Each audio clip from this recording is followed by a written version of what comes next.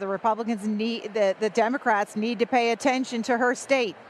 Let's go down to the convention floor with C-SPAN's Susan Swain.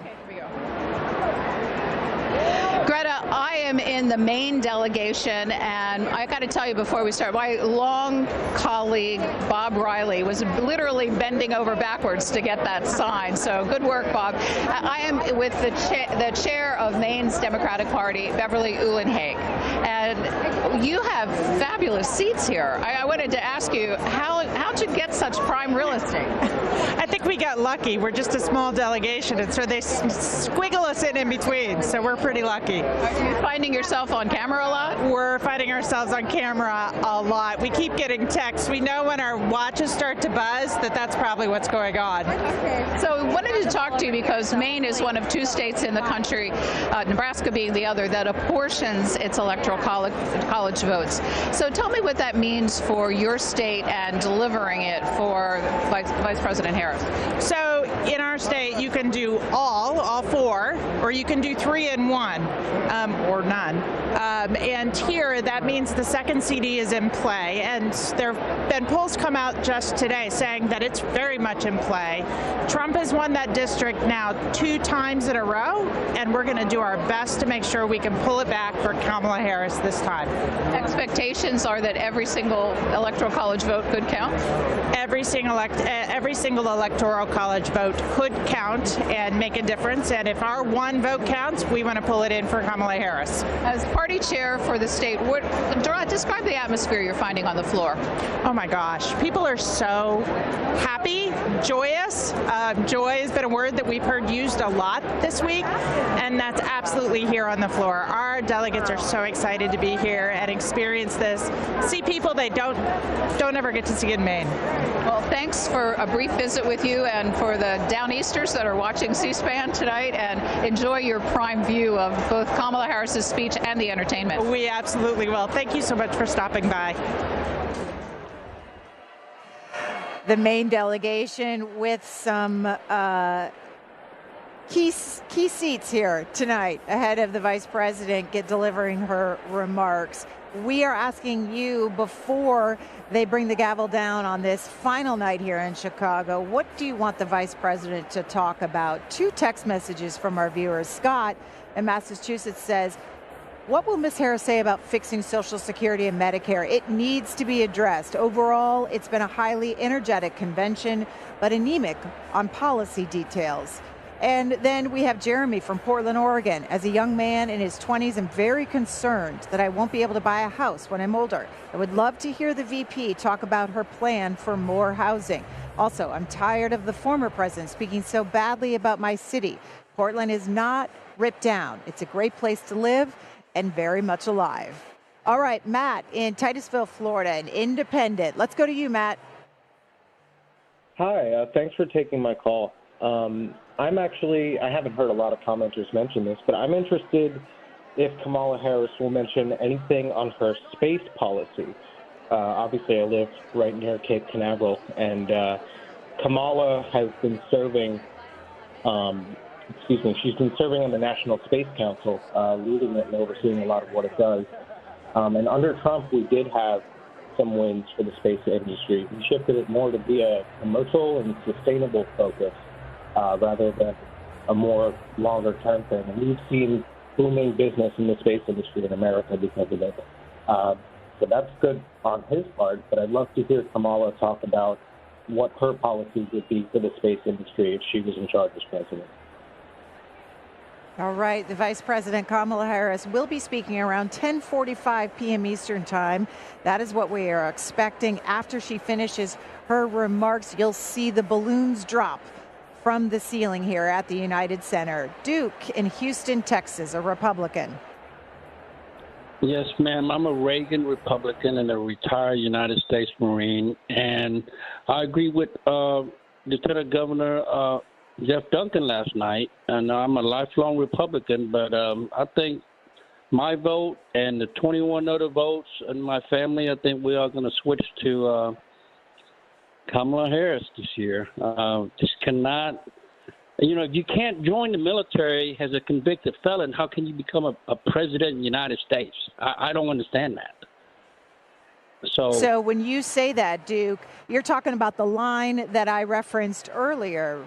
Is that correct? Where the lieutenant governor said, if you vote for her, it doesn't make you a Democrat, it makes you a patriot. Is that the line you're referring to? Yes, ma'am. I'm a retired U.S. Marine of 25 years. I've served this country faithfully. It's illegal to drive while high, and you risk getting a DUI. Don't drive high.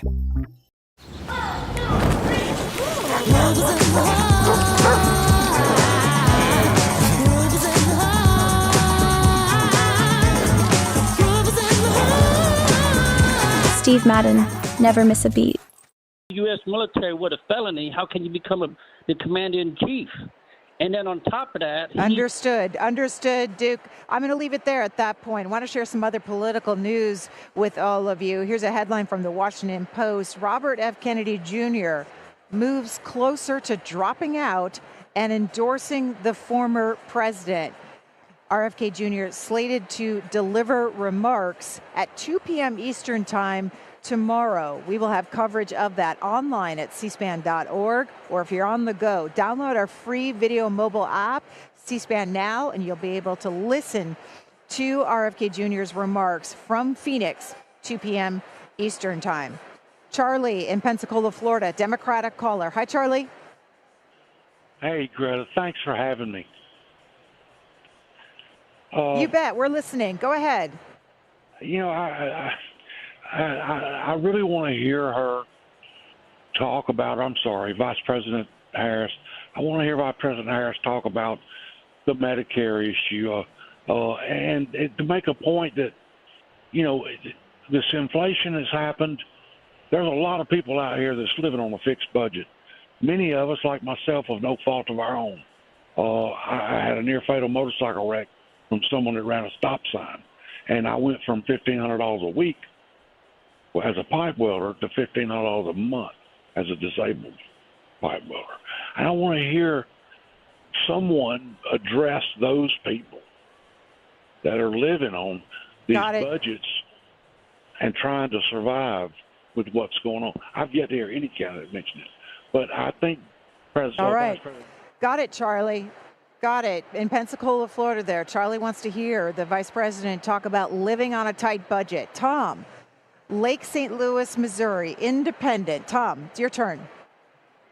Yeah, I would love for Kamala to stay on. And what that gentleman just said is so important of taking care of these people that have gone through those tragic situations. But the one thing I do not understand, they stay so positive, which they are doing a wonderful job at. The one thing I don't understand, and I hope that it happens in the debates, is just one simple question that to me ends it all. For nearly 3.5 hours, the President of the United States sat on his hands while we were attacked. What was he doing? That is as simple as that to me. That man is supposed to protect the United States of America, and he sat on his hands and watched us be attacked and did nothing. So that, and Tom, is that is the issue for you, this election? Yes, absolutely. I think that what they're doing positively, but what had happened on that day, and I'll never understand why, to me, it's just so simple that he did not do, it was a dereliction of duty.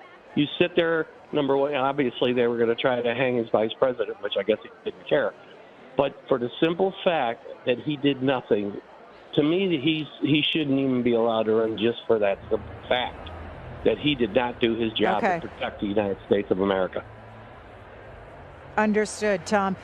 Out in the hallways, on the streets of Chicago, heading into the United Center, and in here, you are seeing a sea of white. You're probably wondering, why is everybody wearing white? Well, marking the suffragist movement with that color tonight, because history will be made when the vice president officially accepts the nomination in her remarks as the first Black and South Asian woman to head a major party ticket. Ray in Ogden, Utah, Republican.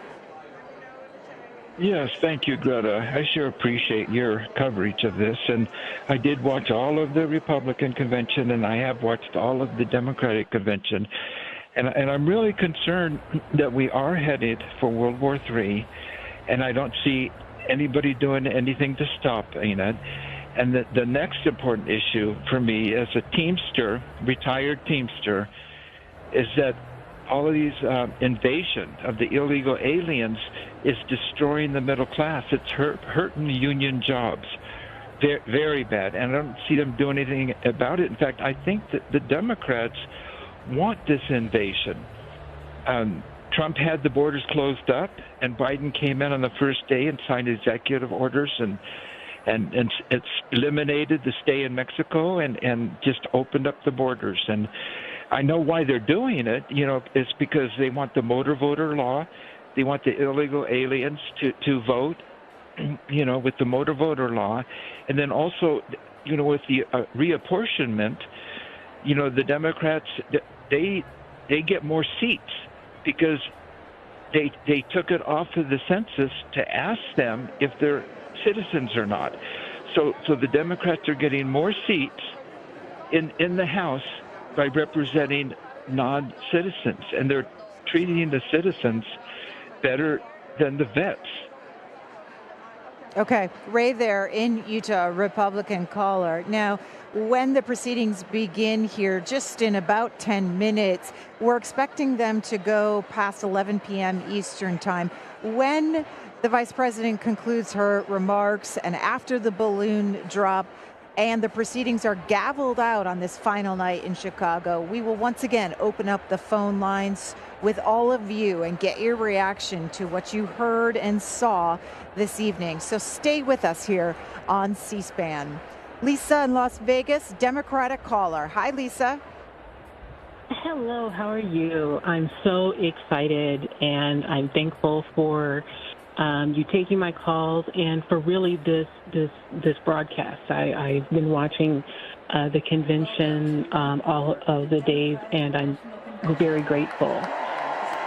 Okay, Lisa, we've just heard the announcer say that people need to take their seats. So tell us, what issue or two issues do you want to hear from the vice president?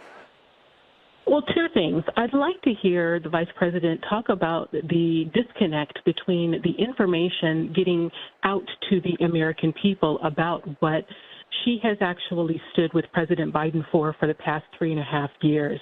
A lot of it is on the White House website. Okay. A lot of it is on the Congress's website. All of the initiatives that have been presented that were either and Lisa, voted. tell me the second one. Tell me the second issue. The second one is for her to tell the people to ignore the polls. There are a lot of people on the ground who are in support of her, in particular Republican areas that are not being counted. There are people who would support her that don't answer polls, quite honestly. So the numbers are a little bit Got it, Lisa. Lisa in Las Vegas saying she should ignore the polls there. Again, we're going to open up the phone lines later and get your reaction to what you're going to hear here on the final night of the 2024 Democratic National Convention. Let's bring you down to the floor for more sights and sounds.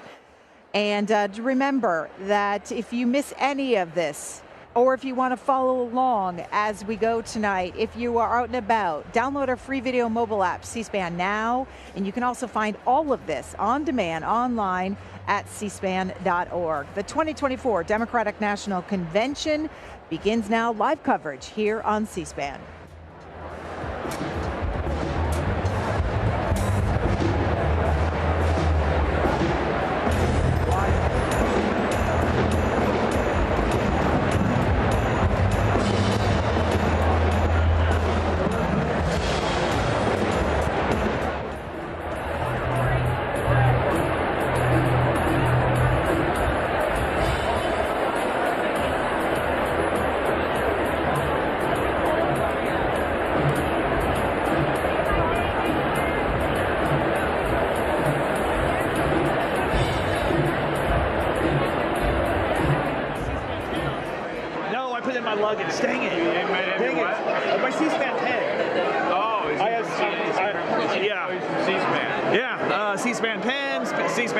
thanks. Yeah, I got all the C-SPAN merch, but I'm not wearing it right now.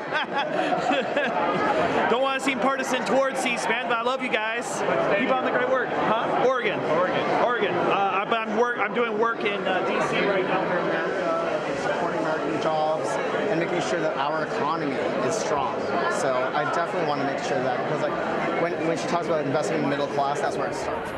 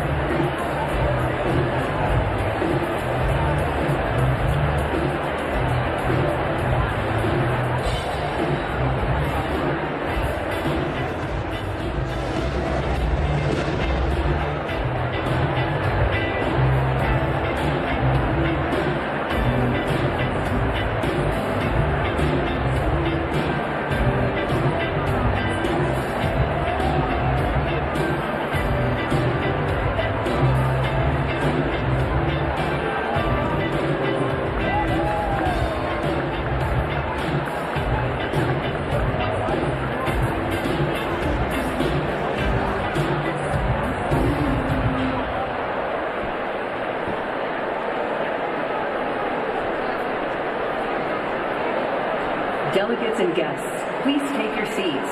The program is about to begin.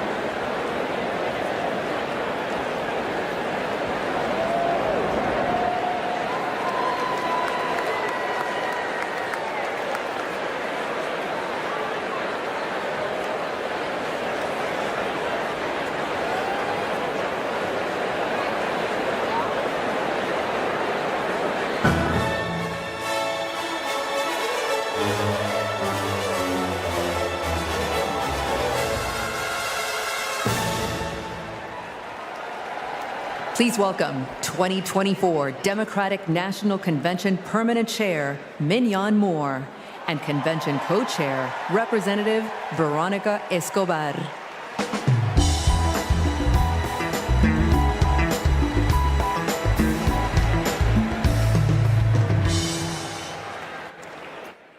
Hello, fellow Democrats. For the final season of the convention, I am more than pleased to pass the gavel to Co-Chair Representative Veronica Escobar.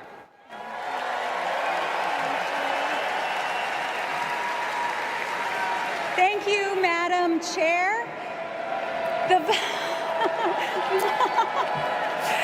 The fourth season of the 49th Quadrennial National Convention of the Democratic Party will now come to order.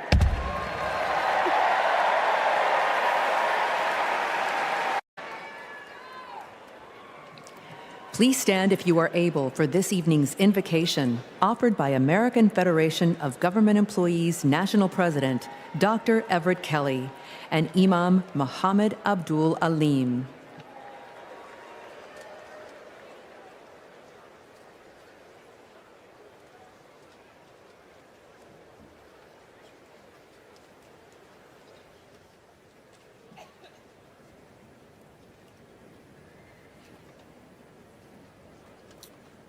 Let us pray. Eternal God, our Father, creator of the universe, help us to rise together in unity and love. The work ahead is monumental. We must heed our call to feed the hungry, heal the sick, and comfort all who suffer. We must conquer fear, injustice, and despair. Our great democracy's foundation is our knowledge that all are equal in God's eyes, that righteous truth, your gift of freedom and equality, are being questioned once again. They're what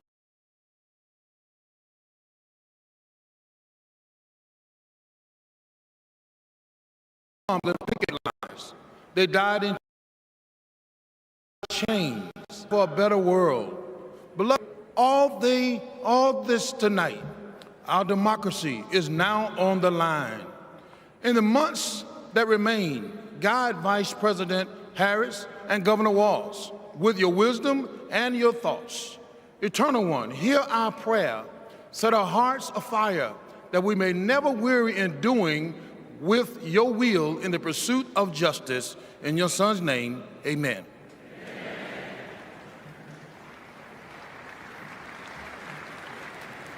Our merciful benefactor, the Creator Redeemer, who opens the way to us to have a good conscience and life. Grant that we continue as a nation out of many one, a people of faith, taking pride in caring for our common humanity. Let us pray that this great nation inspire nations to advance social and economic progress. O God, make us among those who seek justice for all. O God, help us stand with humanity against hate. O God, bless us to approach each day with a feeling of gratitude and remembrance of you. Bless our homes and our schools.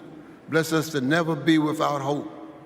Bless us in every decision, endeavor, and undertaking.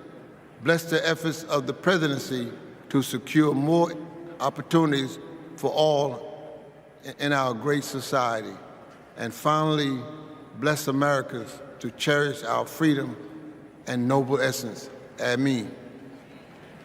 Amen.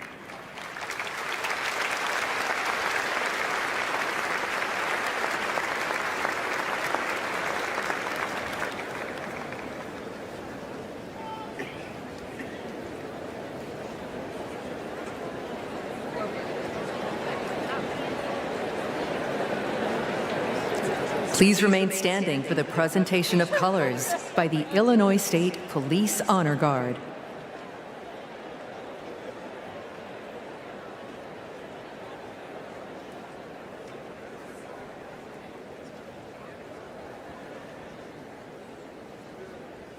Detail, attention. Carry, colors. Forward, march. Left, left, left, left, left, left. Colors, color stern.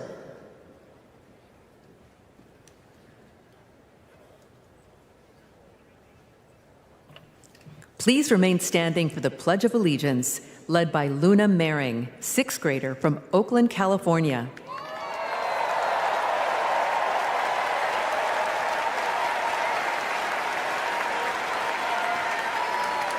I pledge allegiance to the flag of the United States of America and to the republic for which it stands, one nation, under God, indivisible, with liberty and justice for all.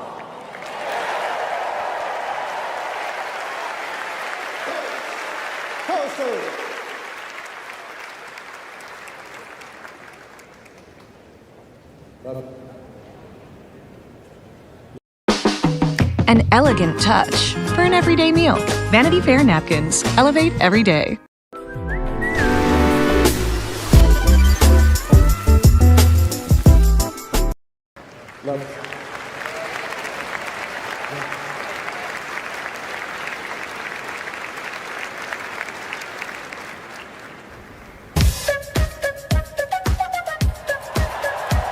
She's a fighter for the American people, committed to our values, our hopes, our dreams, bringing joy back across our nation.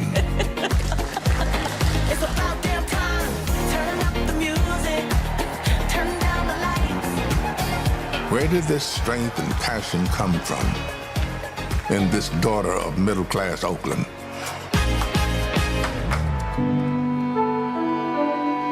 Well, it started with her parents. Her mother, a South Asian scientist, and her father, a black economist. They took her to civil rights marches and inspired her to pursue her dreams. After her parents divorced, she and her sister were raised by her mother with the help of friends and neighbors, attending Sunday school at the 23rd Avenue Church. We grew up in this wonderful, loving, supportive environment.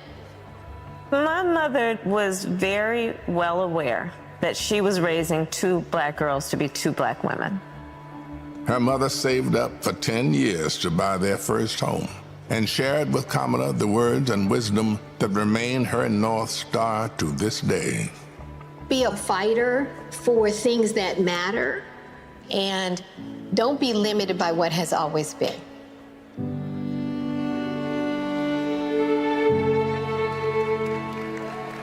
And then came a moment that changed Kamala Harris's destiny, that lit the fire within. When I was in high school, I had a best friend who I learned was being molested by her father. This particular day, she was like, hey, you really, really are not yourself. There's something going on. I said to her as soon as she told me, well, you have to come stay with us.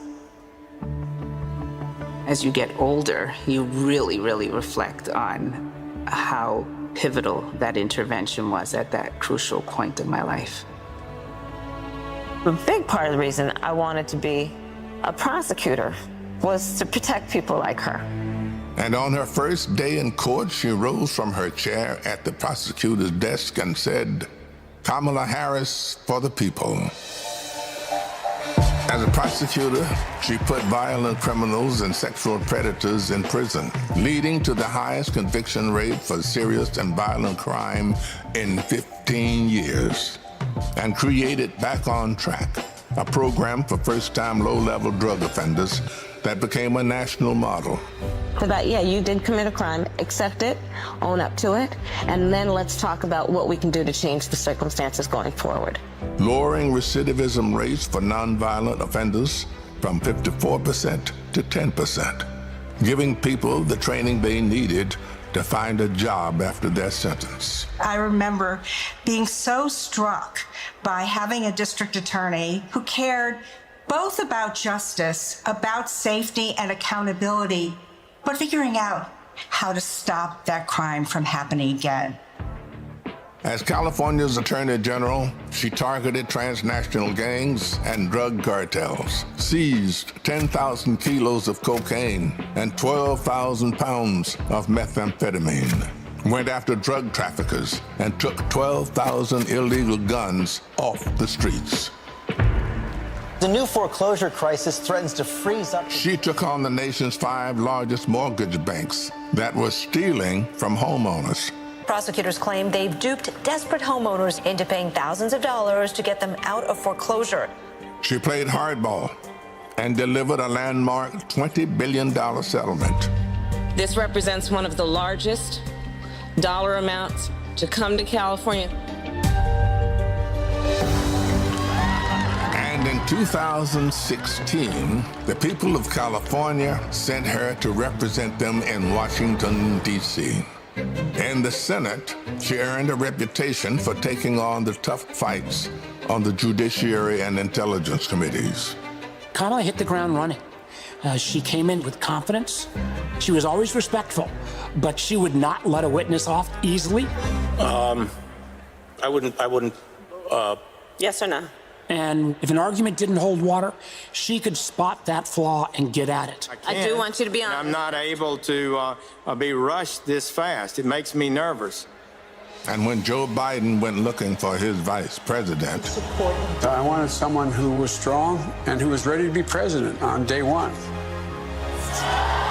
Had to have a drill during high school or middle school or elementary school where you learned about how you need to hide in a closet or crouch in a corner in the event that there is a mass shooter roaming the hallways of your school. Look at that. Look at that.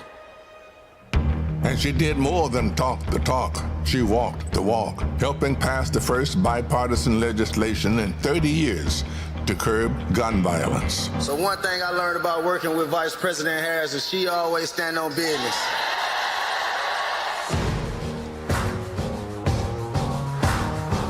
She has traveled the world to strengthen our national security and restore our global leadership, meeting with more than 150 heads of state.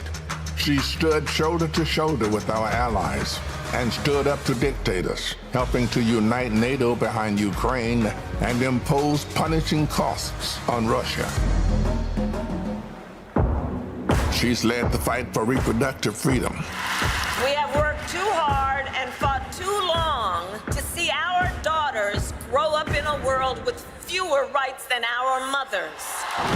The first vice president to visit an abortion clinic, she built a nationwide grassroots movement to ensure that access to abortion, IVF, and birth control will always be protected. In the halls of power, she's a tough prosecutor, an effective policymaker, a powerful leader. And at home, she's the center of her family. Don't give up. She's the best godmother, auntie. She's honest, she's loving, incredibly reliable. She's one of the most loyal people you'll ever meet. That is why I believe she is so prepared to be our next president. This love she has for her family, being there for all of us, that's how she will lead this country, being there for everyone. She's a proud graduate of Harvard University. Hey, you know! Her campaign is a force of nature, generating the excitement we've all been yearning for. A campaign of joy, of love, of care. I am so fundamentally inspired. Kamala Harris will be our next president because you know there's too much on the line to stay on the sidelines. Thank you, Madam Vice President. Thank you for bringing back the joy. Sometimes people will open the door for you and leave it open. Sometimes they won't. And then you need to kick that door down. We are not going back.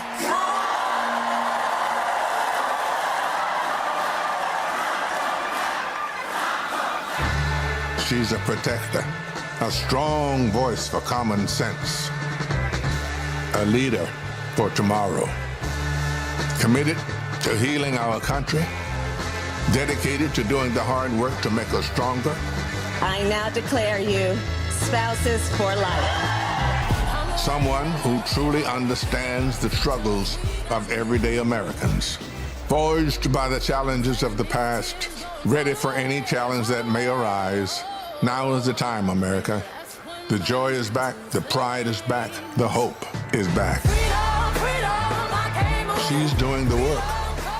She's fighting for us. She's the new way forward, our way forward. She is the next president of the United States of America, Kamala Harris.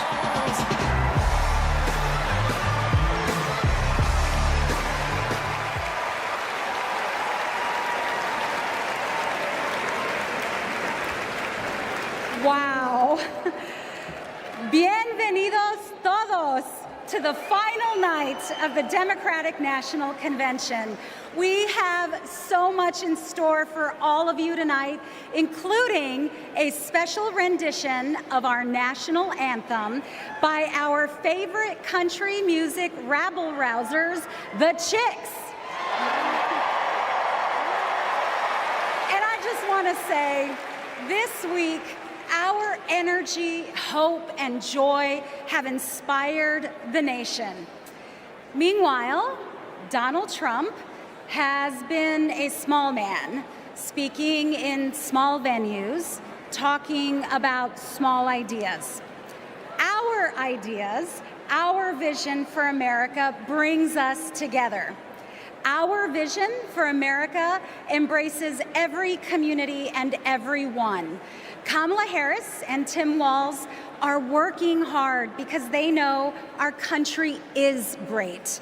They know that we can build a future for all of us, and they're earning our votes by laying out a plan that puts the American dream not just within reach, but so we can fully grasp it. By making sure going to the grocery store doesn't break the bank, that we have control over our bodies, that our kids like my own kids, Christian and Eloisa, have opportunities to lead healthy and happy lives. We'll get to know Kamala a little more, and I promise you, you will not only be more inspired, but also ready to fight for a new way forward. And to keep us pumped for this journey, Chicago's very own DJ Metro. Over to you. Chicago, how's everybody feeling out there today? Welcome to night 4 of the Democratic National Convention. I know you all are having so much fun out there, is that correct? Well, there's only one thing left to do, and that's to make sure that the fun continues right here, right now, the only way that I know how. The Chicago way, baby. Y'all ready? Let's go. Thank you.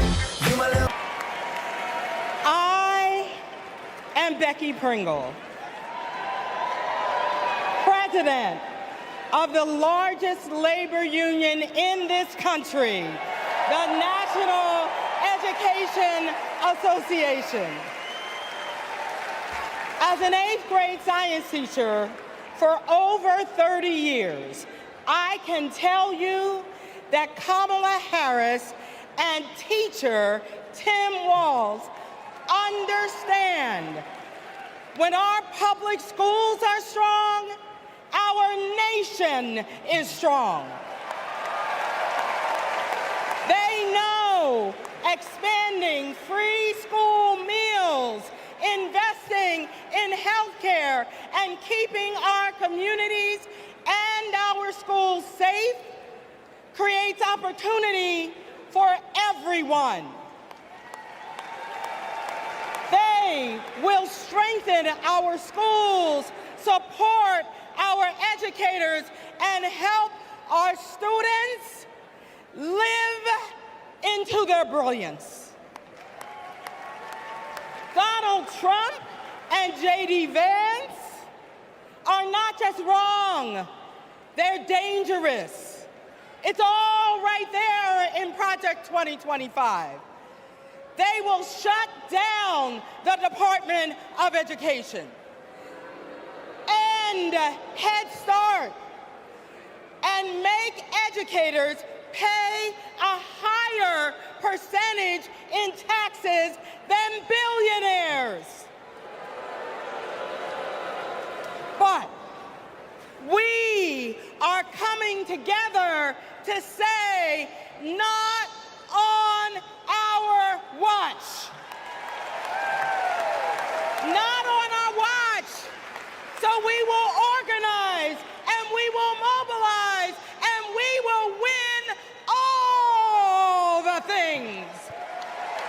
So come this January, we will have a president who sees us, who believes in us, and who knows the beauty and the power of this diverse democracy. And her name is Kamala Harris.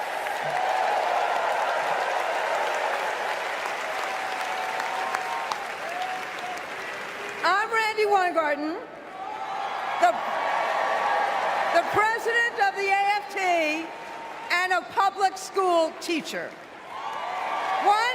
One of my first lessons I taught my students was about the social contract, how both individual freedoms and mutual responsibility are essential in our democracy. This covenant underlies our commitment to public schools, where educators prepare students to spark innovations, steward the environment, create our arts, and shape our democracy. Now, one of the first lessons my students taught me was, you gotta walk the walk. That means Donald Trump and J.D. Vance can't claim they're pro-child while gutting funding for public schools. That means that being pro-family means we support access to good union jobs, affordable housing, health care, and higher education. That's what Kamala Harris and Tim Walz are fighting for, and we are all in. They've spent their lives making the promise of America real in the classroom and the courtroom. America, with Kamala Harris as our president, our best days are ahead.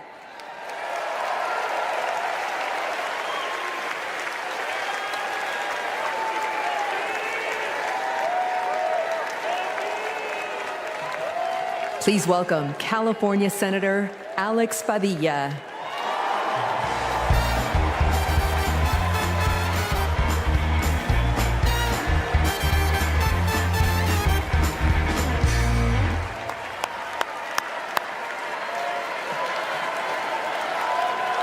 Good evening, Democrats.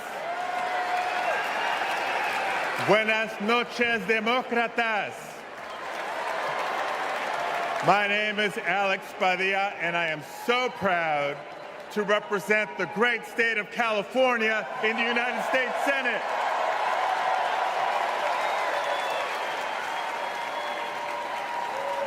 But the titles I'm most proud of are husband to my beautiful wife, Angela, and father to 3 young gentlemen. You know, as a father, when we talk about the future of our country, it's not just hypothetical. For me, it is very real. Every day I go to work in Washington, I think about my kids and the future we're building for their generation. And to show you how Kamala Harris will treat America's kids as president, I'll tell you how she treats mine. Because whenever she sees Roman, Alejandro, and Diego, she greets them with kindness and respect, literally meeting them on their level, to speak to them and to listen. And every fight that Kamala and I have taken on together has been about making life better for this generation and the next. As a state senator, I stood with then Attorney General Harris as she took on the big banks to keep kids and their families in their homes.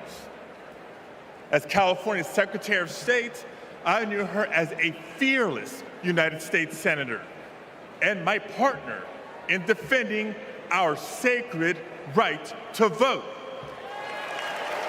That's right. And when Kamala became vice president, I was honored to fill her seat. But I knew that I had some big Chuck Taylors to fill. But I was proud to carry on legislation that she championed to protect workers, to safeguard public lands, to provide kids with more access to quality education. You see, Kamala and I believe that all of our kids deserve a shot at the American dream. It's the American dream, after all, that brought my parents to the United States decades ago. Es cierto. Mis padres, Santos y Guadalupe Padilla, vinieron a los Estados Unidos en busca del sueño americano. But today, we know that the dream is out of reach for far too many families. So my question for all of you tonight is this. This November, who's ready to defend the dream? ¿Quién está listo a defender el sueño americano? Tim Walz is ready to defend the dream. Kamala Harris will defend the dream. And between now and Election Day, each of us must defend the dream too, by working to elect them as Vice President and President of the United States of America.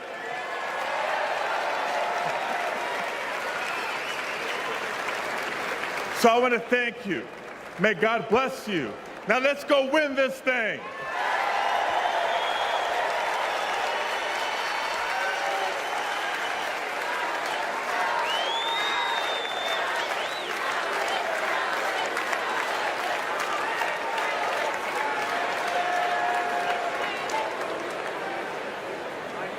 For families across our nation, the American dream starts at the same place, the place we call home.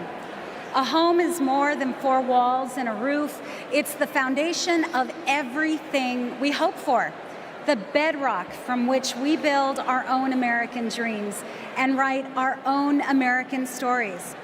To share Kamala's vision to give more Americans a place to call home, please welcome former Secretary of Housing and Urban Development, Marcia Fudge.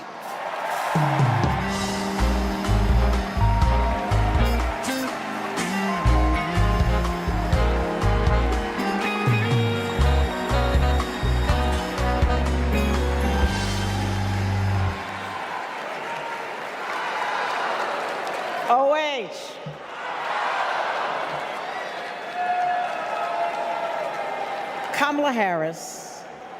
Kamala Harris has fought to protect homeowners and renters her entire career. As Attorney General, she held big banks accountable for their role in the foreclosure crisis and won billions of dollars for California homeowners. As Vice President, She and President Biden helped over 400,000 homeowners at the risk of foreclosure during the pandemic. And as president, she will build 3 million new homes and rentals, limit unfair rent increases, and offer down payment support for first-time home buyers. It's personal. Kamala remembers her mother's pride at buying their first home after saving for 10 years. She knows housing is a human right and a pathway to the middle class. Where you live determines what schools your children go to, what health care you receive, and whether you can get a good job without spending hours commuting. Where you live too often determines how you live. Donald Trump has no idea how housing works for everyday Americans. He doesn't care. He started his career being sued for denying housing to Black families. As president, he sat by while the cost of housing skyrocketed. Now, we can hand the keys to our housing policy back to a negligent landlord, or we can elect a president who believes in safe, affordable housing for all.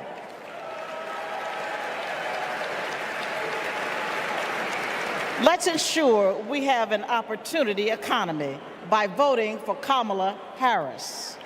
Thank you. Don't know why, but I feel like I'm Matt, and I'm a former Trump voter. Hi, my name is Dave from Pennsylvania. I'm a two-time Trump voter, 2016 and 2020. I voted for Trump before, but I'm not going to do that again. I think his agenda has really been awful for America. He doesn't care about ordinary people. He's never been one, never known any.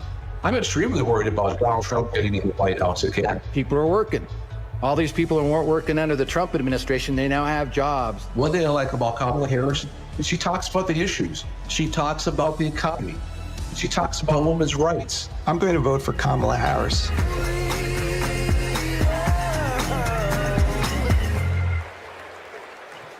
Please welcome California Representative Ted Lieu.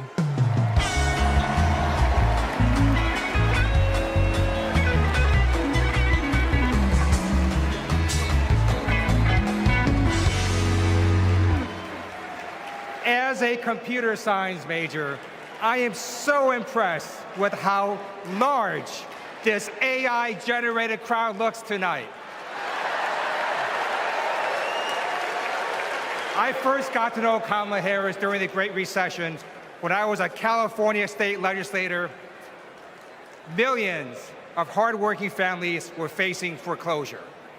My constituents told me stories about predatory and unfair loan terms, and about how hard they were fighting to keep the homes that they loved. Thankfully, they had someone fighting just as hard for them, Attorney General Kamala Harris. She led an investigation of the mortgage industry to root out fraud. She helped pass the Homeowners Bill of Rights, and she held the big banks accountable, bringing back $20 billion to homeowners. Since those days, I've seen her continue to fight for affordable housing as vice president. And as president, she's going to cut red tape so we can build more houses, help new homeowners afford a down payment, and take on corporations that unfairly hike up rent. Kamala Harris fights for affordable housing because she gets it. You know, when her mom was raising 2 girls, she did what so many parents do: work early hours and work late nights, pay the bills, and put on a brave face so her girls did not know how hard it really was. It shouldn't be this hard in America, and President Kamala Harris will make sure it's not. She'll fight to lower housing costs so that everyone, everywhere, can find a place to call home.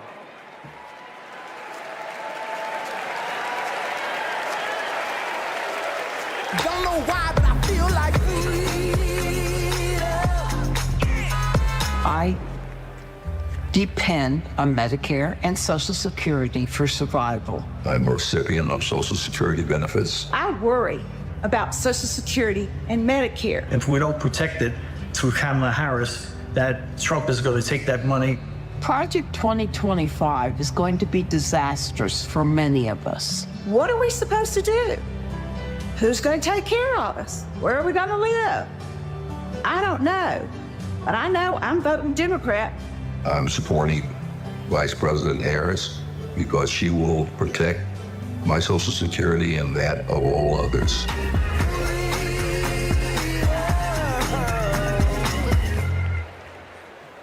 Please welcome Wisconsin Senator Tammy Baldwin.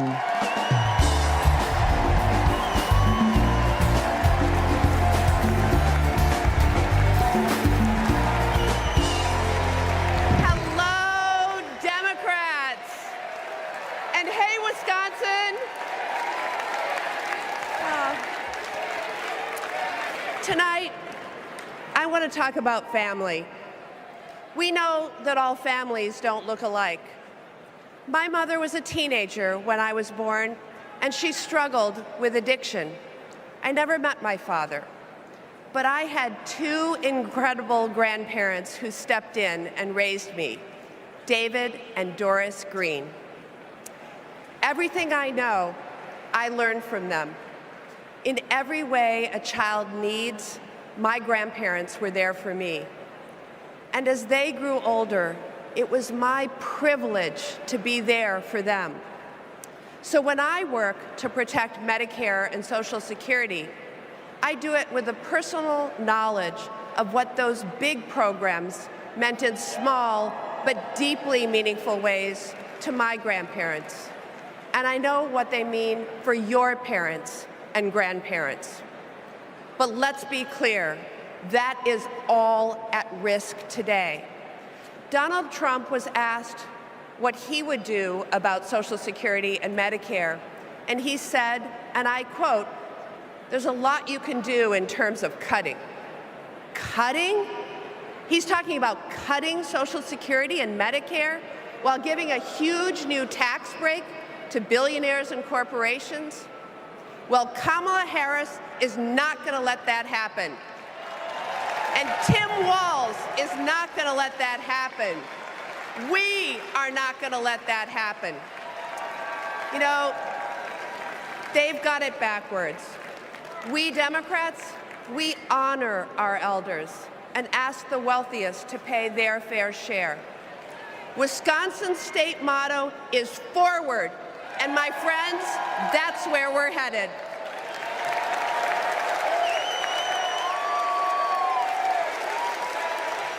Please welcome Massachusetts Representative Catherine Clark.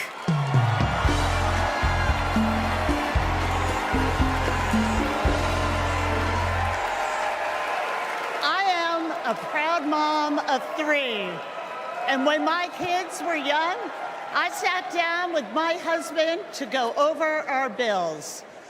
We realized that my entire income went to paying for childcare.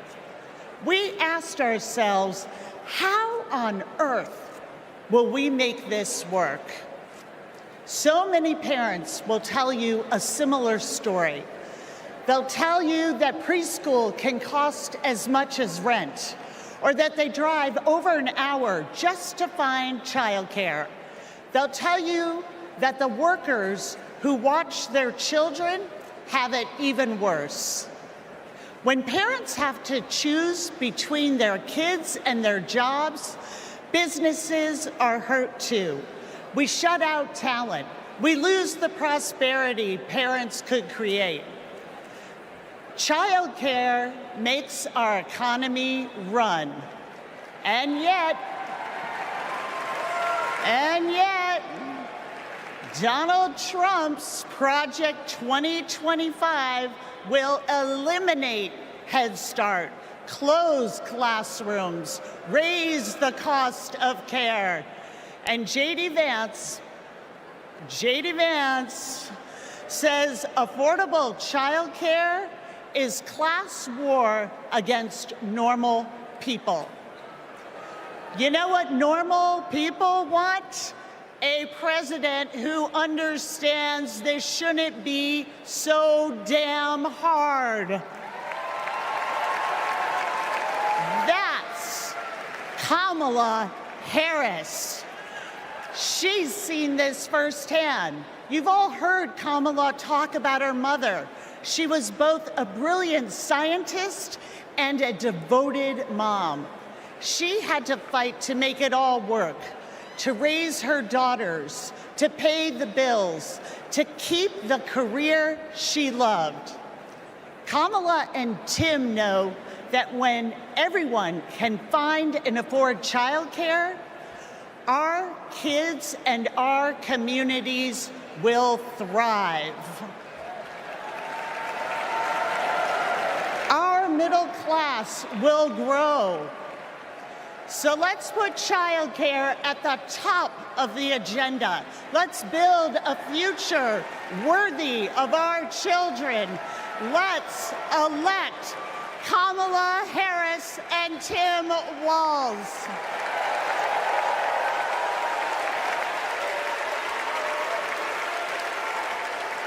Please welcome Colorado Representative Joe Neguse.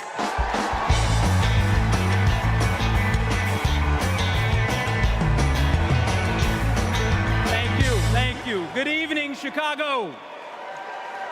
My name is Joe Neguse, and I represent the great state of Colorado in the U.S. Congress.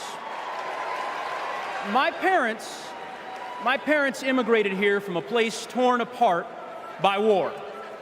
They worked hard every day, made tremendous sacrifices, and taught me to never take for granted the educational opportunities that we have in this incredible country. It's because of them and because of those opportunities that tonight their son stands before you as Assistant Democratic Leader of the U.S. House of Representatives. My fellow Americans, let me say this clearly.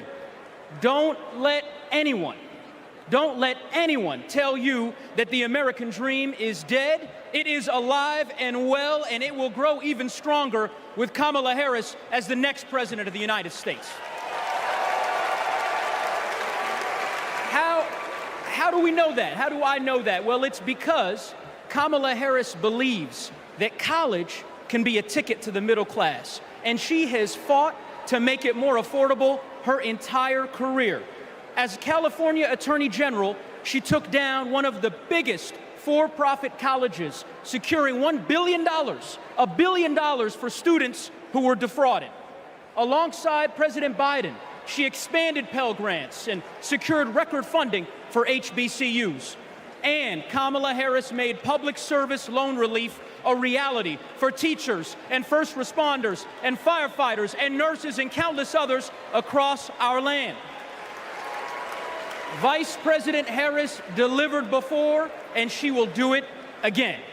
As president, she will build a brighter future, a more affordable future, a future where going to college doesn't break the bank, a future where my 5-year-old daughter, Natalie, who's watching us back home in Colorado right now, a future where she can live her dreams. So those are the stakes. Let's make it happen, America. Let's make history, America. Let's elect Kamala Harris, the 47th President of the United States. Thanks so much. God bless. Thank you.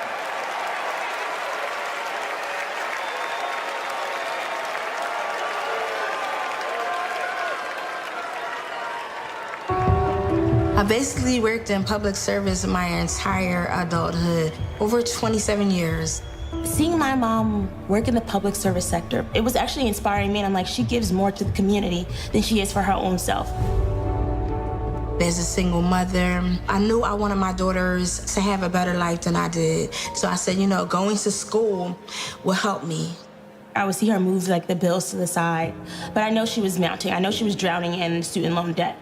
Then eventually my loans got to $800 a month. I paid it, I did what I was supposed to do, but I was like, oh my God, I'm gonna be in debt until the day I die. When the Biden-Harris administration first announced the public service loan forgiveness, and I'm rushing to my mom, like, apply for this, apply for this. I'm sitting at my desk, opening up my mail. It says, thank you, Kelly, for public service. Your loans now have been forgiven. Took a deep breath, and I screamed. I had to pinch myself. I had to see if this was really happening. Seeing my mom finish her higher education was life-changing. I don't think anything can ever stop me from my goals because I saw her do it as a single parent with twin girls, with life pushing her down so many ways, but she continued to rise up. She has been the force, the motivation for me to want to continue to work in the public service agency. With this loan forgiveness, I can plan for my future. I was able to purchase my very first home. It creates great opportunity for my daughters. It creates stability. Thank you, Vice President Harris and the entire administration. I just want to thank you again and again and again. Thank you so much.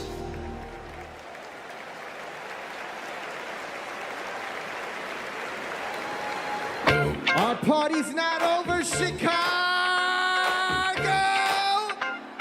Let me see you just rock with me once. This shit, that ice cold. Michelle fight for that white gold.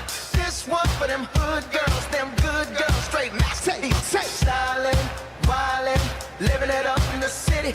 Got Chuck's on with Saint Laurent. Gotta kiss myself, I'm so pretty. I'm too what? I'm too hot. Call the police and the fireman. I'm too hot. Make a dragon wanna retire, man. I'm too hot. Say my name, you know who I am. I'm too hot.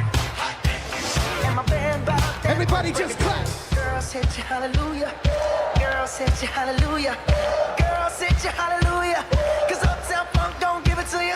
Cause Uptown Funk don't give it to you. Cause Uptown All right, Chicago.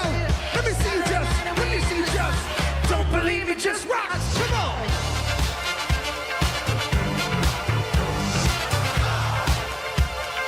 Don't believe me, just watch. Don't believe me, just watch. Don't believe me, just watch. Don't believe me, just watch. Hey, hey,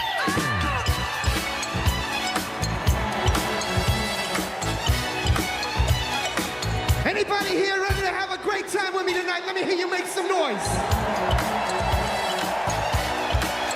I'm DJ Metro from Chicago. Let's go.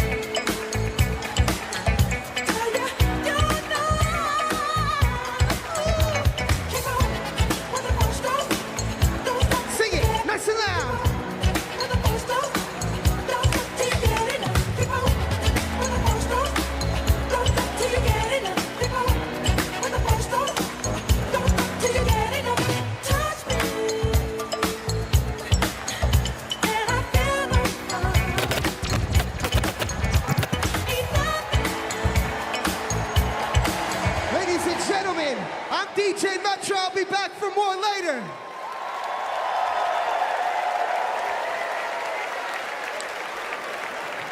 Please welcome Durham, North Carolina Mayor Leonardo Williams.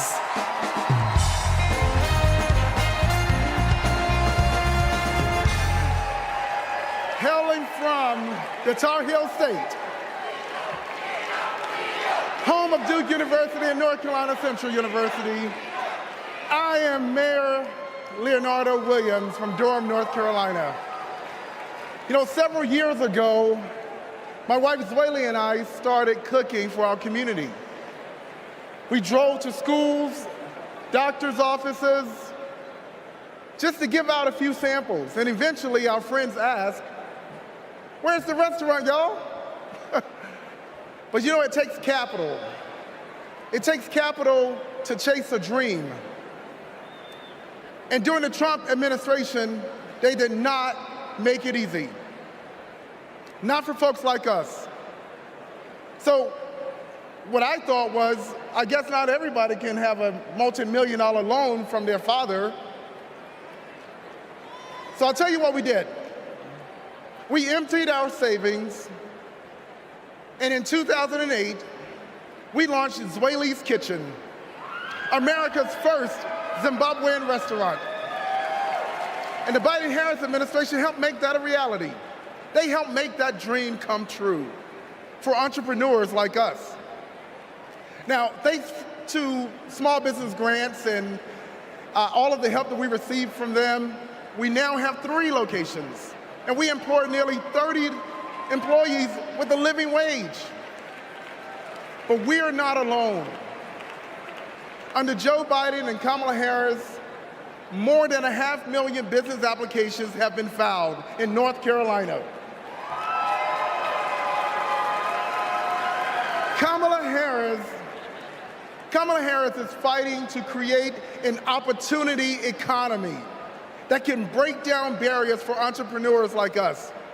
And as president, she will support risk takers and problem solvers who want to just do their part and claim their piece of the American dream.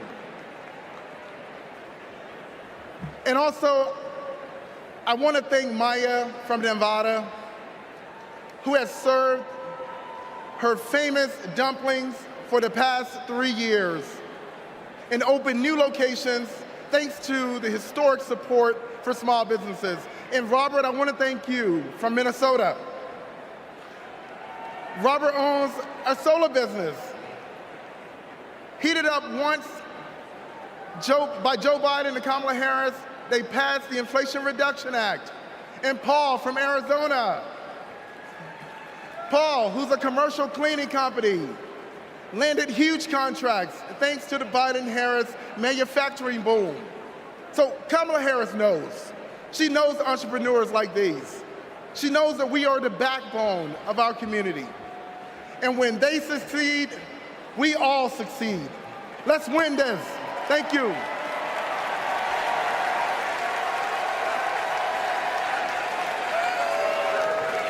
Please welcome Illinois Representative Raja Krishnamurthy.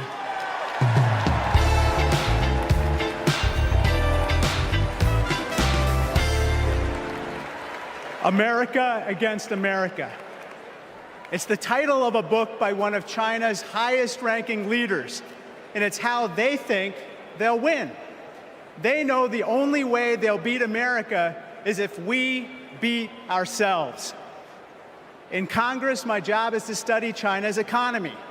And mark my words, they want to see Donald Trump across the bargaining table, because he'll start endless trade wars that raise prices for Americans, because he'll cut programs that train workers in America. But most of all, Trump will pit American against American. And that's what China wants, for us to fight amongst ourselves, because that's how we lose. But we're not going back. What does Kamala Harris tell us? When we fight, we win. Because Kamala Harris knows how we fight best, not American against American. She knows that when we fight as one country, we win. When we fight as one team, we win. Which is why when Kamala Harris wins in November, we win. Thank you so much.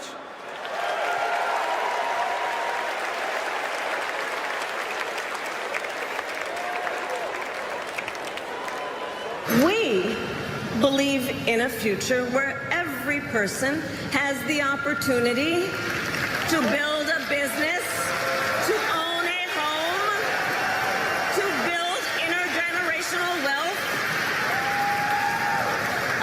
future with affordable health care, affordable child care, paid leave. And all of this is to say, building up the middle class will be a defining goal of my presidency.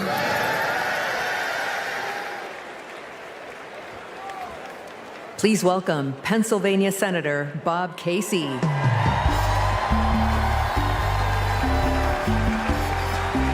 Pennsylvania.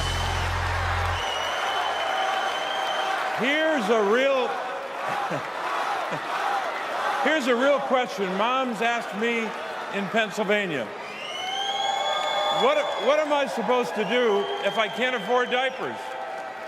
In just 6 months, a box of diapers went up $15. The corporations say your prices are up only because their costs are up. They're selling you a lie. It's in the bag with the diapers. Prices are up because these corporations are scheming to drive them up. Most companies are good companies. It's the food conglomerates that sit behind the supermarkets, the faceless wholesalers. They're the ones who are extorting families at the checkout counter. This is greedflation.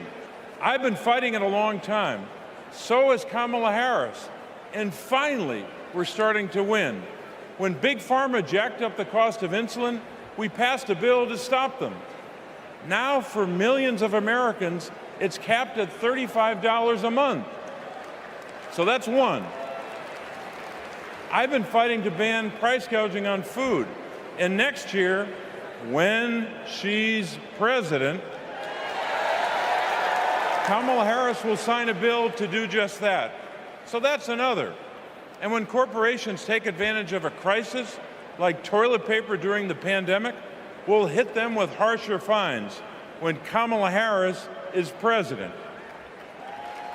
Now, Americans don't expect stuff to be free, but we do expect it to be fair. The people I'm talking to, from Allentown to Erie, they don't tolerate being ripped off. Americans are hardworking, honest people. And that's what we've been fighting for. We're fighting for honesty. I'm fighting for it. Kamala Harris is fighting for it. Will you fight for it? All right, let's go out and win this thing. Thank you.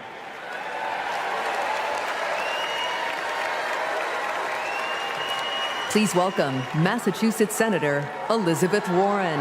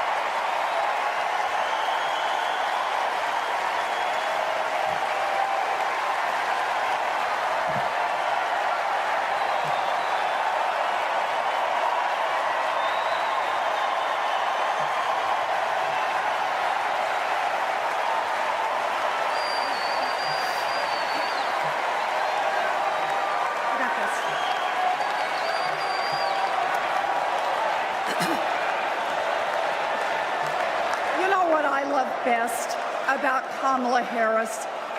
Kamala Harris can't be bought and she can't be bossed around. Now, I first met Kamala in the aftermath of the 2008 financial crash. The banks had flat out broken laws, cheated people, and stolen homes. Millions of Americans had lost their jobs, their savings, their homes. Now, I was setting up the Consumer Financial Protection Bureau. Go CFPB!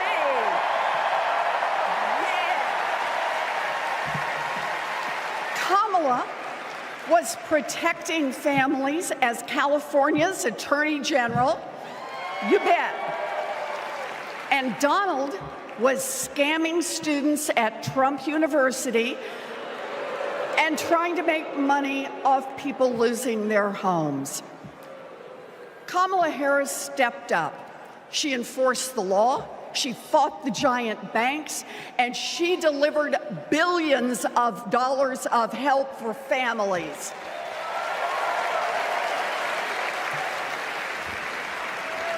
And that is the difference between a criminal and a prosecutor.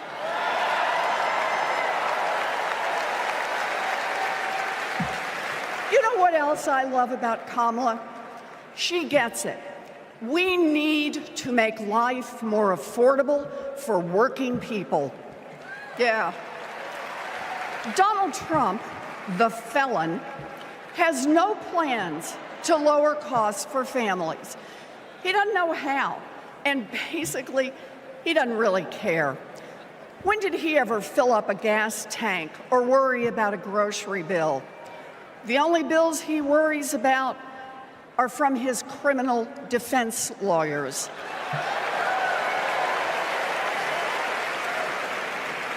But Kamala, she cares deep down, and she will take on the giant corporations that are squeezing American families. In fact, it's something she's done before. During the California wildfires, she went after the price gougers. During the pandemic, we worked together in the Senate to stop price gouging. And as president, she will lower costs for your family. She'll take on the Wall Street firms that buy up millions of houses and apartments and then jack up the rent. She'll take on drug companies that charge an arm and a leg for prescriptions. She'll take on corporate monopolies that rip off consumers and billionaires who don't pay taxes.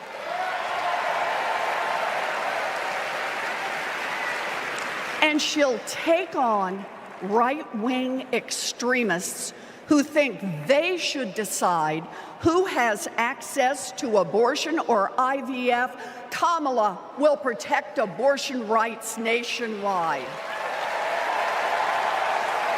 Yeah. And there it is. Groceries, gas, housing, healthcare, taxes, abortion. Trust Donald Trump and J.D. Vance to look out for your family? Shoot, I wouldn't let those guys, I wouldn't trust them to move my couch.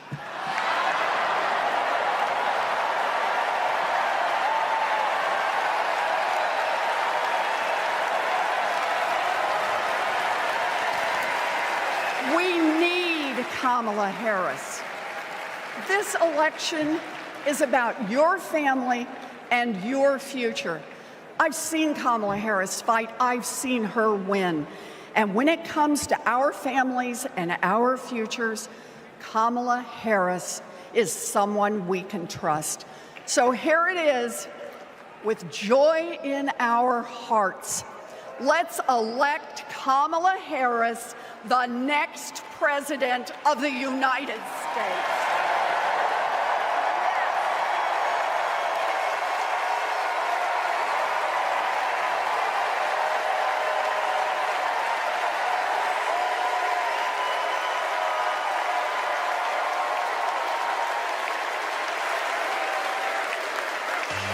Our party is nowhere near over, Chicago! We're gonna do this real big because we got a good feeling about this presidency. Now let me see your hands up one time. I got a feeling that tonight's gonna be a good night. That tonight's gonna be a good night. That tonight's gonna be a good night. I feel it. Ooh.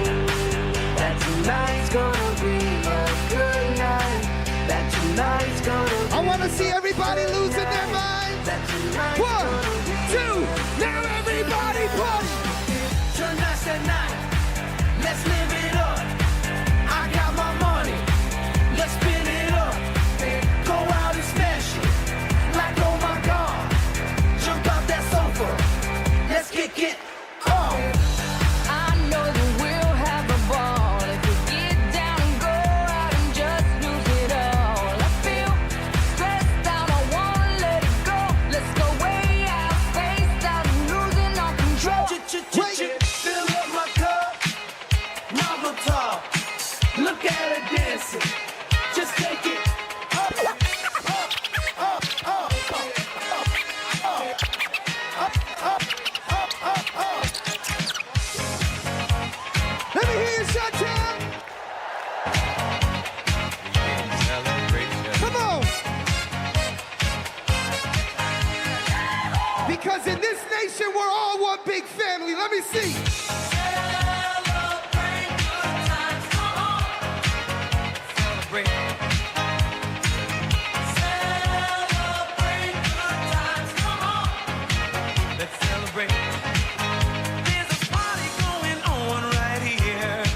A celebration to last throughout the years. So bring your good times and your laughter too. We gon' celebrate your party with you. Come on now. Celebration. Let's all celebrate and have a good time. Celebration. We gon' celebrate and have a good time. It's time to come together. It's up to you. What's your pleasure? Everyone around the world, come on. Ladies and gentlemen, I'll see you guys in just a little while. Thank you.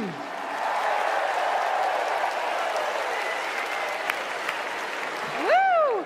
We've got ourselves a party in here, Chicago. All right, Democrats, we know that a secure future depends on strong global leadership. As Vice President, Kamala Harris has been tested on the world stage. She's faced down threats, stood shoulder to shoulder with our allies, and engaged in the serious work of safeguarding America's security. Please welcome to the stage an Army Ranger, my colleague, Congressman Jason Crow.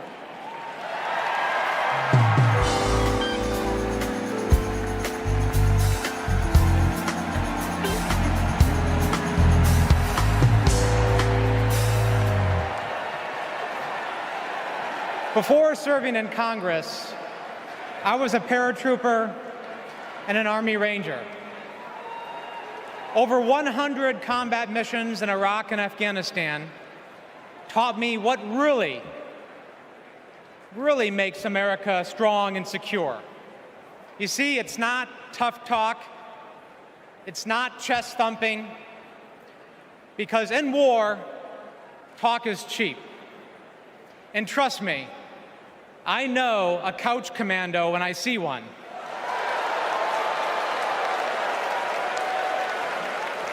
Real strength and security come from our people, from our allies. Donald Trump's Project 2025 would abandon our troops, abandon our veterans, our allies, and our principles. In Chapter 4, Trump plans to do Putin's bidding by abandoning Ukraine and walking away from our NATO allies.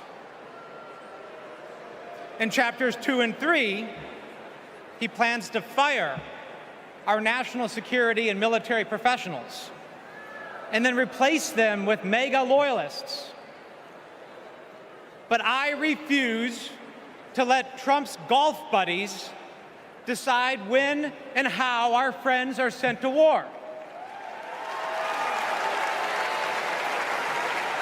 When we join the military, we raise our right hand and we take the oath. We know that it comes with sacrifice, but we also know that it comes with a promise that America will have our back. Trump will break that promise. In fact, in Chapter 20 of Project 2025, he plans to slash veterans' benefits and then privatize VA health care. As a paratrooper, we learned that the leader of the unit jumps first, and then the others follow. Leaders always go first. But Trump, he would push your son or daughter out of the plane and then abandon them when they come home. Our troops deserve a commander-in-chief who will always have their back. That leader is Kamala Harris.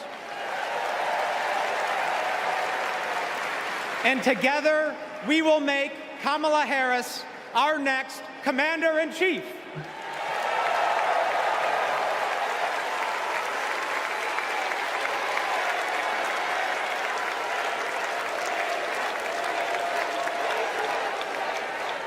President Joe Biden and I, along with our entire country, are grateful, deeply grateful to each and every one of you for your service and for your excellence. The United States military, without any question, is the strongest and best fighting force the world has ever seen. And that is because of you. Each one of you. Please welcome Michigan Representative Alyssa Slotkin.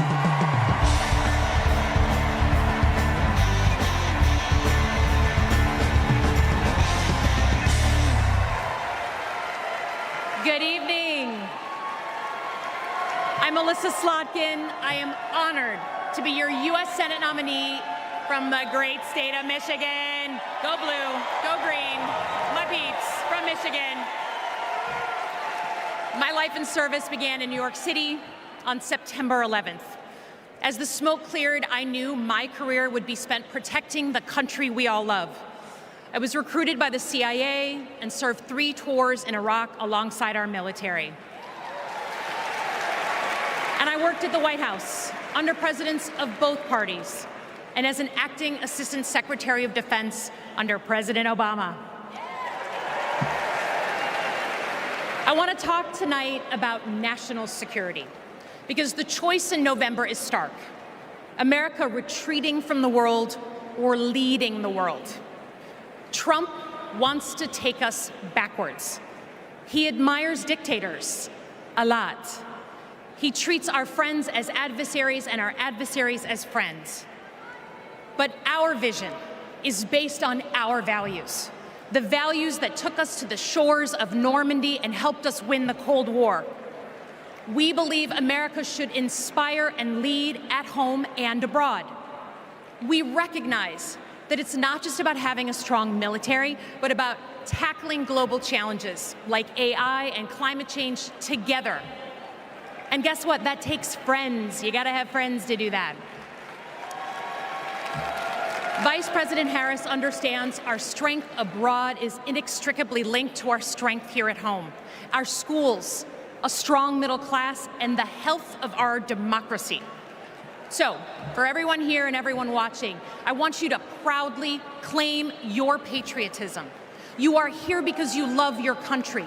Do not give an inch to pretenders who wrap themselves in the flag, but spit in the face of freedoms it represents.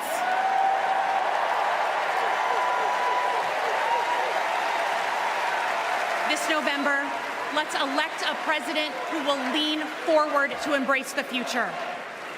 Because America doesn't follow. We do not retreat. We are the damn United States of America. We lead.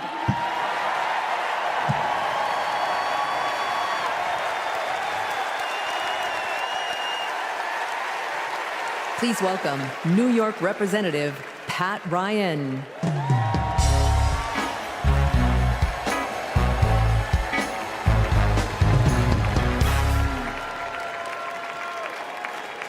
among the Americans I proudly represent in Congress are the 4,400 cadets at West Point, my alma mater. Last year, I welcomed Vice President Harris when she delivered the commencement address. I watched as she shook the hand of every single cadet. That's the thing about West Point. The day you take the oath to defend our country, you get to look the person in the eye who may one day, God forbid, send you to war and take their measure. And every time, Kamala Harris looked back with respect, with reverence. That day, I saw our next Commander-in-Chief. At West Point, you learn the honor code. A cadet will not lie, cheat, steal, or tolerate those who do. Well, there's a candidate who has violated every word in that code. A serial liar, cheater, thief, who looked soldiers in the eye, then turned around and called fallen heroes suckers and losers, who insulted Medal of Honor recipients just last week. I tell you what I think of Donald Trump. They told me I can't say that word on TV. I'm going to use an Army term, FUBAR. If you don't know FUBAR, Google it. These last few weeks have felt like a new day in America, when we are waking up, rising up as patriots to demand our next president be someone who not only treats our veterans with respect, but everyone with respect, with dignity, with decency, with the truth. Someone like Kamala Harris, our next Commander-in-Chief.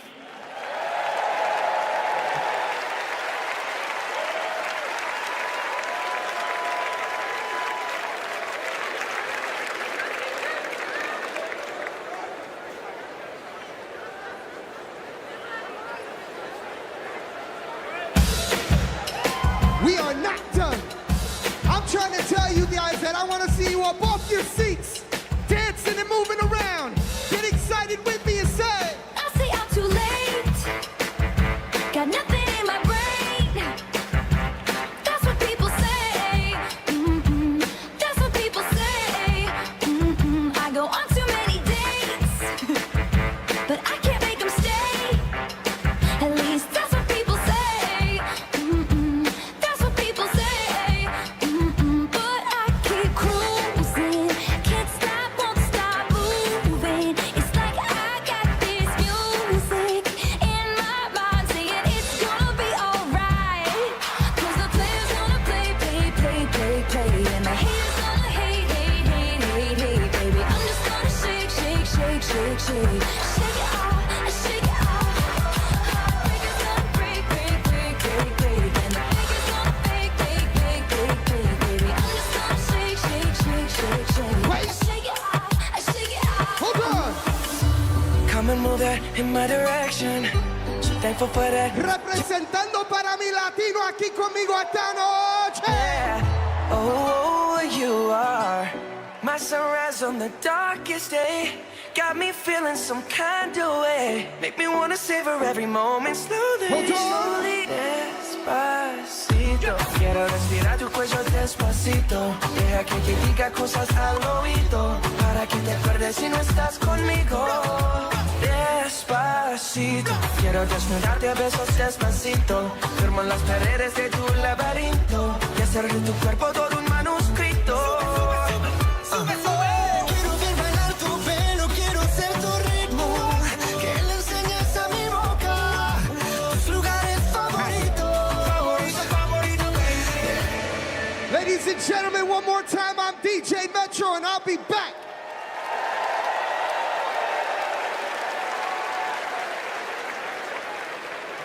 Please welcome the president of the National Action Network, Reverend Al Sharpton.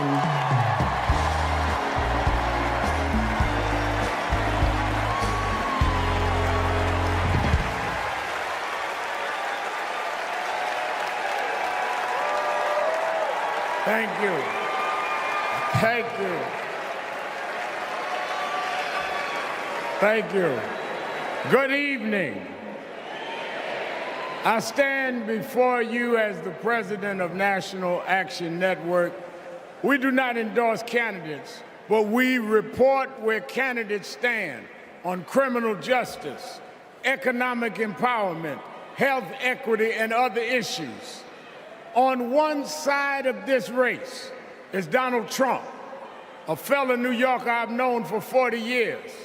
Only once in that time did he take a position on racial issues. He spent a small fortune on full-page ads calling for the execution of 5 innocent young teenagers. Well, I'm gonna bring them out in a minute, and you'll hear from them tonight. Because they were not executed, they're here to continue to fight.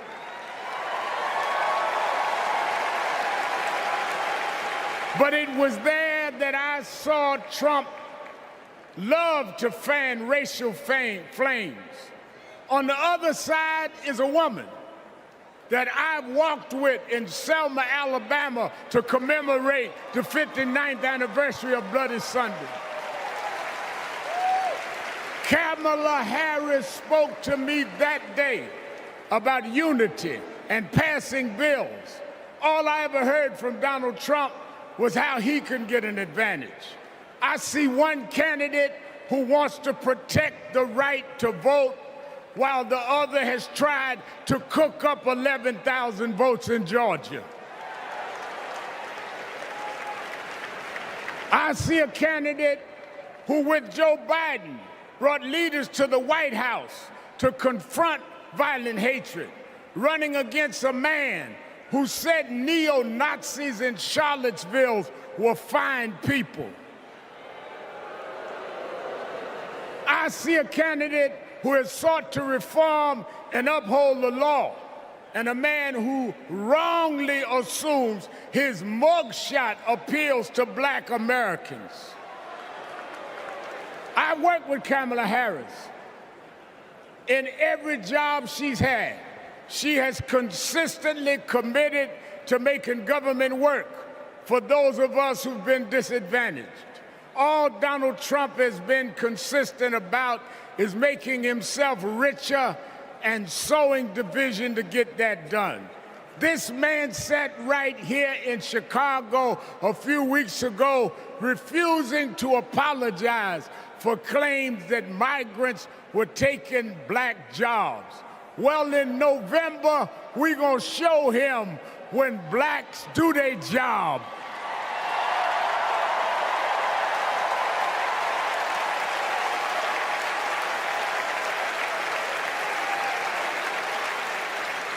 And we are going to join with whites and browns and Asians, and we're going to do a job on those that have done a job on us.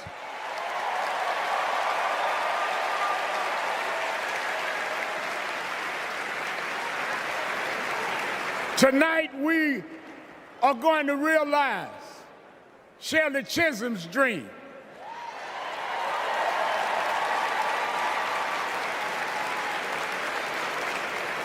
"52 years ago, I was one of the youth directors in her campaign for president. And 52 years after she was told to sit down, I know she's watching us tonight as a black woman stands up to accept the nomination for President of the United States.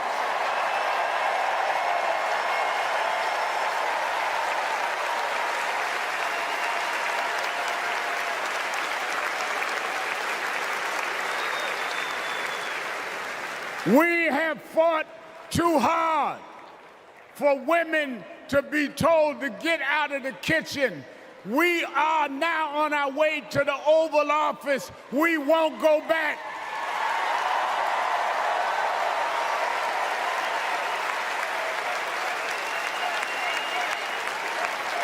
We fought hard. We fought hard for LGBTQ loved ones to get out the closet. We won't go back.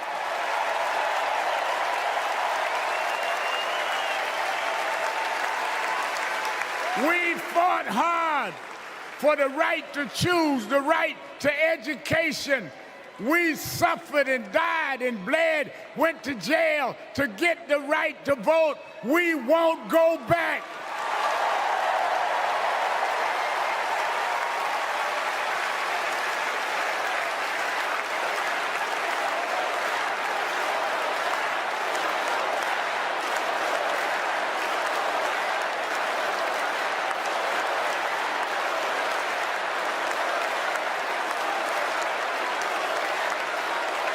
So we must be committed, no matter how the Supreme Court tries to roll back on civil rights, no matter what the amount of money they have. We are here because others fought and suffered for us, and we vowed tonight we won't go back.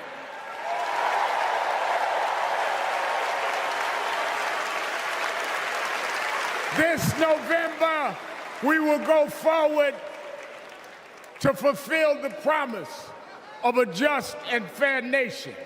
And let me say, as we transition, I'm a preacher. And in Psalms it says, weeping may endure for a night, but joy comes in the morning. We've endured January 6th. We've endured conspiracy theories. We've endured lies and areas of darkness, but if we stay together, black, white, Latina, Asian, Indian American, if we stay together, joy, joy, joy, joy coming in the morning.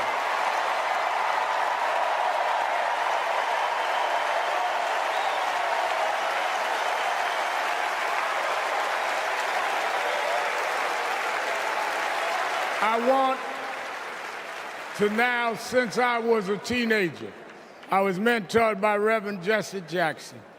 And Reverend Jackson taught us to fight for what's right. And now I want to bring out some young men that I fought for. I referred to them then. They were known as the Central Park Five. Now they are the Exonerated Five. Raymond Santana, Kevin Richardson, Yusef Salam, Corey Weiss, the Exonerated Five.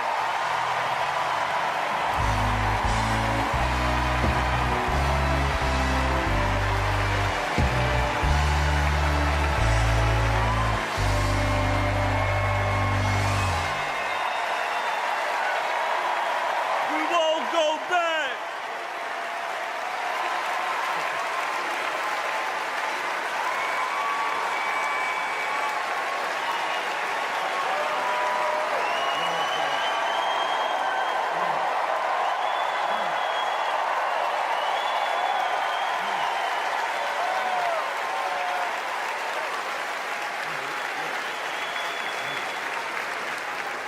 Good evening, people. My name is Corey Wise. 35 years ago, my friends and I were in prison for a crime we did not commit. Our youth was stolen from us. Every day, as we walked into courtroom, people screamed at us, threatened us because of Donald Trump. He spent $85,000 on a full-page ad in the New York Times, calling for our execution.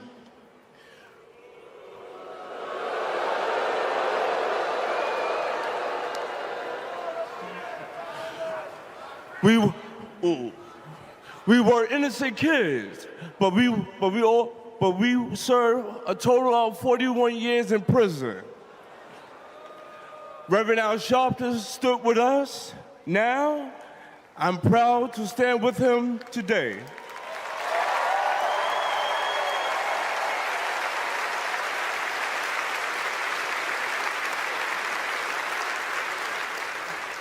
Vice President Kamala Harris has also worked to make things fairer, I know she will do the same as president. Now approve that message.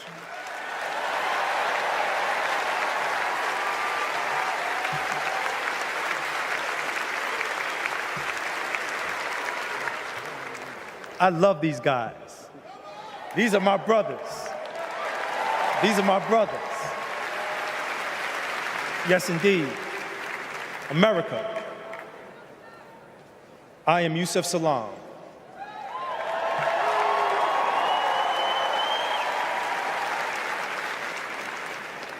A New York City councilman representing my hometown of Harlem. That's right.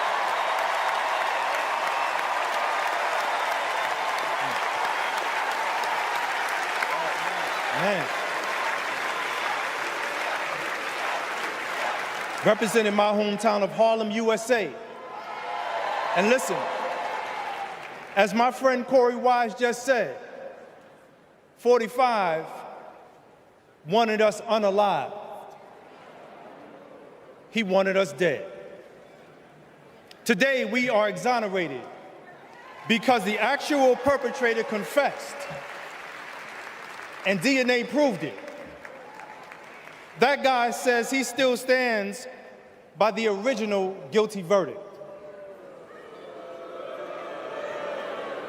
He dismisses the scientific evidence rather than admit he was wrong. He has never changed, and he never will.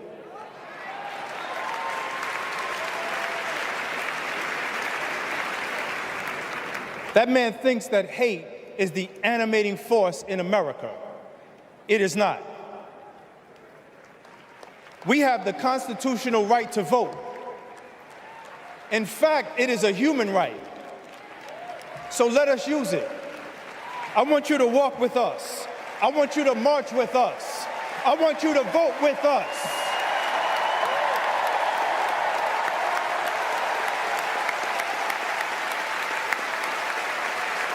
And together, and let me tell you, this is going to be so beautiful. And together, on November 5th, we will usher in Kamala Harris and Tim Walz into the White House.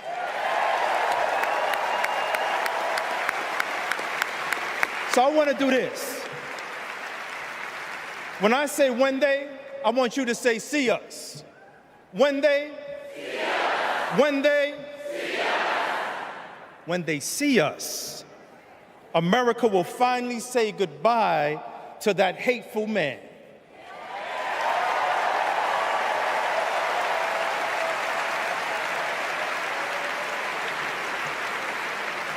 We will say what I have said after 7 long years of wrongful incarceration. Free at last. Free at last. Free at last. Thank God Almighty, we are free at last. God bless you, and God bless the United States of America.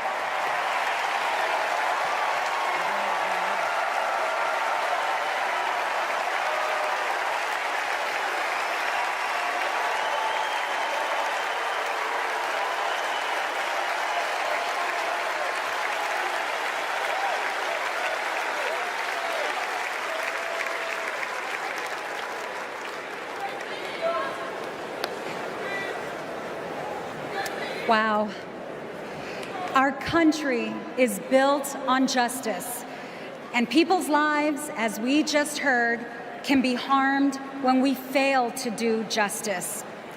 But Kamala Harris fights to do justice. No one knows that better than the prosecutors who fought alongside her. These are their stories.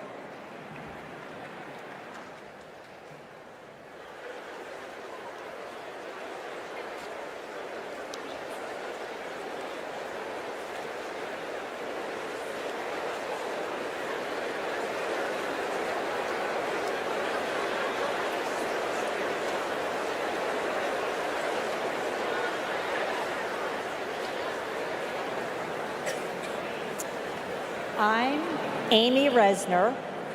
I was a colleague in the courtroom when my friend Kamala tried one of her first cases and made the prosecutor's promise for the people. For Kamala, practicing law was always about protecting the vulnerable and giving the victims a voice. Women who were sexually assaulted, children who were mistreated and sexually abused. She helped them navigate their nightmares and demand justice for their injuries.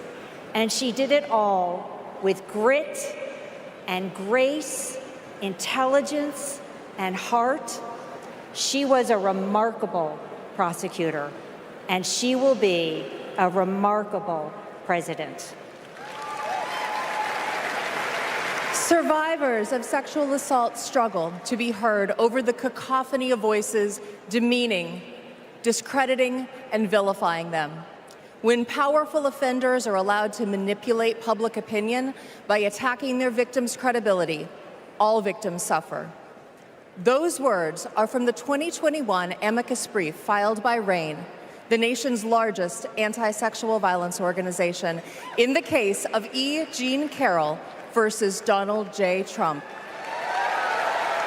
As a legislator and lifelong advocate against sexual violence, I urge all of us to stand together to support survivors, believe them, and hold perpetrators accountable.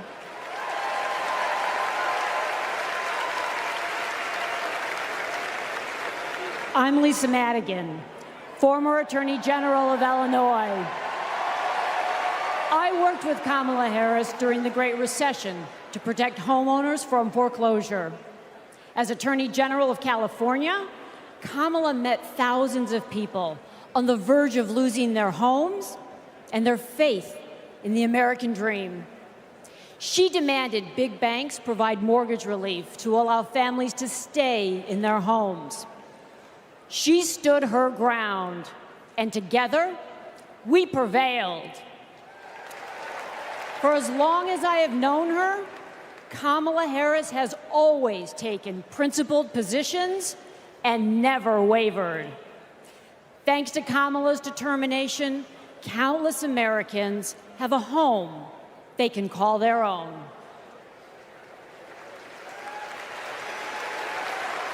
And I'm Mark Morial, civil rights leader and former mayor of New Orleans.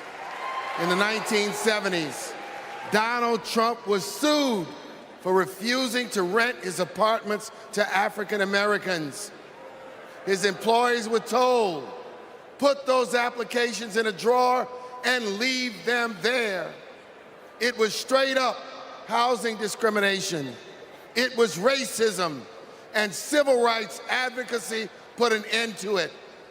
Kamala Harris has a plan to build more housing, keep rent prices fair, and help more people own homes. Donald Trump, you denied black people the American dream, and Kamala Harris is creating a future where every family, yes, every family has a place to call home. I'm Nathan Horns. In 2010, I went to college in California to pursue my dreams, but ended up with a nightmare. Corinthian Colleges was a predatory for-profit chain. They defrauded more than 500,000 students and burdened us with loans we could never repay. Then, Kamala Harris stepped in. As Attorney General of California, she stuck up for students. She prosecuted Corinthian, and as Vice President, she stuck with us. As we fought and we organized for debt relief, the Biden-Harris administration came in, canceled all Corinthian student debt, and gave us back our futures. My name is Tristan Snell, and I prosecuted Trump University.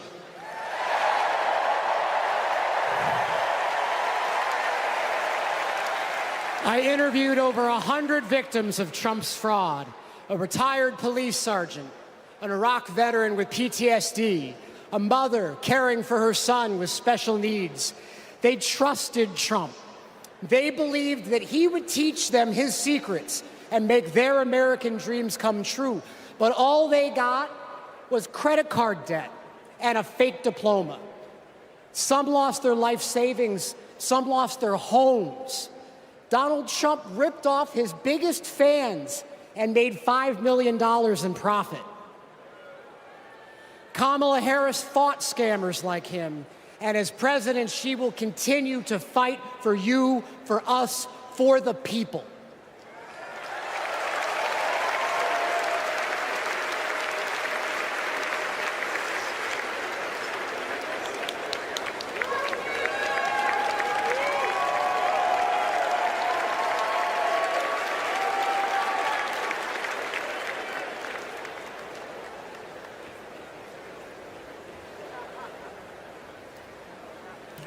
Please welcome Massachusetts Governor Maura Healey.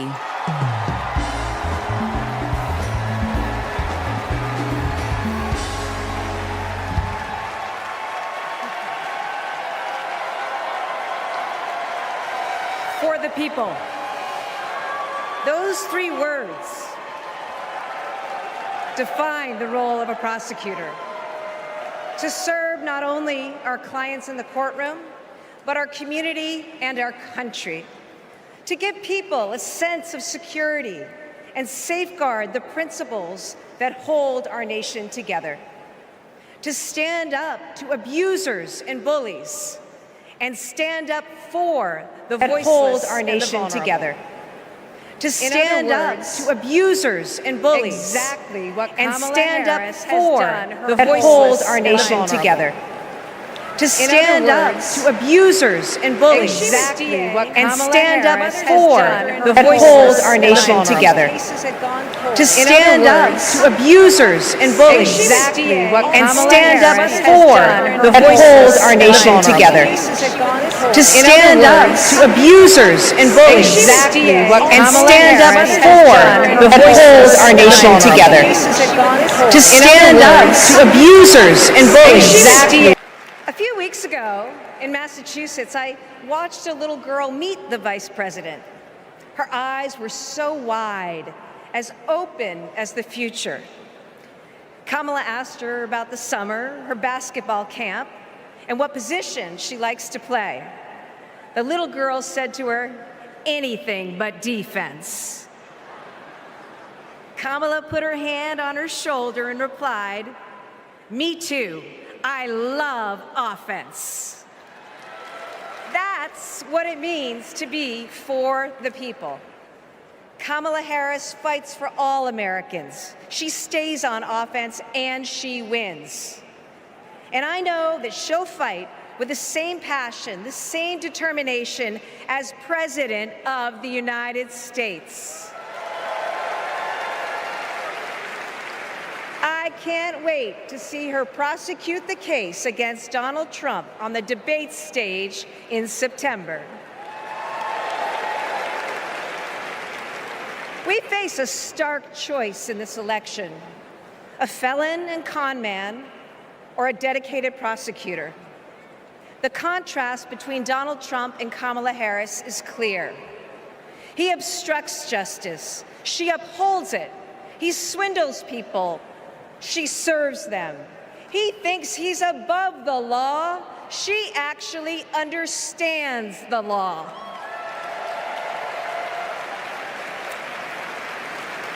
That's what this election comes down to. One candidate who's out for himself, or Kamala Harris for the people. It's a battle for the future of our nation. And tonight, we will prove beyond a reasonable doubt that Kamala Harris should be, she must be, the next President of the United States. Thank you.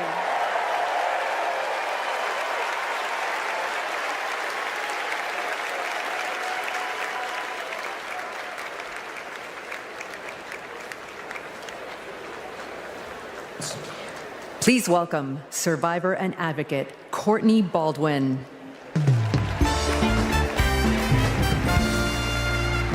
Good Chicago. I'm Courtney Baldwin.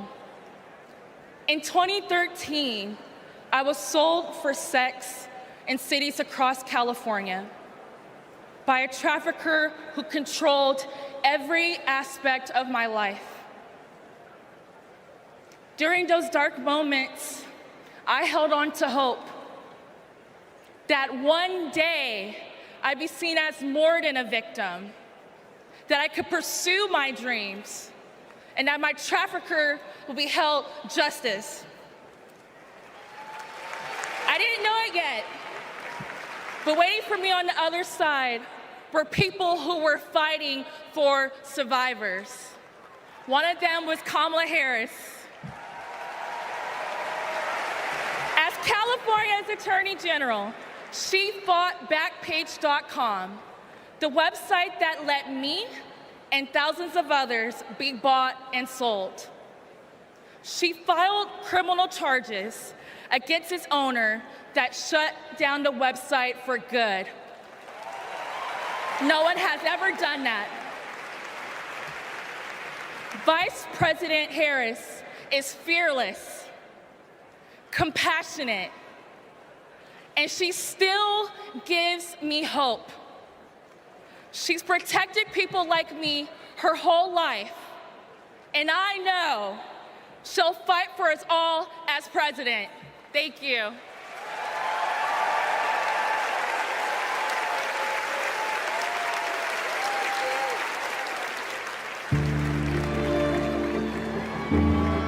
We have to wake up at 2 a.m. in the morning.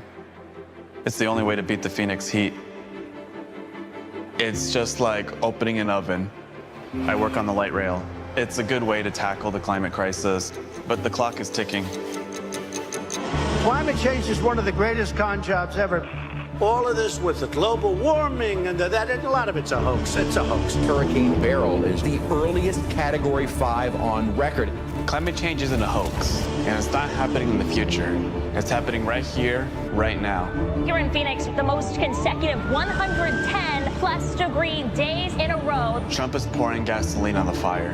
He proceeded to solicit $1 billion from the fossil fuel companies because, if elected, he would roll back environmental rules and repeal regulations. Trump's Project 2025 agenda gives tax breaks to big oil and completely tramples the middle class. Trump would gut clean energy jobs like mine. This work gives us security and economic freedom. Trump would rip that away. Kamala Harris sees the future differently. She's a clean energy champion. She took on big oil that gouged Americans. Harris was the deciding vote that passed Democrats' epic clean energy investments. Kamala will fight for climate and clean energy policies that protect our health and hold big polluters accountable. The clock is not just ticking, it is banging. And that is why President Biden and I made the largest climate investment in America's history. We are not going back. I was raised to care for my community. That means jobs for my guys and a clean energy future.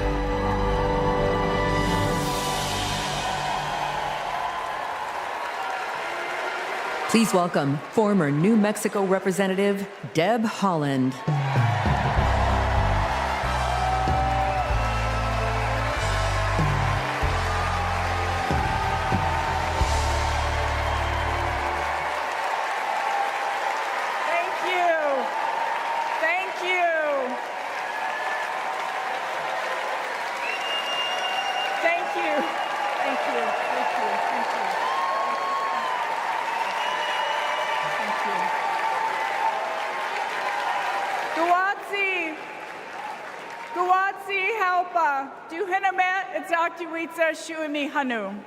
In my Karis language, greetings, friends and family. My name is Kresh Turquoise, and I'm from the Turquoise clan. 35 generations ago, my ancestors built lives in the high desert of New Mexico. I am on this stage tonight because of them. While fishing with my dad and running through the desert with my cousins, I learned that we have a responsibility to take care of our planet. Donald Trump never learned that lesson. He called the climate crisis a hoax. He made it easier for big companies to poison our air and water. An American president must lead the world in tackling climate change. We need a president who understands that assignment. That's Kamala Harris.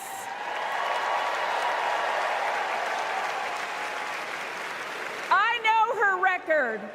She held polluters accountable for spilling oil into the San Francisco Bay. She defended President Obama's Clean Power Plan in court.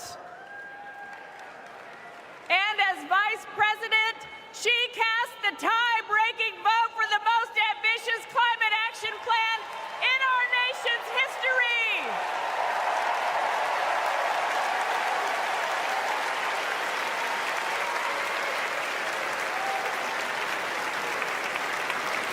Kamala Harris and Tim Walz will fight for a future where we all have clean air, clean water, and healthy communities. Let me go back to the lesson I learned in the desert Southwest. We all have a role in protecting our Earth for future generations. So let's all be fierce and let's make Kamala Harris the next president of the United States. Thank you all so much. Thank you. Thank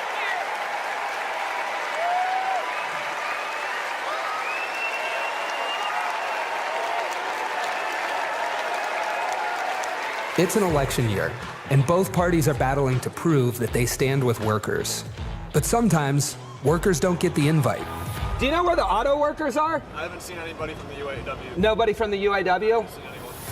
After we struggled to find any auto workers at Trump's Rally for Auto Workers, we hit the road to find out what Democrats have been up to. The Inflation Reduction Act is helping to fuel a boom in clean energy, creating 9 million new clean energy jobs over the next 10 years, once-in-a-generation investment. I thought that American manufacturing was supposed to be dead. Here I am looking at one of the biggest auto mega plants being built. We talked to workers in rural Tennessee who joined a union for the first time to build one of the largest battery plants in the country. We have 20-year-old people thinking about their future. We never did that. I got things now that I never thought I could have. Generational wealth, I'm working on that. Medical, dental, vision, pension, something to fall back on when it's all over with. We went to Vegas, where union workers are building America's first high-speed rail. To Lordstown, Ohio, where auto workers who lost their jobs under Trump returned to work at a new battery plant. This could be the future. This could bring industry back to Lordstown. We saw it in its heyday, and here we are. We have the opportunity to make the battery. And Milwaukee, where workers are replacing every lead pipe in the city. It helps with the struggle. You don't have to struggle with 2 or 3 jobs. You know, you can maintain with 1 job. This is my own neighborhood. This is your old neighborhood? Yes. Makes me feel good because I'm giving back something. It's easy for stories like these to get drowned out by fake worker rallies at non-union plants. Does anybody know that there's a Donald Trump event just an hour away from here? Yes? No? No. Was anybody invited to it? But over the last 4 years, only one party has invested trillions in clean energy, bringing back manufacturing and rebuilding infrastructure, putting workers at the center of it all. And this is just the start. Please welcome John Russell.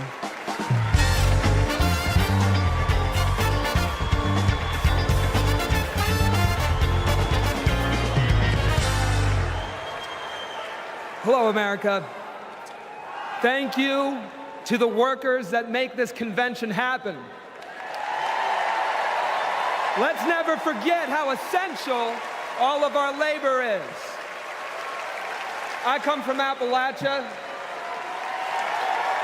We kept the lights on in this country for generations.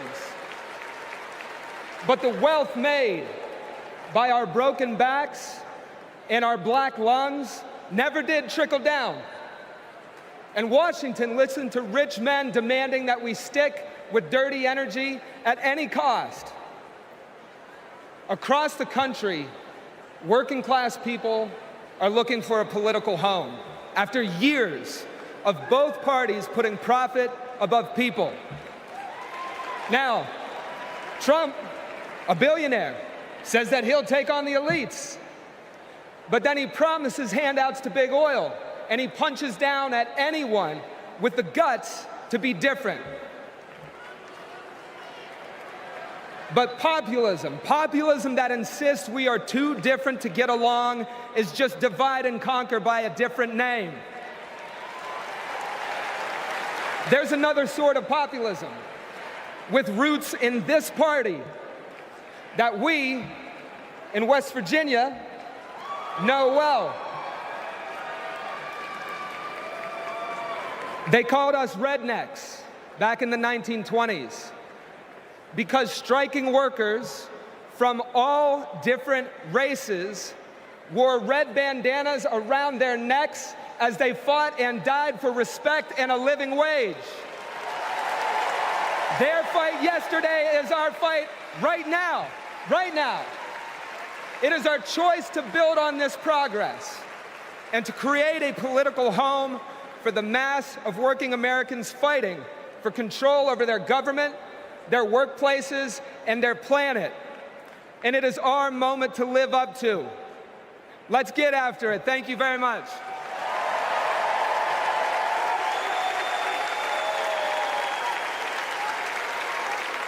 Don't know why, but I feel like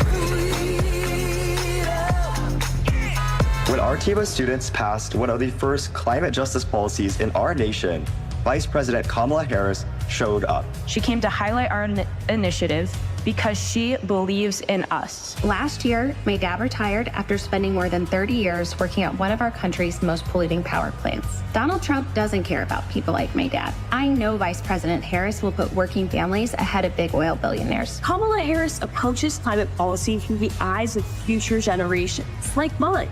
As new voters and as new leaders, I'm excited to join Harris in the fight for our future.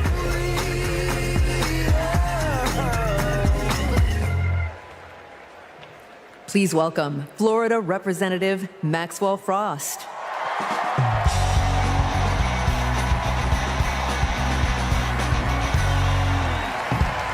I'm Maxwell Alejandro Frost, and I'm proud to be the first member of my generation in Congress. I'm also proud to represent Central Florida. You might expect me to talk about how climate change will impact our future. But as a Floridian, as a Florida man, I'm here to tell you that the climate crisis isn't some far-off threat. It is here. Donald Trump and J.D. Vance think they can divide us by saying this crisis is some type of hoax.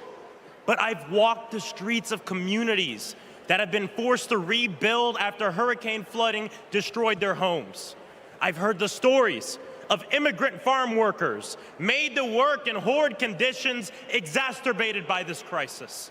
And I felt the scorching record heat and know that climate change can sometimes feel like an unstoppable force.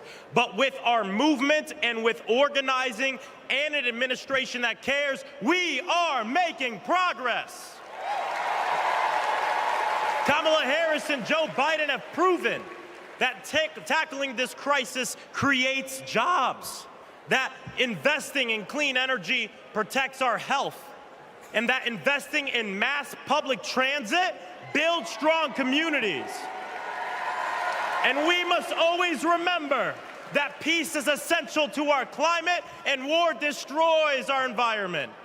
This election is about every drop of water that we consume and every breath we breathe. Fighting the climate crisis is patriotic. And unlike Donald Trump, our patriotism is more than some damn slogan on a hat. It's about actually giving a damn about the people who live in this country. Because when you love somebody, you want them to have clean air. When you love somebody, you want them to have safe drinking water. And when you love somebody, you want them to have a dignified job. And so, America, it's simple. Let's get to work and elect Kamala Harris and Tim Walz for our planet, for our future, for our present, and for our people. God bless.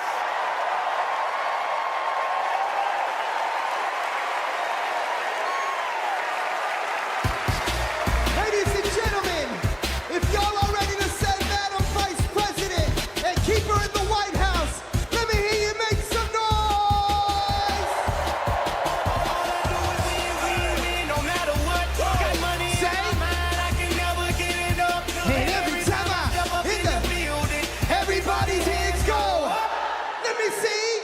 And they stay there, and they stay yeah, and they stay there, and they stay yeah, and they stay there, and they stay yeah, and they stay there, and they. I want to hear you nice and loud, Chicago. Are there any union workers here today? Make some noise. Are there any teachers in this building? Make some noise. Now everybody hands up, up, up, up. Whoa. Thank you, ladies and gentlemen. I'm DJ Metro. We'll be back for more.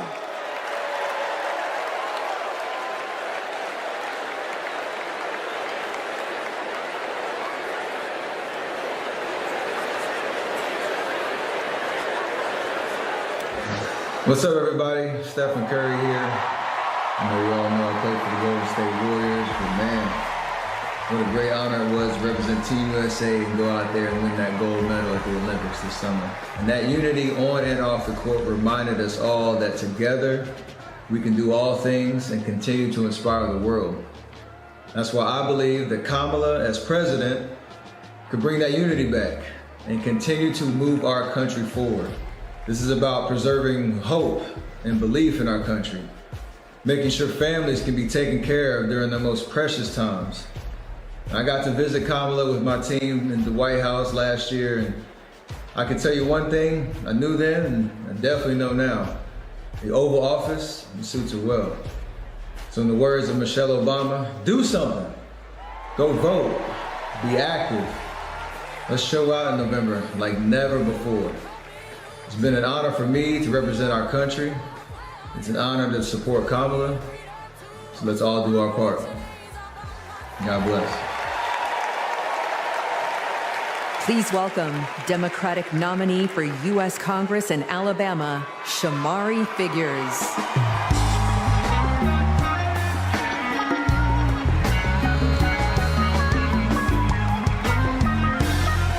Good evening, America. And hello, sweet home, Alabama.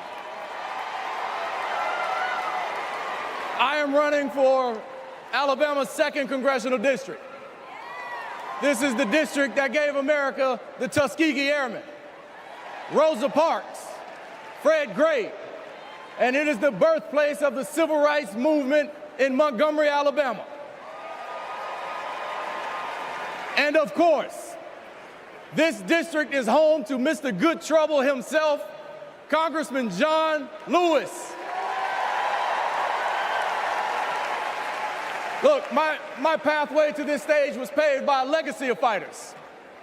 Fighters that include my mother, Alabama State Senator Vivian Davis Figures, who is here at her 11th DNC.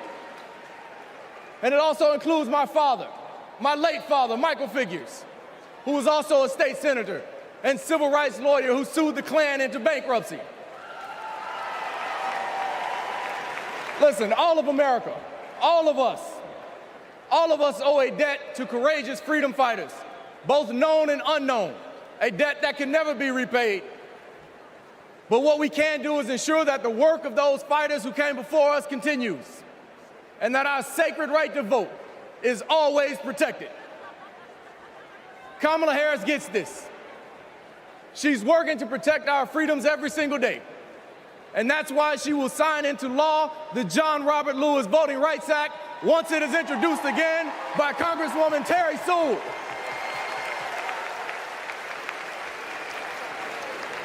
Listen, America, A California poet named Kendrick Lamar recently reminded us that sometimes we gotta pop out and show up. Well, America, it's time we pop out and vote. It's time we pop out from California to Alabama and all across America, and we show them that we are not going back. We are going forward, and we are going forward with Kamala Harris as the next president of the United States of America. Thank you. God bless you. Roll Tide. Let's go win this thing.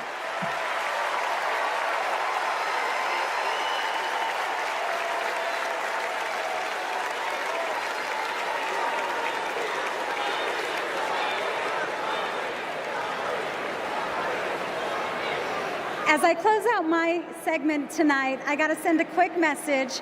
Madrecita querida, I love you.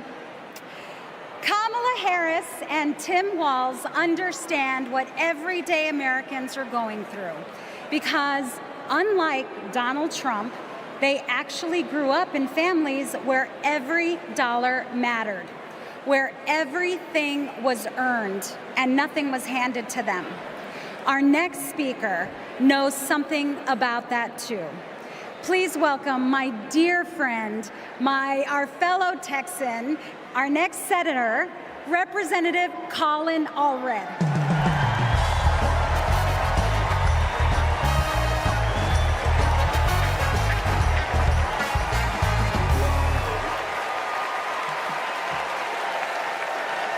All right.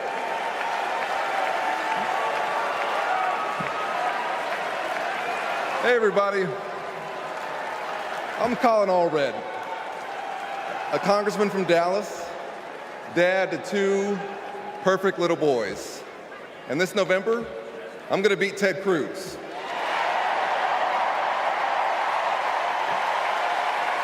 And I'm so proud to be here to support our next president, Kamala Harris.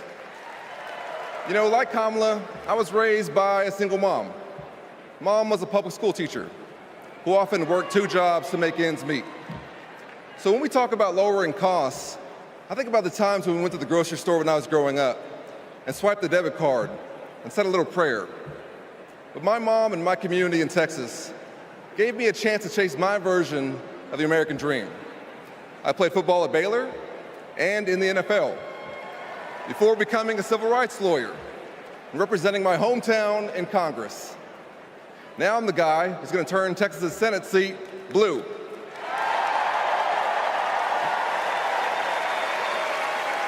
You know, in the NFL, we had a term for guys like Donald Trump and my opponent Ted Cruz. Me guys. You know the type. Talk a big game, only care about themselves, but you don't want to be stuck with them at a barbecue. The truth is, America has never been about me. As President Obama said, the single most powerful word in our democracy is the word we. We the people. We shall overcome. Yes, we can. And we've got a message for the me guys. We is more powerful than me. We will protect and restore reproductive freedom. We will secure the border. We'll protect Medicare and Social Security. And we'll turn the page and write a new chapter for this country and elect Kamala Harris to be the next president and beat Ted Cruz. Thank you all so much. God bless you, and may God bless Texas.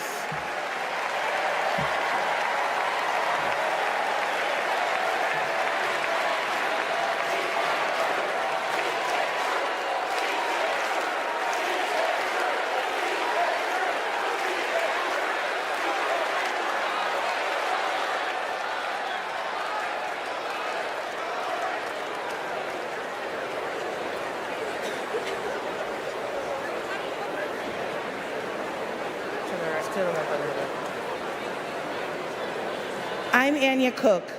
This is my husband, Derek, and our daughter, Anaya. 2 years ago, a miscarriage nearly killed me. At 16 weeks, my doctors told me to prepare for a stillbirth. I needed care. But my state's abortion restrictions kept it from me. I miscarried in a bathroom. I'll never forget my husband's face as he tried to stop the bleeding, trying to do what doctors should have been doing. When I reached the hospital, I'd lost nearly half the blood in my body. I can't change the past, but we can choose a different future.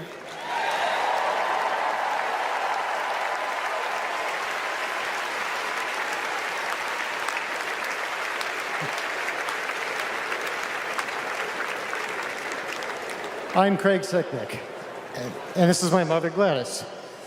My brother was a U.S. Capitol Police officer, Brian Sicknick, a hero who died after defending our country on January 6th.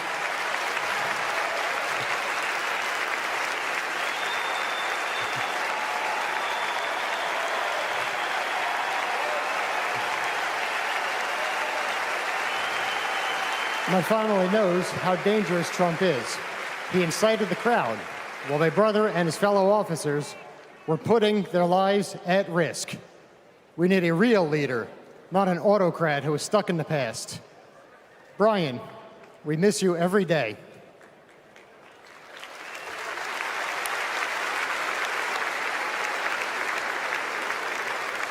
I'm Gail DeBoer. I've had type 1 diabetes since I was 11. Stressing about insulin cost has been a constant in my life.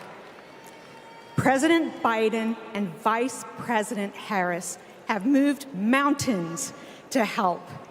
Medicare can finally negotiate prescription drug prices.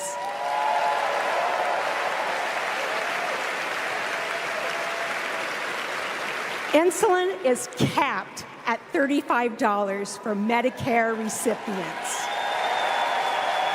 And when elected, Kamala Harris plans to extend that cap to the rest of us. That's the future I want. That's the future I am voting for.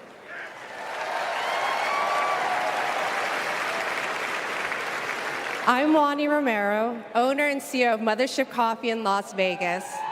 I put in work to build my business. When COVID hit, this administration's support kept us moving. I hired staff and we grew. We've more than doubled in size since the pandemic, and it's just not us.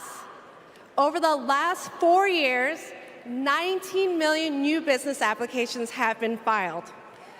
Like Trump, I grew up in Queens, but unlike him, I built my business with grit. That's my story. That's the American story. Let's turn the page on Trump.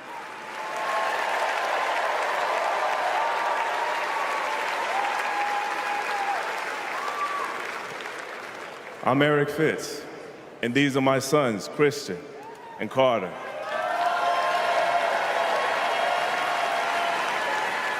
I always try to set an example for my boys, to teach them compassion, accountability, and resilience. I want those values to be reflected in our leaders.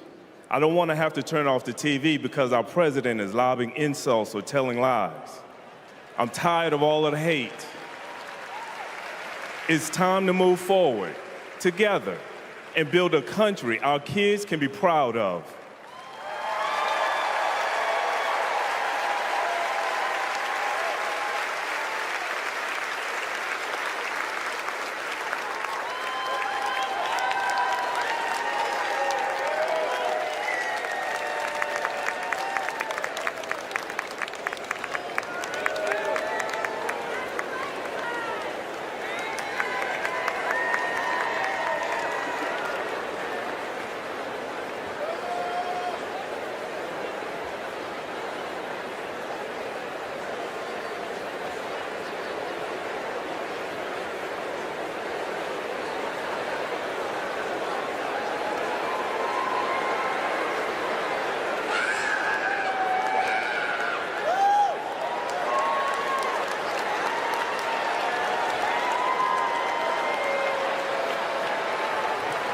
Please welcome the Bulls' official drumline, Chicago's own Pack Drumline.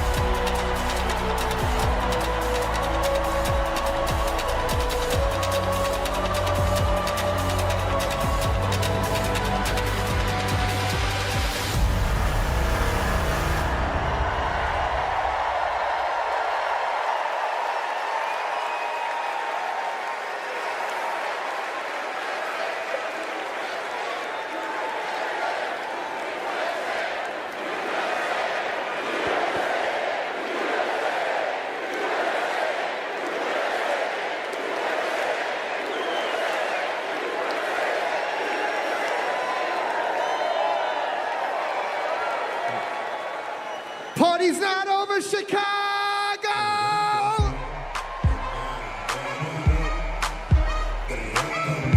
What I want to see is those flags and those hands up in the air.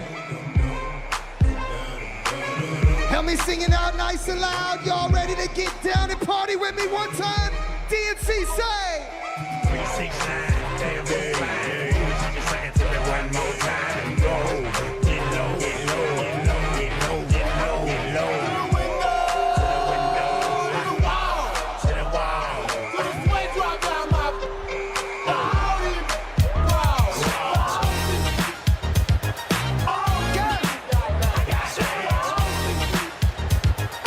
Wow. Pop, pop, it's showtime, showtime. Guess who's back again? Say. They don't know, I bet they know as soon as we walk in. Shut up, I'm wearing Cuban links, designer mix, Inglewood's finest shoes. Don't look too hard, might hurt yourself. Know to get the Let me hear you say. I'm a dangerous man with some money in my pocket. Keep up. So many pretty girls around me and they're waking up the rocket. Keep up. Why you mad? Fix your face. Ain't my fault they all be jacking. Keep up. Players only. Come on, Joe. Brings up to the moon. Girls, what y'all trying to do? 24 karat magic in the air. Head to toe, so bad. Look out. Look out. Look out. This ain't Texas. Ain't no hold'em. So lay your cards down, down, down, down. Say. Lock your Lexus. And throw your keys up. Stick around, round, round, round, round. Nice and loud. And I'll be damned if I can't slow dance with you. Come pour some sugar on me, honey, too. It's a real live boogie and a real live hold down. Don't be a come take it to the floor now. Woo! There's a tornado in my city. In the basement. That ain't pretty. Rugged whiskey. We surviving. A red cup kisses, sweet redemption, passing time, yeah. Ooh, one step to the right. We headed to the dive bar we always thought was nice. Ooh, run me to the left and spin me in the middle, boy. I can't read your mind. This ain't Texas. Ain't no hold'em. So lay your cards down, down, down, down. So pop your Lexus, throw your keys up, stick around, round, round, round, round. One more time, nice and loud. And I'll be damned if I can't slow dance with you. Come pour some sugar on me, honey, too. It's a real live boogie and a real live hold down. Don't be a take it to the right.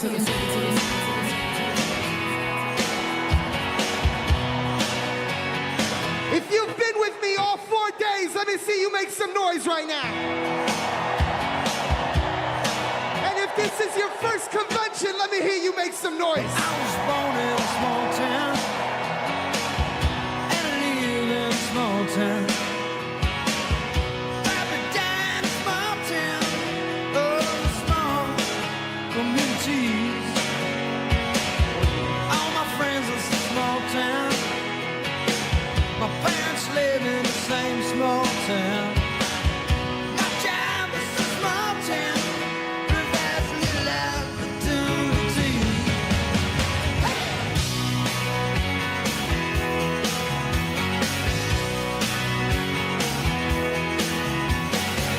Educated in a small town, taught to fear Jesus in a small town.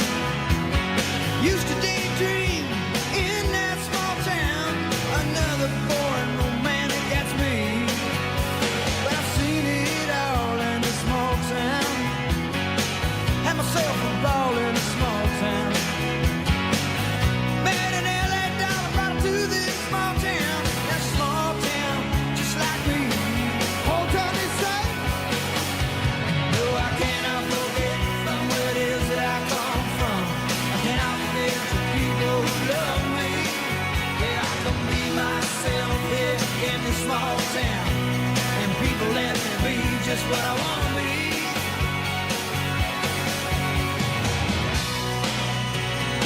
Ooh,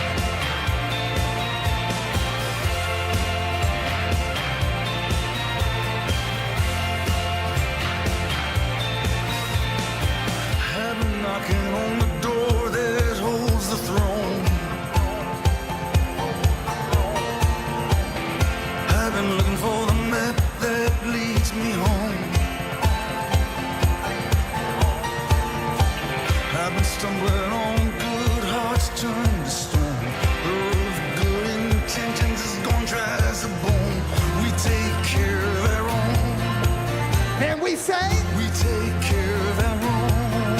One more, wait.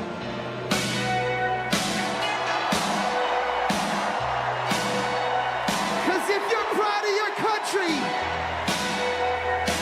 and you're ready to say, Madam VP, and keep her in the White House, make some noise.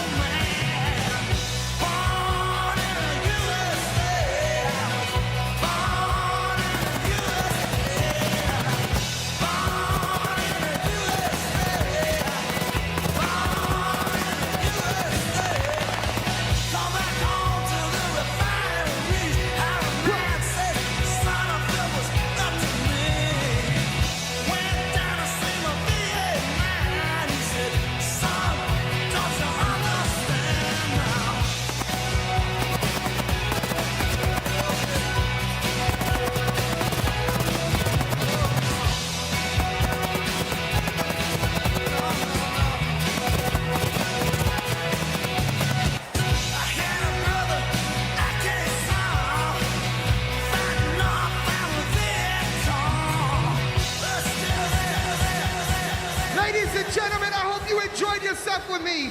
My name is DJ Metro from Chicago. Thank you for having me.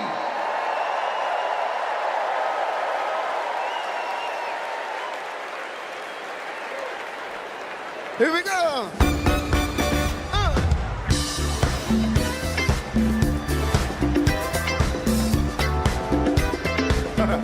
Knock me out.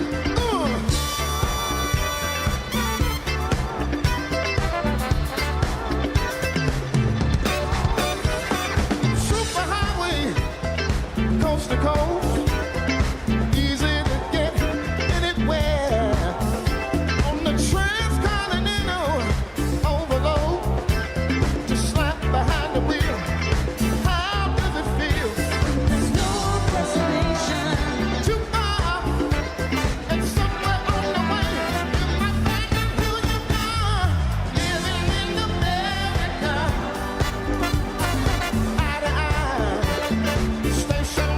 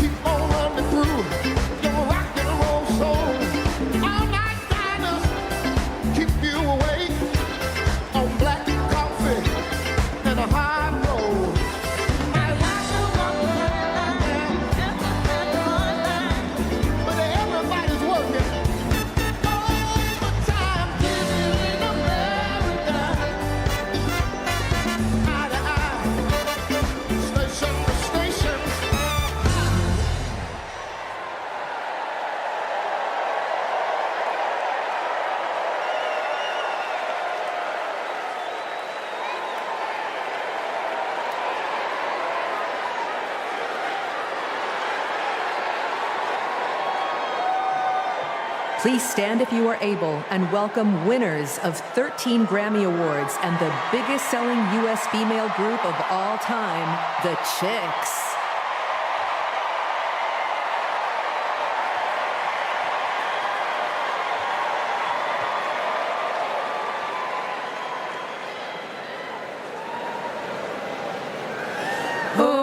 say, can you see by the dawn's early light what so proudly we hailed at the twilight's last gleaming, whose broad stripes and bright stars through the perilous fight o'er the ramparts we watched were so gallantly streaming, and the rockets' red glare, the bombs bursting in air, gave proof through the night that our flag was still there.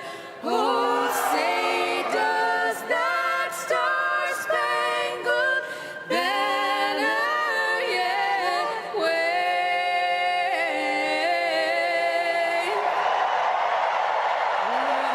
Land of the free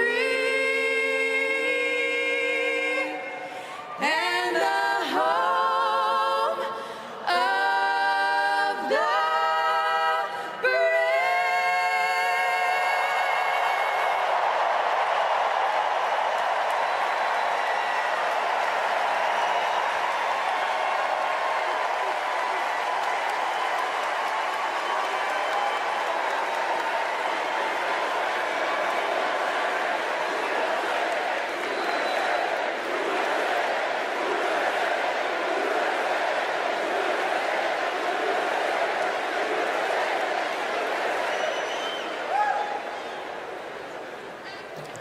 Please welcome Kerry Washington. Welcome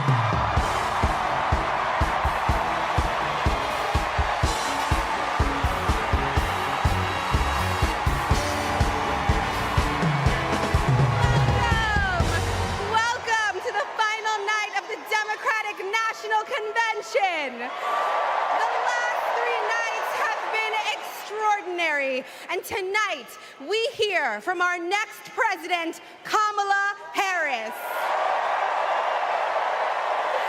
Now, as I stand here, I know that there are folks on social media already saying, go back to your TV show, shut up and act. But I am not here tonight as an actor. I am here as a mother, as a daughter, as a proud union member. I am here as the granddaughter of immigrants, as a black woman descended from enslaved people. I am here tonight because I am an American and because I am a voter and because we, the people, are stronger when all our voices are heard. Look, I know that I am the one standing on this stage, but I am not the lead character in this story. You are. All of you. You are the messengers. You are the fixers. Dare I say it, you are the Olivia Popes. You are the superheroes saving this democracy. It is you, not me, who have the greatest power to convince your loved ones to vote. So, just like Michelle Obama told us, let's do something. Let's make a video. Everybody take out your phones. Everybody take out your phones. We're gonna make a moment. Can somebody bring me my phone? I wanna capture this historic moment and share it with the people that we love. Oh, hi!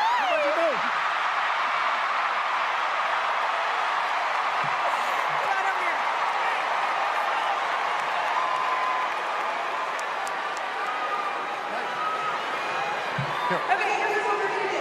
You're gonna take this video, guys. We're all gonna take it together. We're gonna post it to social media, text your friends, send this message out into the world. When I say when we fight, you're gonna say? Are you ready? Okay, let's record.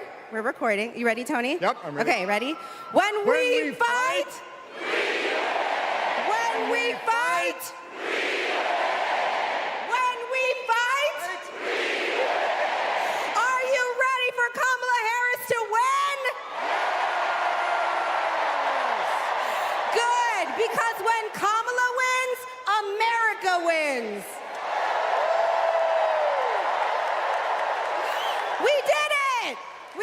Joe. Thank you, Tony. I don't get to stay? No, you gotta go. Bye, everybody. Tony Goldwyn, ladies and gentlemen. Okay, so listen. It's come to my attention that there are some folks who struggle or pretend to struggle with the proper pronunciation of our future president's name. So, hear me out. Confusion is understandable. Disrespect is not. So tonight, we are going to help everyone get it right. Here to help me are some very special guests.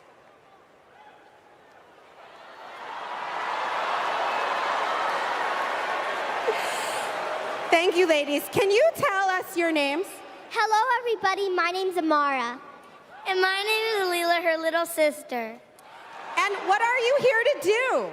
To teach you how to say your auntie's name. Okay. So, how do you pronounce it? First, you say comma like a comma in a sentence. Then you say la like la la la la la. Put it together, and it's 1, 2, 3, Kamala. All right, so let's practice. Let's practice.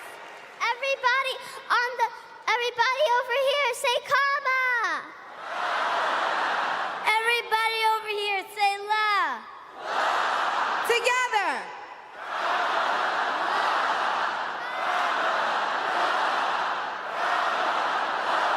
For president.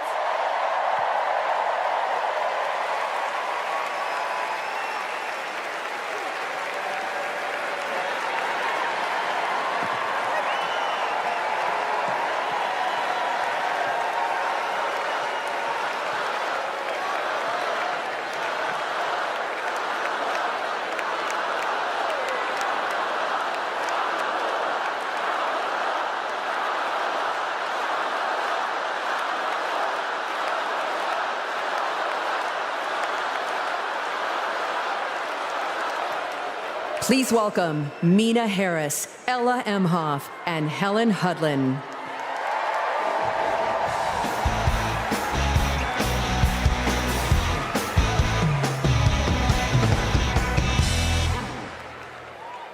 Hi, I'm Mina.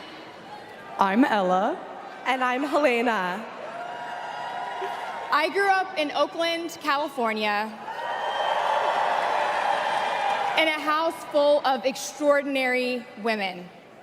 My mom, my grandma, and my auntie, who showed me the meaning of service, helping her sister, a 17-year-old single mom, fighting for justice for the American people, and still cooking Sunday family dinner. She guided me, now she's guiding my own children, and I know she'll guide our country forward. Kamala came into my life when I was 14.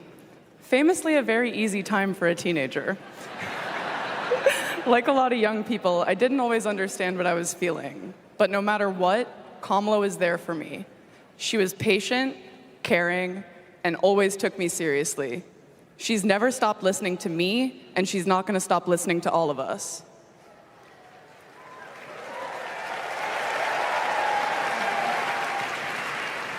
Kamala Harris is my godmother. To me, her advice means everything. Whether it's pursuing my passions, making an impact, or finding hope when the world doesn't feel so hopeful. She taught me that making a difference means giving your whole heart and taking action. She's fighting for economic opportunity, LGBTQ+ equality, and reproductive freedom, because we are not going back. She's fighting for social justice, health justice, environmental justice, and she isn't alone. We're all in this fight together. So let's keep up the fight, let's keep up the joy. And let's elect this extraordinary woman as our next president.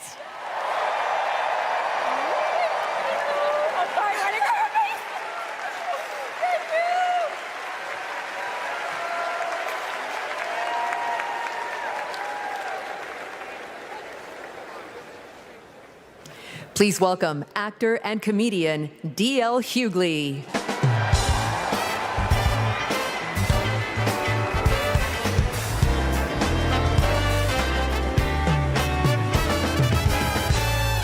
Hey now, hey Chicago, how y'all doing? What's happening, California? Now, wait, where those AKAs at? Where they at? You know what? In 3 months, ain't gonna be no living with y'all. I can tell you this, I don't blame Donald Trump for not wanting to debate Kamala. I've been married to a black woman for 40 years and I ain't won one debate. I'm owing $93,000. Now, of course, Trump is saying that Kamala isn't black. I guarantee you this, Kamala's been black a lot longer than Trump's been a Republican.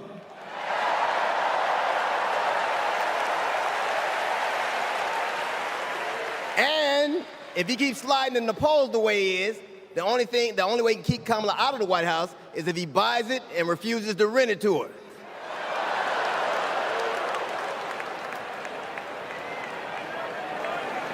Of course, Kamala's getting broad support. They got black men for Kamala, white men for Kamala, Latinos and Asians for Kamala. They even have Republicans for Kamala.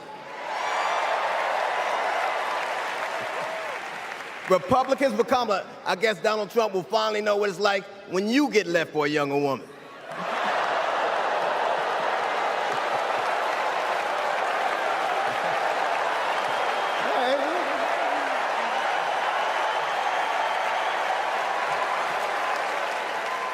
But seriously, Kamala knows the truth about the American dream, that hard work is not enough. Hard work alone is not enough to succeed. That you need access and information and opportunity. And she knows that some folks are often denied those very things. As president, she will give each and every one of us a fair shot in life. But I have to admit, I didn't always believe that. I mean, if you told me the 15-year-old me would be on stage supporting a prosecutor and a teacher,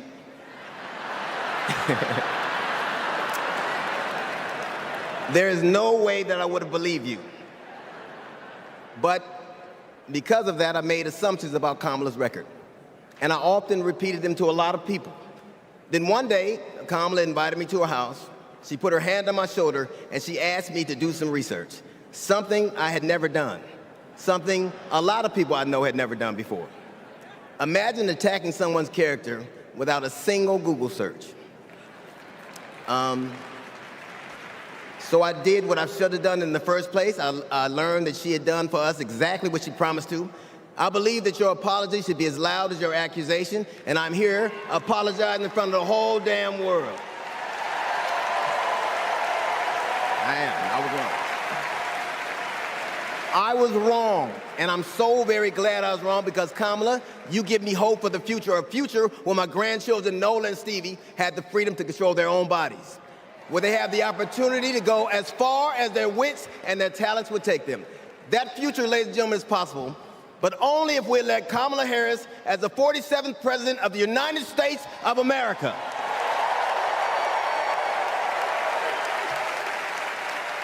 I will say this to you. The best piece of advice I've ever gotten in my entire life is you don't have to know what you will do, just know what you won't. And we won't go back.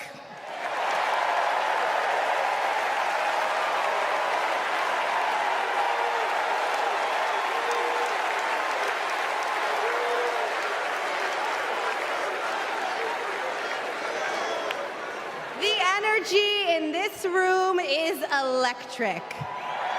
And you can feel it everywhere, all over the country. In the coming weeks, I want us to find ways to maintain this energy and this joy and this commitment, because there will be days when the work ahead seems impossible. And when that happens, I know what I do. I get involved, I get engaged, I ask myself, how can I be of service to my community? Because community is why we do this, am I right? Yes, we do this for our children, for our parents, for our teachers and care workers who treat our loved ones like their own. We do this for working families who make this country thrive. We do this for the planet and for each other. We do this for justice and for peace and for democracy. And as we are about to hear, we do this for the safety of our communities.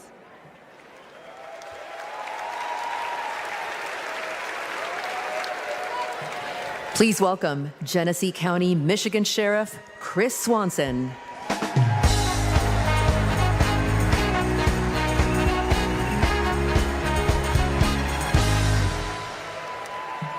My job is to protect people, all people. In 2020, righteous anger spilled over into the streets of Flint, Michigan. One bad decision from either side, and there would have been bloodshed.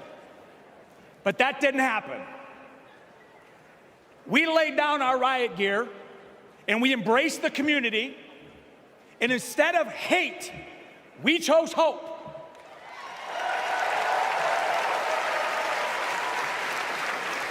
On January 6th, the opposite occurred. That day was paved with division, deceit, and denigration. Police officers were attacked that day. It could have been stopped. We need a leader who will embody what's affixed to all three sides of my sheriff patrol cars: protect, serve, and unify. Kamala Harris is that leader.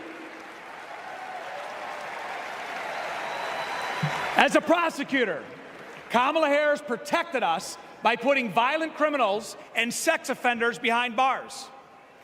If I was in a courtroom, she's exactly the tough prosecutor that I'd want to see. As vice president, she served America by keeping us safer. And I can testify firsthand, where I come from, crime is down and police funding is up. As president, Kamala Harris will unify our country. She will bring us together because our country needs a leader who will go toe-to-toe with drug cartels and bullies. One who has already taken the oath, raised her right hand to advocate for the people. I can tell you in 2020, we were able to turn a protest into a peaceful movement by walking together.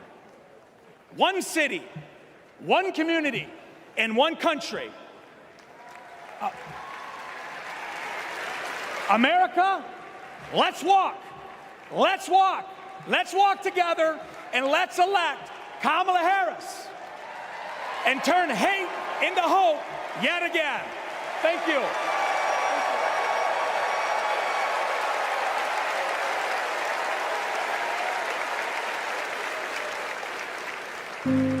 We were contemplating adopting, and then out of nowhere, I got pregnant. Jordan was so much fun as a child. When all of a sudden, 3 of those rounds he aimed at Jordan. Jordan didn't deserve to die that way. Reports of an active shooter at a high school. These students have now lived through so many of these shootings since they were born almost. We were praying and crying. I don't know how we're alive.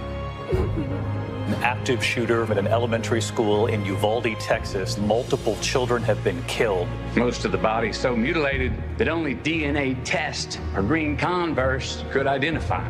Trump did nothing on guns and was proud of it. There was great pressure on me. We did nothing.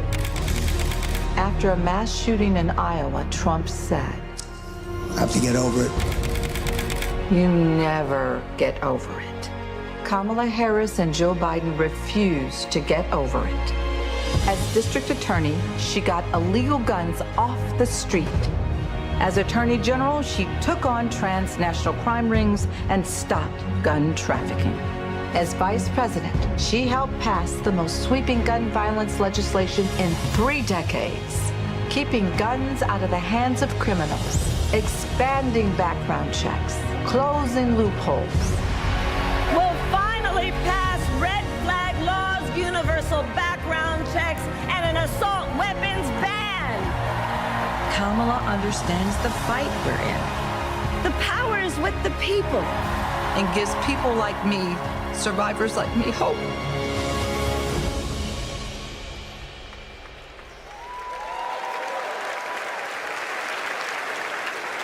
When I worked for Everytown Please for gun welcome safety. Georgia Representative Lucy McBath.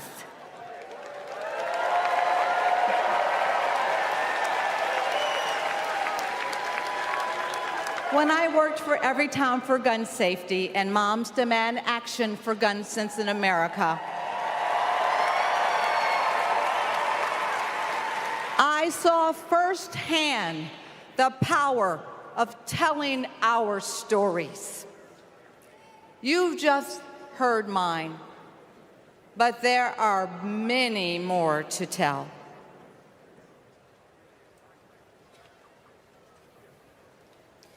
On December 14th, 2012, I walked into Sandy Hook School. I stopped at the office, chatted with my principal, then started my day with my second graders. Suddenly, a loud crash, like metal folding chairs falling. 154 gunshots blaring. Hiding in the coats, trying to sing with my students, trying to read to them, trying to drown out the sounds. Terror, crying, running. I carry that horrific day with me. 20 beautiful first grade children and 6 of my beautiful colleagues were killed. They should still be here.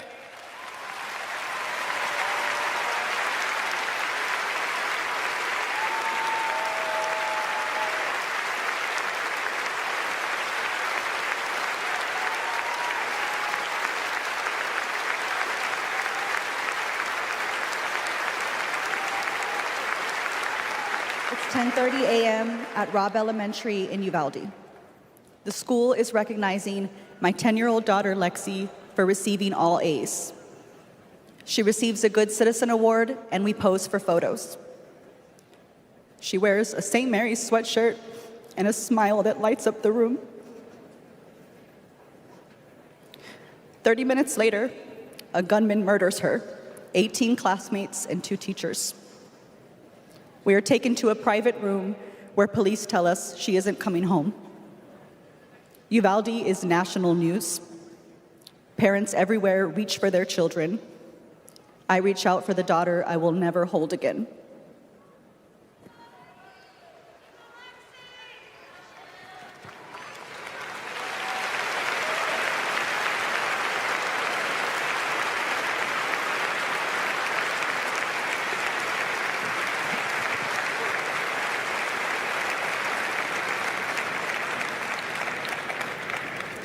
My niece, Sandy Patrice, was 22.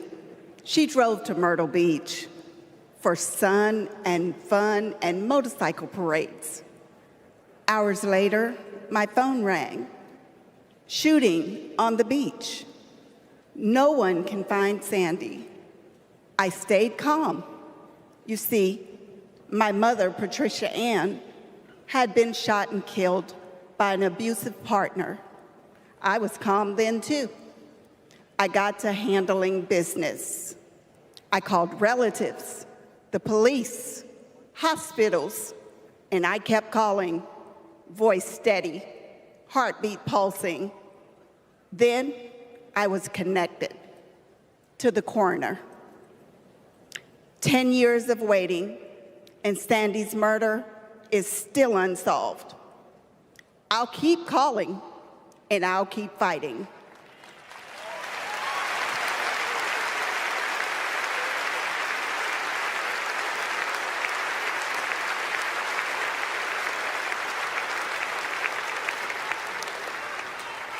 I was in high school when my classmate got shot. It changed my story. Instead of worrying about taking a test, I started worrying about living to take another test. They say schools are for learning, and I did learn a lot that day. I learned how to run, how to hide and drop, that what happens in the news can happen to me. But I learned something else too, that we can write and must write a new story if we choose to.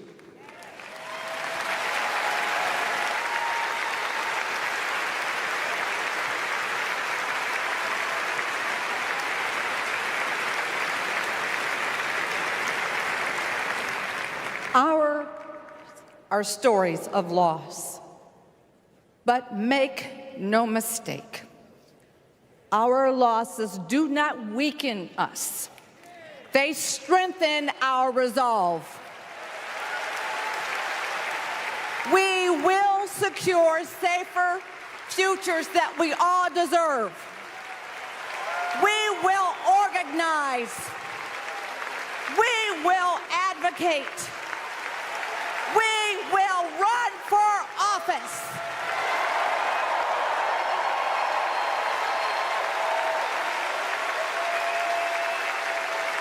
And we will join with Americans from small towns and big cities to keep our communities safe.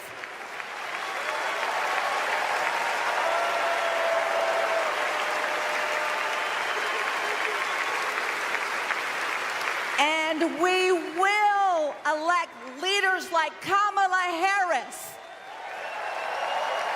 who won't just empathize, but will act.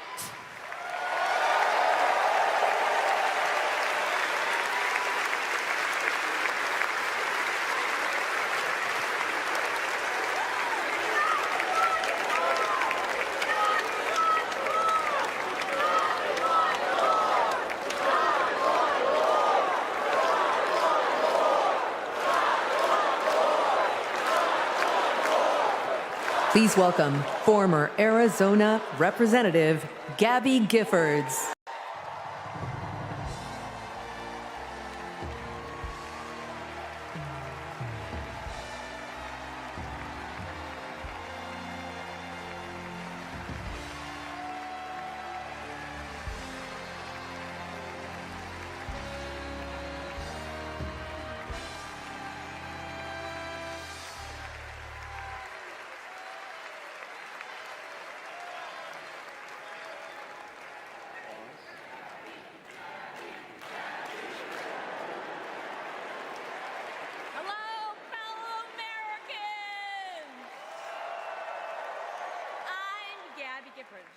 I was born in the great state of Arizona. I was born with grit. I grew up racing motorcycles, mucking stalls, and exploring the beautiful desert. I fell for an astronaut.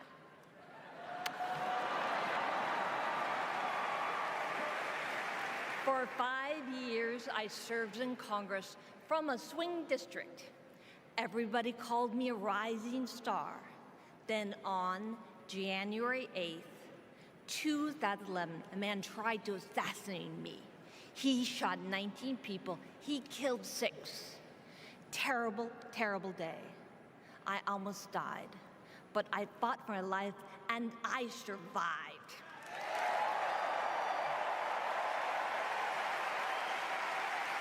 I learned to walk again, one step at a time. I learned to talk again, one word at a time.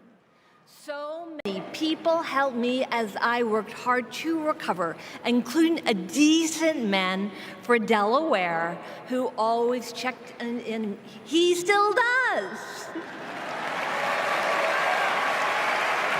Thank you, Joe Biden. Thank you for everything. Joe is a great president. My friend Kamala will be a great president. She is tough. She has grit. Kamala can beat the gun lobby. She can fight gun trafficking. Kamala stood up to Wall Street and the drug company. She will protect abortion access. She will defend our freedom. She saved lives. Join me in voting for Kamala Harris. Bravo! Thank you.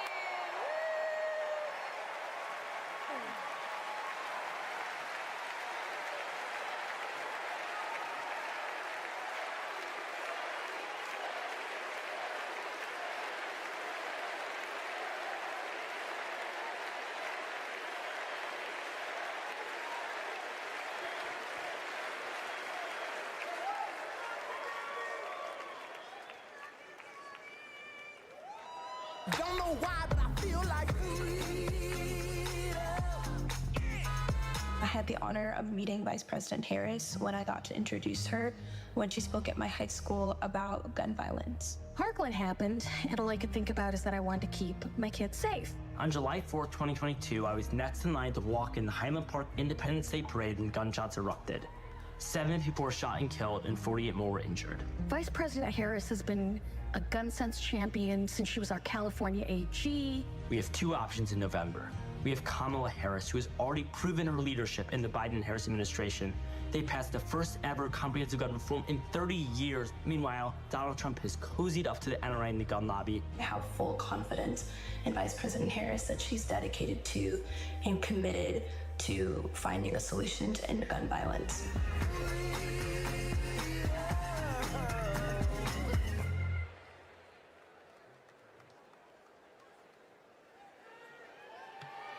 Please welcome 3-time Grammy-winning singer-songwriter and global pop icon, Pink.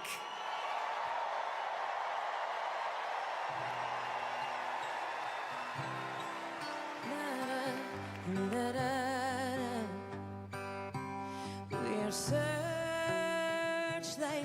we can see in the dark. We are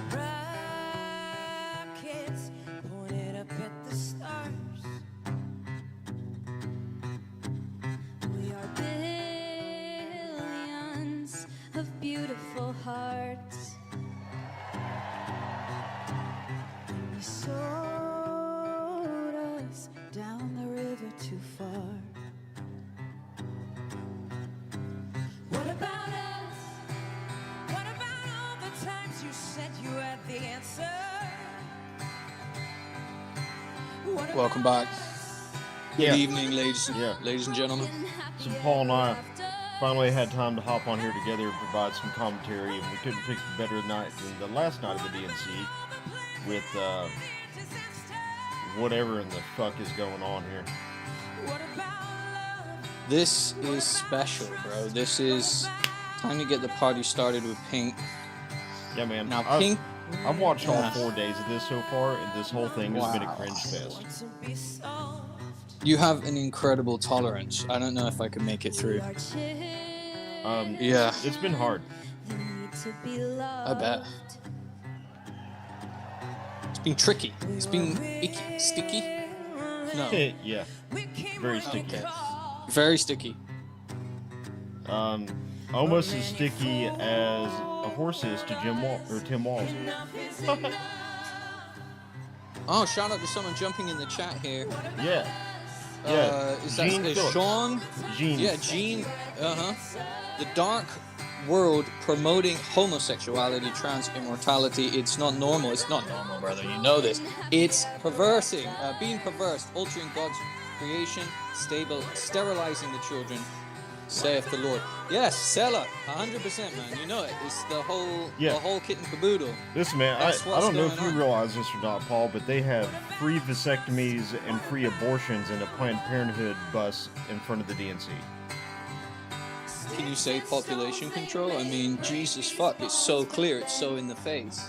While the R rate is terminal decline. We talk about it on the show all the time. And now they're just aiding that along, just chucking accelerant on the fire.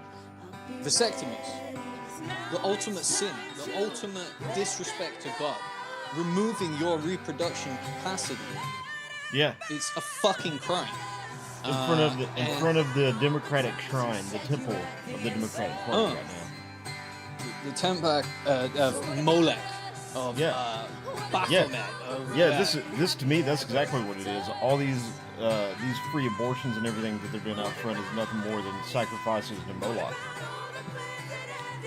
And it really is. Every time they have is it a three-pronged or maybe more now? You have the trans agenda, which removes fertility. You have vasectomy agenda and abortions, right?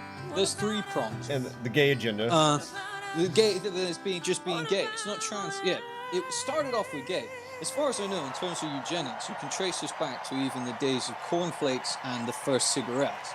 And it's close to my heart, as I know some of the people are Planned Parenthood ancestors. was formed on the idea of eugenics. When the person who, I can't remember her name right now, the person that founded Planned Parenthood intentionally put them in places of mostly blacks so that they could decrease the black population and keep them under control. It was racist as fuck. And global Same with prosperity farmers. We're told to eat cornflakes. Cornflakes, they've actually had scientific research. This would make a man infertile eating that much grain. and a strong America So they started telling all of remains the workers indispensable cornflakes in the to morning. the world. And they thought that it was going to Our work in that generation. democratic Just that, and a ideals cigarette was the plan. The cigarettes freedom had asbestos and in the liberty filters. It was more inspire dangerous to smoke billions, with the filter and on. our You could rip the tip off and military smoke that tobacco is at the the time. strongest They didn't in the have world. tobacco engineers. They didn't have architects Our of, chemical military level is a where force you could put something in the cigarette that that goes undetected at underwrites a state federal stability level. But once you and ignite our it, national and security. those chemicals start to make a concoction on the paper. You ever notice with a Taylor cigarette, it will never go out. If you roll your own tobacco, Please American welcome Spirit, Arizona or Senator you Mark smoke rolling Kelly. tobacco, pipe tobacco, half square shag from Germany, maybe something like that. Those cigarettes will go out. They Yeah, will all the not American burn cigarettes continually. do now too. It's law that they have to be the fire safety cigarette. Now that may be an actual behind the scenes, much more political thing, is that people inside those families knew what's going on, and they just can't get to sleep at night. They can't deal with the fact that they know these cigarettes, the reason they continually burn is there's a cocktail going on in the end of that cherry. There's a cocktail going on, and people are consuming it. It's not just first-hand smoke and second-hand smoke they talk about. It's this concept of third-hand smoke. What's that? It means that if you just go into a room where a smoker's been and you were to lick the wall, and you're not going to do that. A toddler's going to do it. You're going to pick up all of those nasty heavy metals, all of the shit that they put in there, which, what does it do? Endocrine disruption moves them into the next phase of puberty blocking, of transgender ideology. And this is a transhuman ideology. The end goal here is to have cyborg-like humans that are controllable, which do not have money, which are locked into the system, which are locked into Skynet. Alex Jones talks about it all the time. Well, you can hear about it on InfoWars any day. I'm just repeating it, and hopefully I'm preaching to the choir, but if you've never heard these things. Watching the DNC, bro. I mean, all these people are like NPCs. Yeah, they found carbon fiber or carbon, graphite inside of the mRNA containing, I won't say the word on the screen, but the Graphene. Yes, yeah, graphene is in there, and it's creating nanotubes under microscopic analysis. They're able to see, tubes and filaments creating. Why is that in there? Why was that in the mRNA? What's going on? What's the end goal here? Is it going to suddenly assemble Gonna be the board. We are, yeah. I mean, what's going on? It sounds like total science fiction. I sound like I've taken way too much LSD or something, but no. This is publicly available, hard, bitter pills to swallow, and yeah, it's out there if you look for it. Obviously, they're not going to talk about it at this convention. They're going to talk about locking up your guns, and I've heard them say, of the little I've listened to, I'm still catching up, that the economy is in good shape. Me and my wife were laughing about it just yesterday. Yeah, they're talking about how in a good the good economy shape. is. They're talking about how they're going to build like 3 million homes for people. They're going to price control groceries. They're going to price control rent. You know, all the good Karl Marx ideas. Oh my God! Yeah, the price gouging has been the most hilarious thing. It just shows a fundamental, complete misunderstanding, a lack of understanding in the economical view of things, the business view of things, is that they think the reason the prices have gone up is that store owners, providers, producers have just decided to jack their prices up. And that will fix everything. We're just going to end this price gouging. They're just jacking the prices up. He was too busy. Wow. Yeah, that's what it is. It's like going back to kindergarten. That's what it is. Even They're elementary. just taking advantage of us because, you know, their products are still cheap to produce. There's no extra overhead from inflation or the items they need to manufacture these goods. No. The economy has nothing to do with it. Inflation has nothing to do with it. It's just greedy companies that are trying to take your money. If we fall for that again, and make him the That's apparently what we're all meant to believe and nod along with and go along with. And well, I think it's pretty obvious for anyone to see that when we are not energy independent, we're dependent on purchasing that oil on the free market, purchasing it from people that we've been at war with for eons. It's not a good idea, you know, even with trade embargoes and things like this. There's still... Look at the markets, for fuck's sake. Look at the price of gold. People are not feeling bullish at all. Although the stocks do continue to make new highs, the price of gold is surely one thing that everyone can look at. It's that's something that's really interesting is you have the stocks that are still doing good. And you also have gold, which is at or near all-time high. It just hit it. Lifetime high. Yeah. So that's really strange because typically when you see gold at this high, the economy, the rest of the stock market itself is not doing so hot. So how is gold this high yet the stocks are still holding on? Funny money? What's at stake now? I think so. We missed a chat there. John is back. Charity love must be expressed at all times, but this charity does not mean that you must compromise the faith and doctrines of the Bible. Yeah, couldn't say it better myself. Exactly. You know, charity is what we do. That's what work is at the end of the day. We help one another, but we work in a capitalist system. We need to get some kind of return out of that. But all of our work is, at the end of the day, charitable. Whatever you do, whether you are a landlord and you rent rooms out, it's still charitable. You're providing shelter.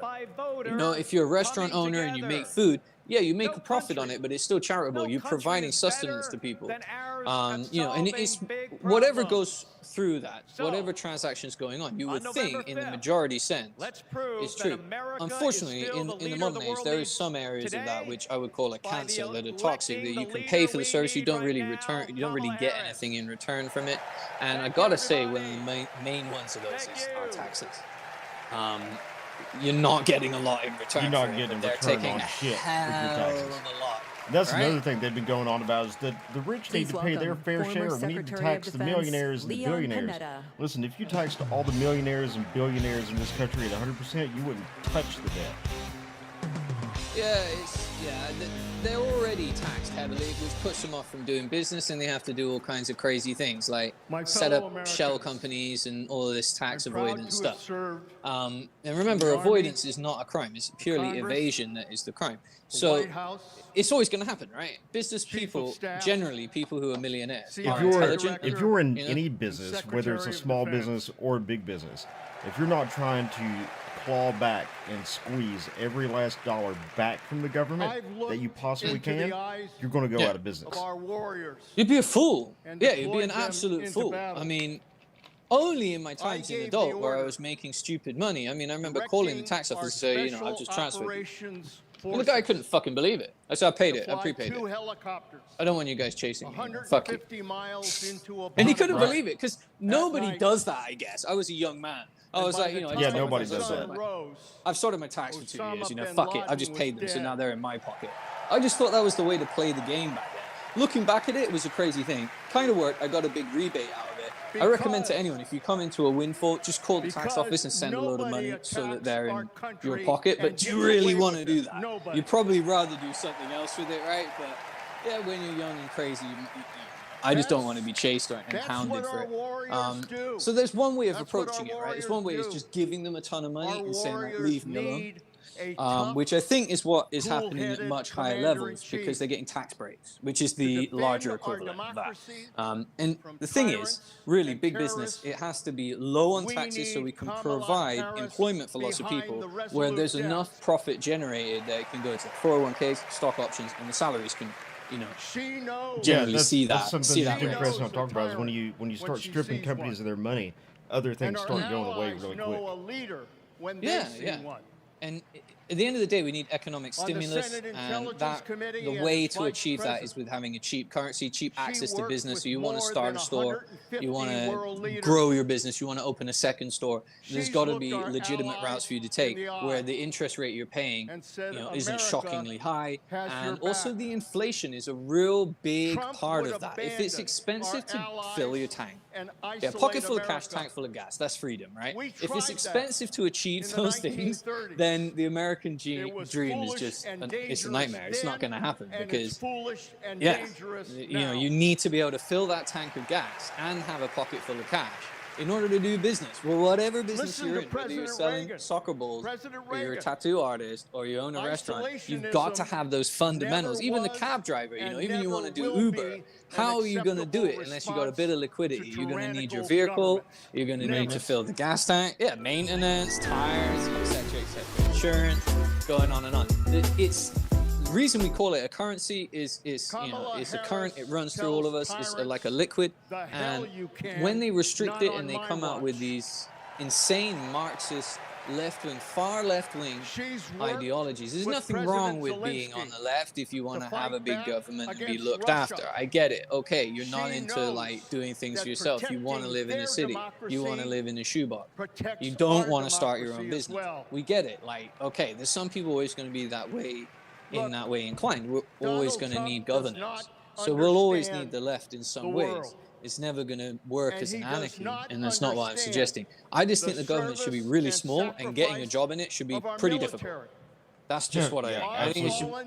Instead of what it is now, where they're giving anybody a job and the government's huge. Yeah. I think they should be extremely limited, and I think as well, while you're sitting in there, you can't trade stocks. You're not allowed, if you're in the Senate or whatever, you can't actually access the financial market anymore. And it should be a really big deal. If you didn't announce it and stuff like that, you're gone. There needs to be a strong deterrent here. It's a gunshot, shots fired, If you still held stocks and you didn't declare it, especially in a media company, anything to do with the media, because at the end of the day... what's Nancy Pelosi's hit percentage right now? It's really high. It's insane. She is the best trader in the fucking world. Pelosi, my God! It is a moment now that's a trader. Yeah, there's no inside trading there.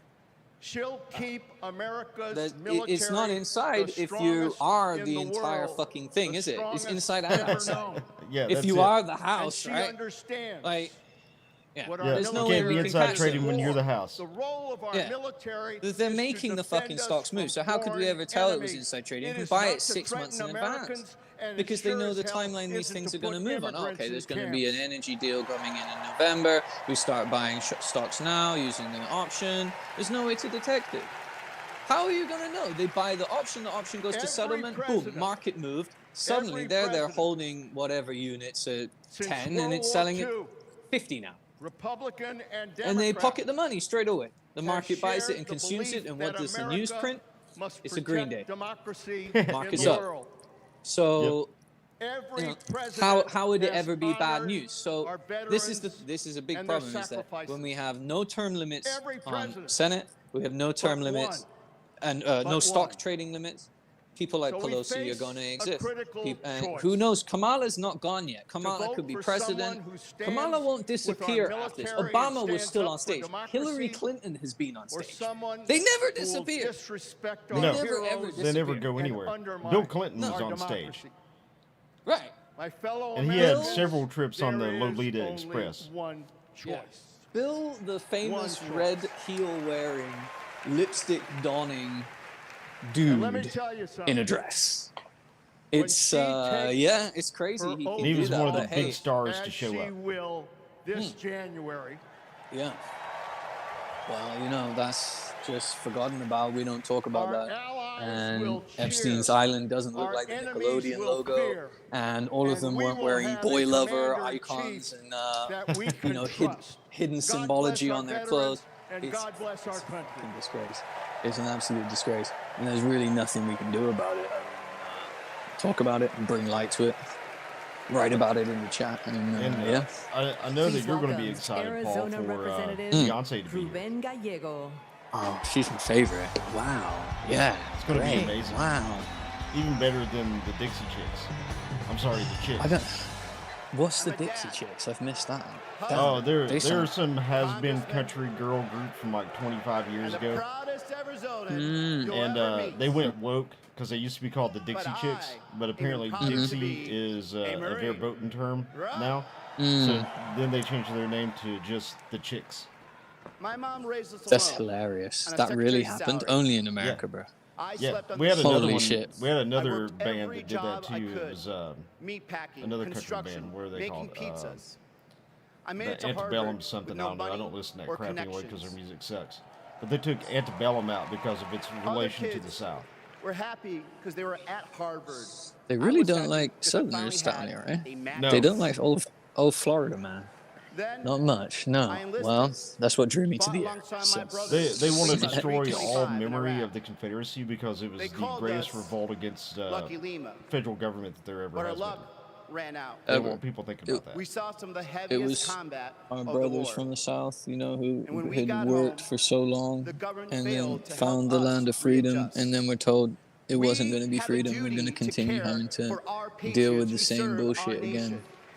And of course they don't want their story told. Of course they want to not only sort of cover it over, they want to build over it. They want to make sure that it's not discussed about.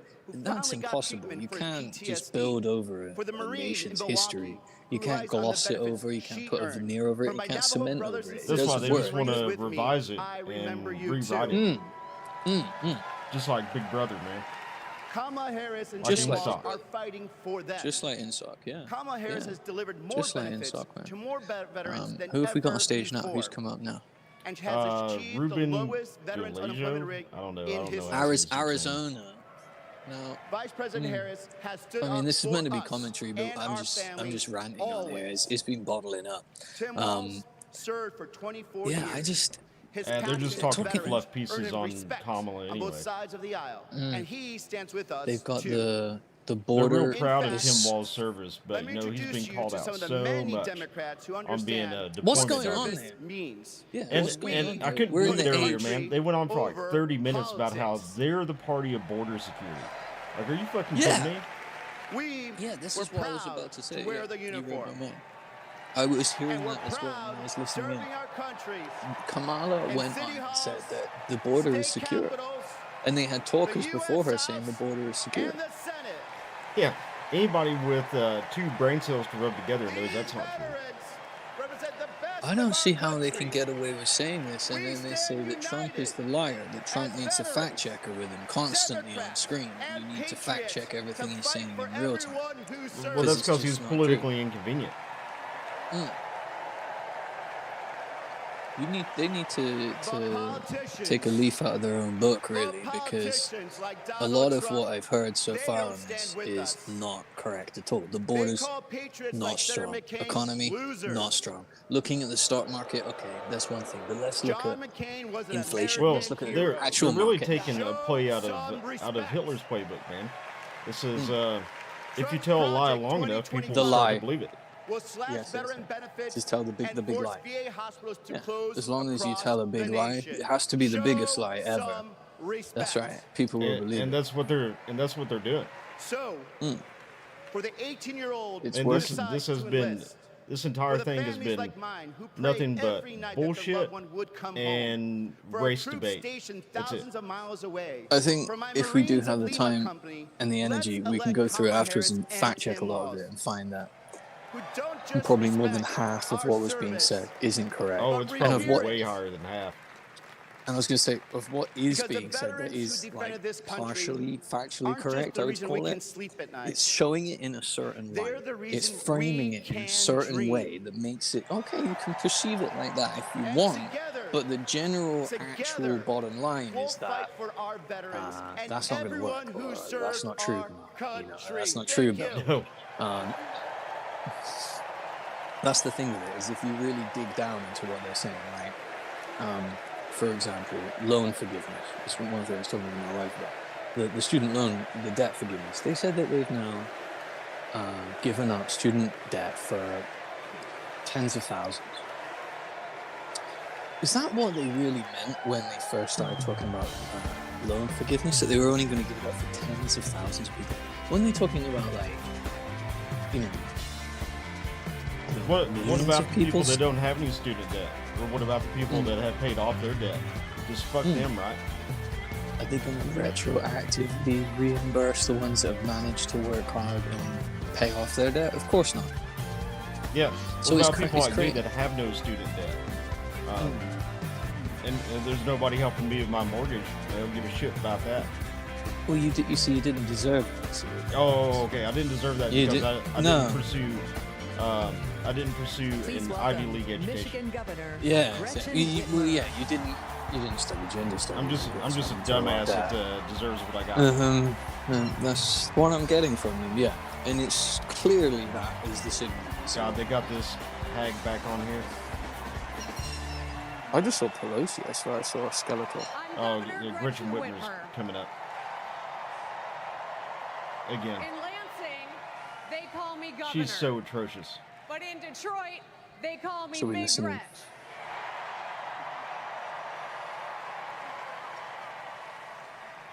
Donald Trump called me that woman from Michigan as an insult. You should have said that awful woman from Michigan.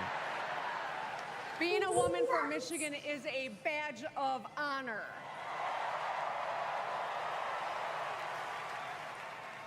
Like women across America, everyone we outside just Lansing and Detroit hate you. GSD. Get stuff done.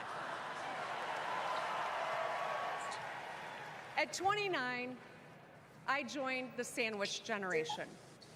Sandwich sandwich between generation. working and raising my newborn and caring for my mom, who was dying from brain cancer. It was hard, but not extraordinary. It's life. Those nights reminded me who I was fighting for. People just trying to make it. Kamala Harris knows who she's fighting for, too. Yeah, she sure does. The party. She took care of I her think mom, it's a psychological who also split, battled cancer. really, isn't it? It's As that people who president, identify she'll fight with to lower like the their cost of hard healthcare times, and elder they care feel for they should have every got more. family. They should have got a handout. Like they should have She's been. They lived should. They seek a help life in that time, like and they ours. didn't feel the help She should come knows from within, us. and therefore Well, yeah. doesn't it's know the you. government's fault. At Yeah, all. this is the party of it's everyone You else's think fault. he understands Yeah. that when your car I breaks really down, think the politics you can't get to here work? is dividing No. along that line. Like His that's first word the was probably Yeah, chauffeur. that's the division here. Most of these people here, they have no sense of personal You responsibility. think he's ever had Yeah. to take items out of the car which of course before guns checking out? is extremely problematic for that. Hell, you think he's Well, ever yeah, been because to a grocery guns store? demand an extreme amount of personal responsibility. Yeah. That's what the chauffeur is for. But Kamala Harris, she gets us. She sees us. No, she doesn't. She is us. She's an idiot.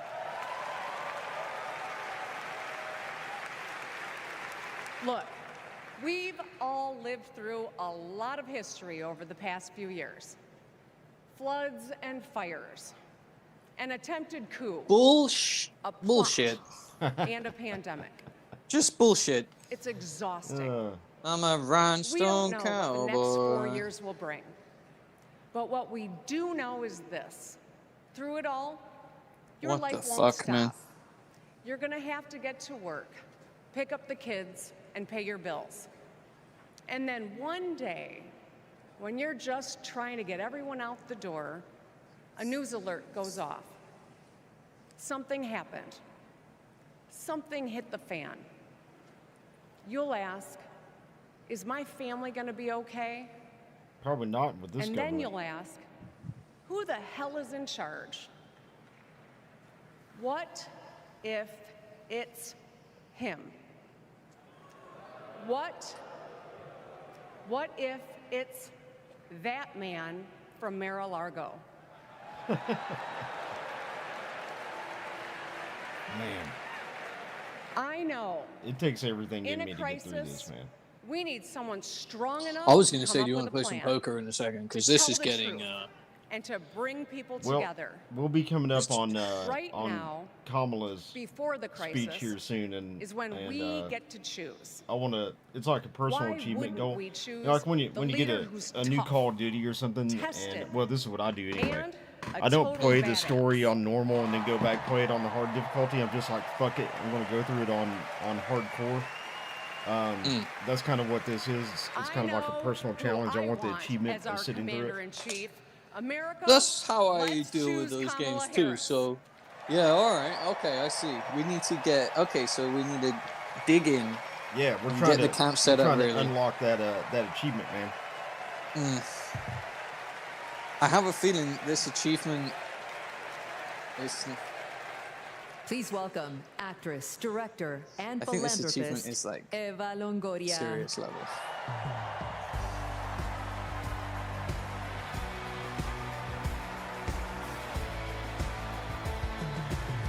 Oh, he's back. The spam is back. He's got another account. I know it, man. How many accounts does this guy have, bro?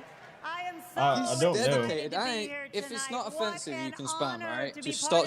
Just not offensive stuff that'll get the channel banned. Just carry as you please, man. We won't mod it, yeah. But just don't fuck the chat up too much.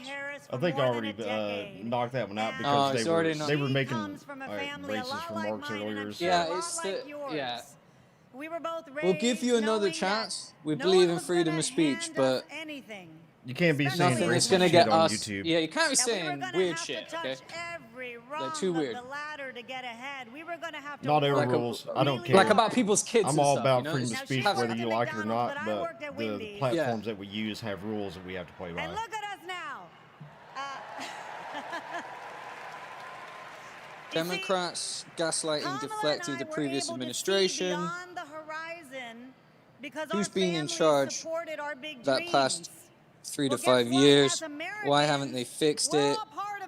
Mainstream media is controlled. Mainstream media is controlled. There's no doubt about that. 100% agree. And the gaslighting is fucking full on hydrogen flame, I think. What's that? They got like they got the stadium floodlights on, man. The whole thing is fucking bullshit. Did she just said we're all part of one big familia? The mafia? Yeah. They've been playing the Spanish card a lot too. Oh yeah. Latinx, dude. Stop being racist, dude. Fuck, dude. It's Latinx, bro. Latinx, bruh. We love tacos, bruh. We're gonna say Fucking- she Hey, hombre. When somebody asks, is she gonna be the first female president of the United States? We're gonna say she. Yes, she can. That person has a lot of accounts that are the same name. I've Yeah. blocked several of them. The energy tonight isn't The just tarot here in lesbian is back at it again. Like, you're cool. You want to make another account and come back? That's fine. Just quit saying racist shit in the chat. You know, like, it's not possible. They're just like, oh god, they're talking about me now. Oh god. Right. It's cool, man. You can chat with us, but like the spamming. Yeah, is just chill. Spamming weird. Like I don't mind if you spam. It's just you're spamming like weird shit. and joy into action between now and November 5th. Let's go. She se puede. She se puede. What the hell does "si se puede" mean? I don't fucking know, bro. I'm not smart enough to know that. How the hell am I Please going to know welcome that? former See Illinois what you say. Republican I didn't Representative learn. I didn't learn Adam Spanish. Kinzinger. I wasn't privy to a private education, baby. I just got the accent. Oh, they just boy, forced it's me to have the Adam accent. Kinzinger. Makes it sound like it's BBC. Hey, good evening. Good evening. Well, I'm a giant douche. Thank you. Thank you. Thank you. I'm a I'm giant Adam douchey. Kinzinger, and I am proud Oh, hi, to be in guys. the When's trenches is with Wolves you going to come and swang his balls? as part of this. I'm sometimes a awkward Republican, and I alliance went that to we the have DNC. to defend truth, defend democracy, Rhino. and decency. I was just a kid when I was drawn to the party of Ronald Reagan, to his vision of a strong America, the shining city You'd think on a that hill. going I to was the DNC as a Republican, for 12 years especially a in U.S. Congress, and I representative, still hold on to the would label. be grounds to I kick never you out of the thought I'd be Republican here, Party. but listen, you never thought you'd Can you imagine see if me a here, Democrat did you? went to the Republican National Convention But and gave a speech? I've learned something about Yeah, the I can Democratic picture it, Party. bro. I have a And I dream. want to Yeah, let they would my crucify fellow them. The Republicans Democrats, in on the secret. Republican. No, The they should. They should go there and Democrats have a are smoke. as patriotic as us.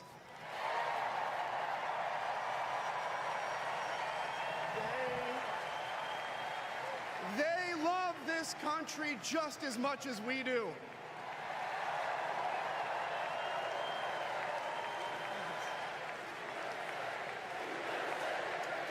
Well, I'm listening on every word on this. Do we have the traitor detected? Treason? Yeah. And they are as eager Yeah, we do. to defend American values He's at saying home he's and abroad as loving the we border open, conservatives pump have up ever the been. jam. I was relieved to discover that because I've learned something about my party too. Something I couldn't Maybe ignore. he'll announce his party The change. Republican Party is no longer conservative. It has switched not. its allegiance. You're right. It's From not. the principles It's not that as gave it conservative purpose anymore. It's to become a more man liberal. It's whose like only Democrats in purpose the is 70s himself. and 80s. Donald Trump is a weak man pretending to be strong. I mean, he is walked a away from small catching a man bullet. pretending to be big. Speaking of which, He's a Ryan caught a thankless bullet man Yeah, it yesterday. turns out I'm pretending to be bulletproof too. righteous. He's a perpetrator. I'm gonna have Fucking my own crazy, episode bro. I on, can't believe it. Rick and Morty. Ryan shot himself with a 9mm yesterday. He puts Well, on, I didn't really listen, shoot myself. He I puts just on caught quite one. a show, but there is no real strength there. I caught one. As a conservative and That a was veteran, fucking I nuts, believe bro. true strength I'm blaming Still can't I'm believe blaming is in defending Stevie the for that. vulnerable. He's It's got in big shoulders. He protecting can your handle it. family. It's in standing up for our Constitution and our democracy. That I don't know if it was a that 9mm is or the a soul of being 45, a but conservative. whatever it was used big. to be the soul of being a Republican. But Colt Donald Trump 45. has suffocated the 2 soul of zigzags, the baby, Republican that's Party. all we need. His fundamental weakness has coursed through my party like an illness, sapping our strength. What's he softening going our on spine, about now? Hold on. Whipping us he's into on the a Trump fever down. that has Express. untethered us from our We've values. meandered down a fucking Our Rhino democracy road. was frayed by the events of January 6th, as Donald Trump's deceit and dishonor led to a siege on the United States Capitol. A siege? That day, Are you I serious? stood A witness to a siege? profound sorrow, the Okay. desecration of our sacred tradition of peaceful What about transition when of the power. What about when the Tarnished Democrats by a went to man Washington too recently and just fragile, fucked it too up? vain, and too weak to accept defeat?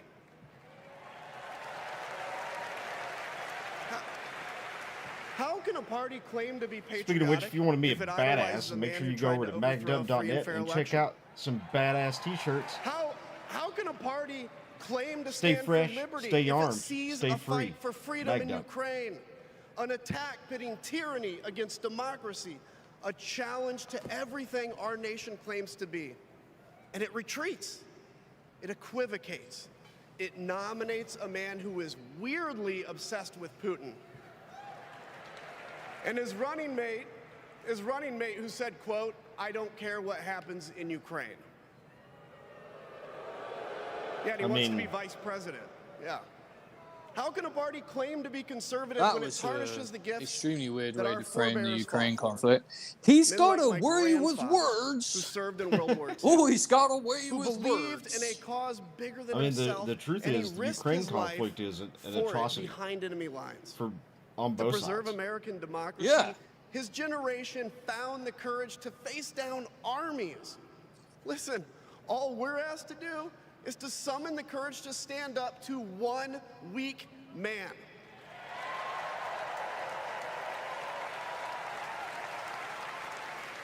Some have questioned why I've taken Bullshit the stand detector. I have.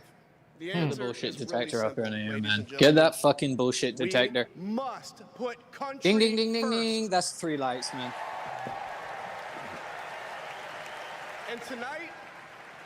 And tonight, as a Republican speaking before you, I'm putting our country first. Are you going to do it? Are you going to endorse Kamala Harris? Because the fact is, I do belong here. Ghirardelli chocolate chips makes cookies perfect a timing fight with the better. advertisement. Democracy. And she is dedicated to upholding all three in service to our country. Whatever policies we disagree on pale in comparison with those fundamental matters of principle, of decency, How much and you of think his fidelity asshat got to this paid? nation. 700,000. Listen, to my fellow Republicans, if you still pledge allegiance to those principles, I suspect you belong here too. Because Shut up, dude. democracy knows no party. It's a living, breathing ideal that defines us as a We're nation. not a democracy. It's the bedrock that separates We need us from wolves to tyranny, come swang his and bowels. when that foundation is fractured, we must all stand together, united, to strengthen it. Well, they've done a great job of sowing division throughout these 4 days. If you think those Not principles are going to get worth much unity defending, out of that. then I urge you, make the right choice. Vote for So, our bedrock values. I think we need to get the and checklist vote up on for screen, Kamala Ryan. Harris. We're God going to bless. need it. It's the borders were strong. The economy's good. This must be the script tonight. Oh, it's been the same script every night, man. Please the welcome borders lawyer, are strong, the policy economy is advocate, good, and abortions sister are of the good. Vice President, Trump bad. Maya Harris. Do you want to try playing the bingo? I think that what we should do is take a shot every time that they say joy. In Oh, 1958, yes. Okay, I'm down. A 19-year-old from India All right. left the only This is going to country make it way she'd more ever interesting. known Because to this, chart it was her getting a own little path in dry, man. I America. was like, what? She came here Yeah, to we could pursue get a an little wet with education, that. but she stayed here to build a life. Her name was Dr. Shamala Gopalan Harris.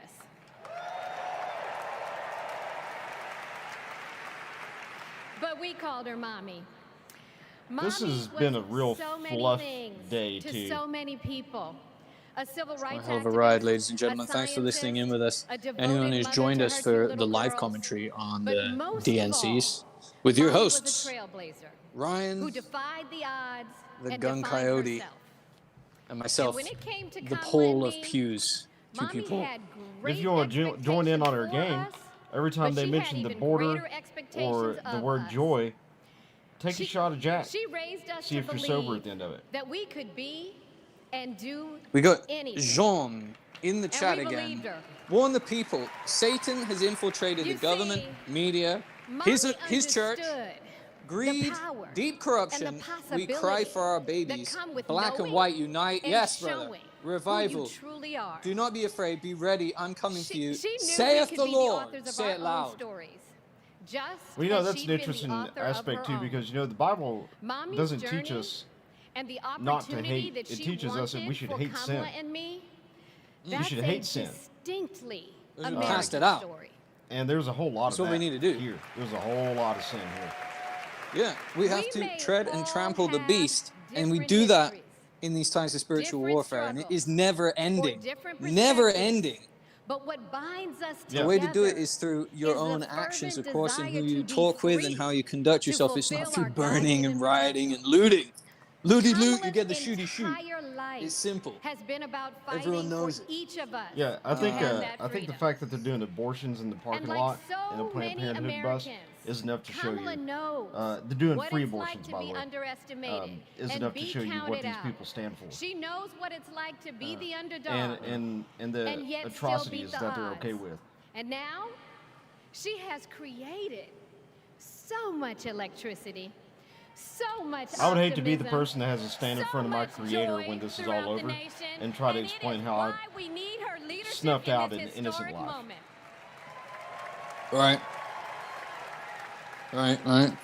We are Because living I in think a there's time no greater affront when to God some than are trying to that. divide us, to separate us in ways that make it difficult for us to come together.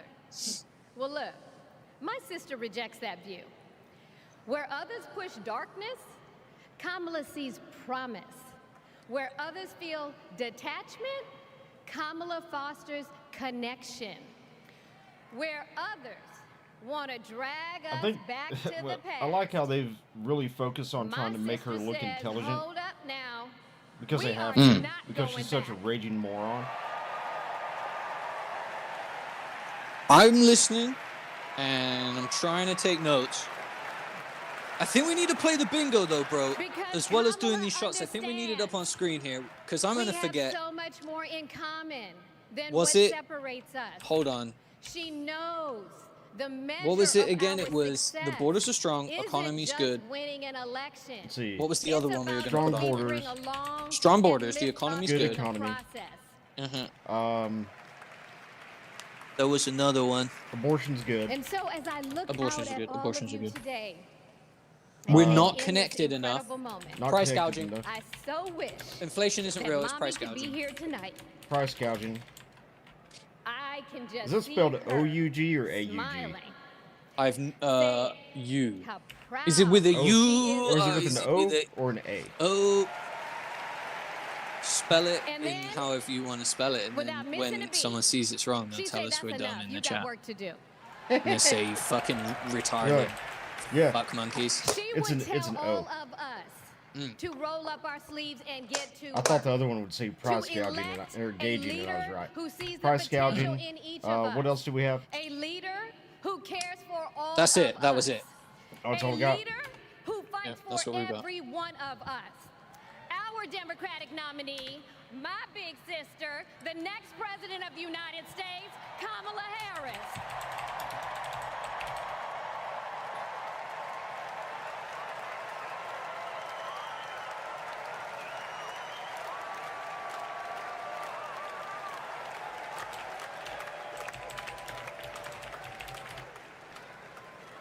Please welcome North Carolina Governor Les Roy Hughes Cooper. are here.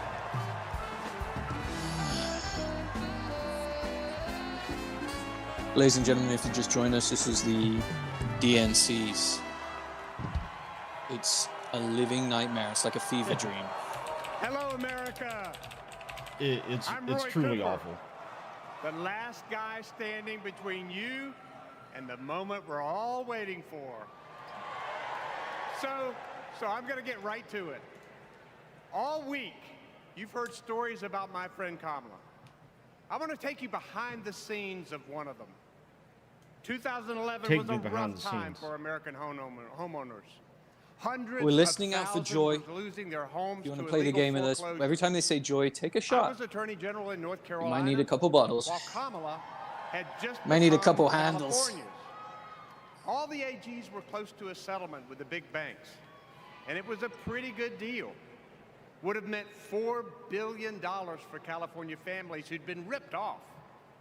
I know that sounds like a lot, but Kamala said, Make the list Hang on a bigger, minute. bigger. Enlarge. I've Enhance. met these Enhance. families. Enhance. I know Enhance. what they've been through. Enhance. And they deserve more.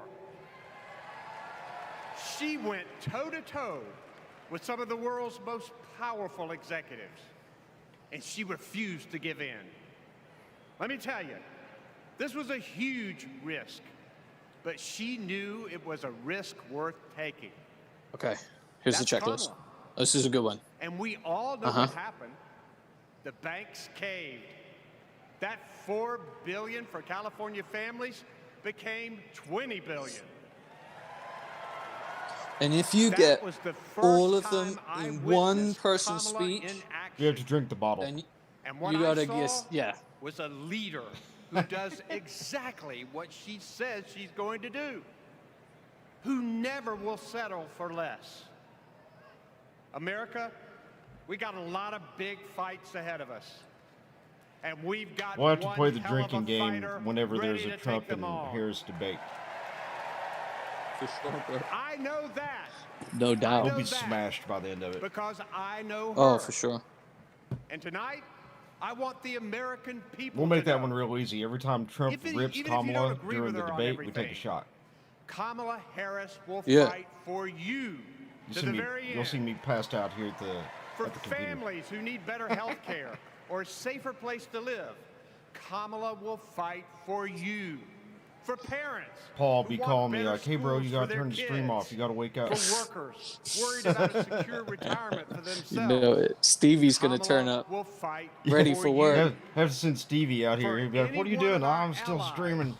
Anywhere in the world, wondering if America still has your back? Remember this: Kamala will fight for you.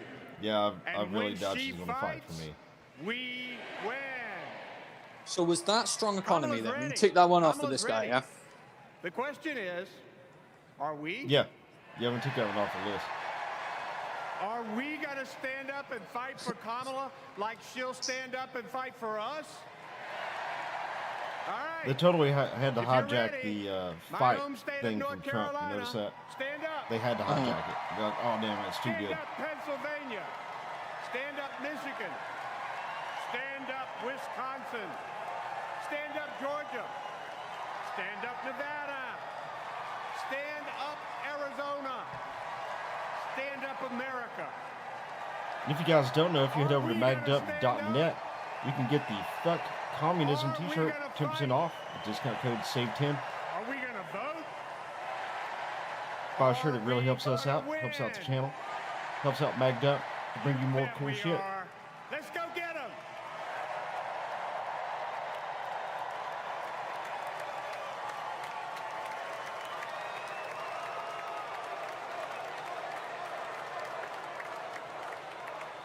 I used to like the color blue until I She grew realized up how in a much tight-knit Democrats liked neighborhood. it. It was the kind of place where your neighbors Blue would wall. look after you in school like that. It's a blue wall, baby. When your Okay, so first for this, grade teacher would show he up at didn't your law pass school the vibe check. graduation. This guy didn't manage It's to where get all the Kamala talking Harris points learned in. what it means to be in the middle class. Nah, he had to bail out. He had to Okay, place to be. yeah. He's got to get back B to grade. his She was raised by overpriced a hooker working that mom. I'm sure he's paid who for. taught her about standing up for what's right and protecting the people you love. Kamala carries the lessons of our mother, the fighting spirit of our mother, the compassion. She was all of 5 feet tall. If you met her, you would have thought she was 7 feet tall. And our mother, if I'd ever come home complaining here's a about good one. anything, she If you wouldn't really have want to it. play the game, first thing she'd when say Kamala is, comes "Well, up on just stop stage, the take a shot complaining. every Just time tell me she what you're laughs." going to do about it." And since she was a young girl, You'll be Kamala fucked. Harris is Don't do fighting that. for families. Don't do that if Do you're it. planning on doing anything. Do it. That Just is to get ready for something that ER trip. She can't help Your alcohol herself. poisoning. You're gonna need your from stomach pumped, standing up for people and standing up for what she thinks Get is something right. good, too, She like has been that Everclear. way our whole lives. Being a protector is what led her to become a prosecutor. Looking back now, I could say it was her calling. As a courtroom prosecutor, she went after predators who targeted women and children. Wait a minute, I think they and played this fraudsters video who already. ripped off working families. And she put dangerous gang members and They human wouldn't let a traffickers good behind Yeah, bars. just yeah. be This run is the second time once, I've watched this bro. video tonight. DOJ, Come on, or they gotta FBI, play it a bunch of or times. DEA, or any of those law enforcement agencies. It's very We all brave work new world of collaboratively. them to keep driving the She was message the home. person who built the foundation in how we do criminal justice in America. As Attorney General of California, she held the big Wall Street banks accountable for fraud, winning $20 billion for California families. She took on one of the largest for-profit colleges that was scamming students. Yeah, And they in made the out Senate, $20 billion, she fought for but her how much of that constituents do the with attorneys get? determination Like of the prosecutor. 40%? Standing up for reproductive freedom. Can you think of any laws that give the government the power to make decisions about the male body? I'm not thinking of any right now, Senator. She fought to keep our children Well, that's safe because from the men terror of gun don't violence. carry How life. many of you guys had to have a To drill term. where you learned about how you need to hide in a closet or crouch in a corner in the event that there is a mass shooter? Look at that. Look at that. On the Intelligence Committee, she defended our nation against foreign adversaries. And in 2020, she made history as the first woman to be elected Vice President of the United States. She cast the tie-breaking vote to deliver urgent relief to the American people during the pandemic. She beat Big Pharma to lower prescription drug costs and cap the cost of insulin. And led the fight to restore Big reproductive Pharma rights is after one of Roe the v. Wade largest was donors overturned. to the Democratic Party, so that doesn't make a lot of sense. And fought too long to see our daughters grow up in a world with fewer rights than our mothers. Because she's never been afraid to stand up to powerful interests. Sometimes people will open the door for you and leave it open. Sometimes they won't. And then you need to kick that door down. If you're playing the laughing game, now it's time for your first shot. Now, she's running for president, still fighting for families like the one she grew up with. Our campaign is about saying we trust the people. We're saying we just want fairness. We want dignity for all Hilarious. people. And we are a work in progress. We haven't yet quite reached all of those ideals, but we will die trying because we love our country. We believe in our country. We're not falling for these folks who are trying to divide us, trying to pull us apart. We know what we stand for, and we stand for the people, and we stand for the dignity of work, and we stand for freedom. We stand for justice. We stand for equality. And so we will fight for all of it. That's who Kamala Harris is. That's what she believes. And that's what she'll fight for every day.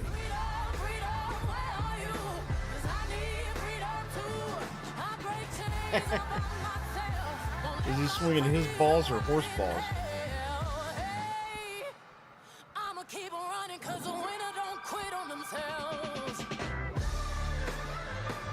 Freedom. Oh, they're gonna do this song tonight. This is the song. We need change. We need freedom. America is freedom. Why do you need to change anything? What the hell are they talking about? Please welcome the Democratic They don't know what nominee they're for talking about. What president, the fuck are they Vice talking about? President of the United They're just States trying to of make it America, Britain again. Kamala Harris. Here comes balls. We talk about him.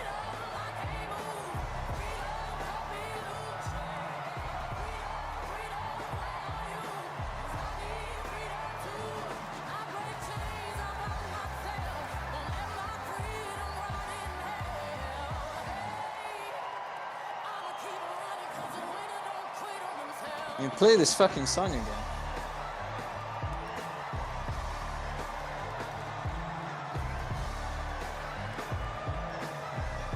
Is she laughing right now, or is she just? Yeah, she's totally laughing. There's no way she's not. Shot. Take another shot. I'm Just go pouring ahead. another one. Just go ahead and drink the bottle and pass out. You're not gonna miss She was much laughing. anyway. This three. You That's might three miss shots. Beyonce if you drink the whole bottle though. You think Beyonce's gonna twerk? She better. That's what I'm here for. You mean she isn't going to? Is that even open for debate? I don't know. I'm just getting. I'm Is that getting mandatory? mega. Does Yes, it's Beyonce twerk, mandatory. or is she too rich for that? Fucking no. She invented it. What are you talking about? She is it. She is twerk. She is twerky twerks. She's more brat than Kamala. Yes. Fucking rats. Good evening, everyone. Good evening. Oh, there's another laugh. Take a shot. Fuck! I'm gonna get wasted, yo. You notice how the daughter wore a dress tonight after she was criticized so heavily last night for wearing a ball cap and a t-shirt? Thank you. And looking like the stereotypical leftist college student.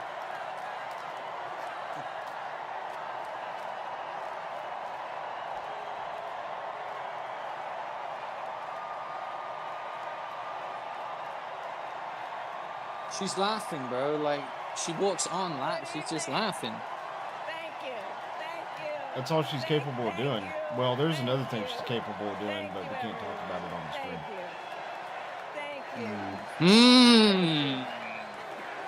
That's Willie Brown. Look, this chick's crying. She's like, oh my God, it's my hero. Thank you all. Her hair is immaculate. We got to get to some business. Okay. Thank you all. Okay. Thank you. Thank you. Thank you. Now she's like, everybody Thank shut you. the fuck up. Thank you. Thank you. I'm trying to talk Please, here. Thank you. Please. There's a Thank you strong, so independent very woman much. talking here. Thank you, everyone. Thank you, everyone. Thank you. Okay, let's get to business. Let's get to business. All right. So let me start by thanking my most incredible husband, Doug, for being an incredible partner to me, an incredible father to Cole and Ella, and happy anniversary, Dougie. I love you so very much. To our president, great Joe comment. That dude's Biden. so cucked. We've got a good one in the chat again here. Your freedom was taken with lockdowns, forced jabs, masks during her administration. Yeah. Satan comes to kill, steal, and destroy, removes freedoms, brings lawlessness, communism. Who wants to defund the police, for fuck's sake? Yeah. Yeah. Exactly. Exactly. They want to defund the police. We don't have no border. They tell us we have a strong police and a good border. Double speak. Wrong thing. And to Wrong Coach thing. Tim Walz,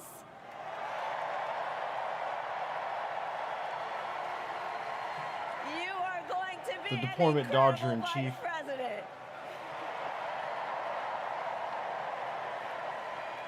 And to the delegates and everyone who has put your faith in our campaign, your Balls, support swing your is balls. humbling. Balls in the chat for So, Tim Balls. America, Bro, how much money do you think they're the path spending that on led this me here in recent person who would weeks otherwise was no be wholly doubt unelectable? unexpected.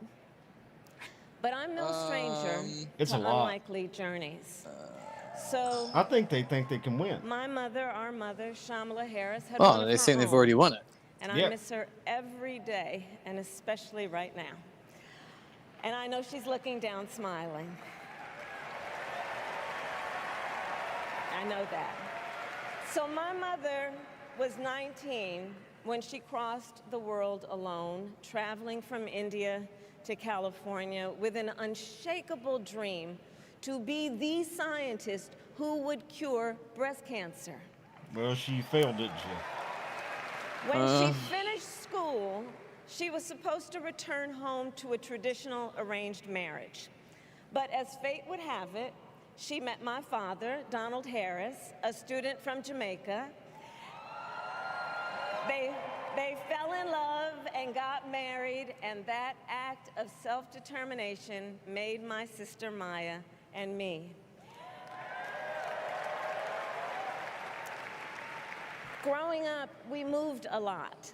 I will always remember that big Mayflower truck packed with all our belongings, ready to go to Illinois, to Wisconsin. No, she and just lived wherever everywhere, our hadn't she? parents' jobs took us. My early memories of our parents together are very joyful ones. A home there's the filled joy with word. laughter and music. Joy Aretha, means drink. Yes? Coltrane, Yes. and Miles. Okay. Bottoms At up. the park, Paul's going to be my blasted. mother would say, stay close. But my father would say, as he smiled, run, Kamala, run, don't be afraid, Run, don't Kamala. let anything stop you.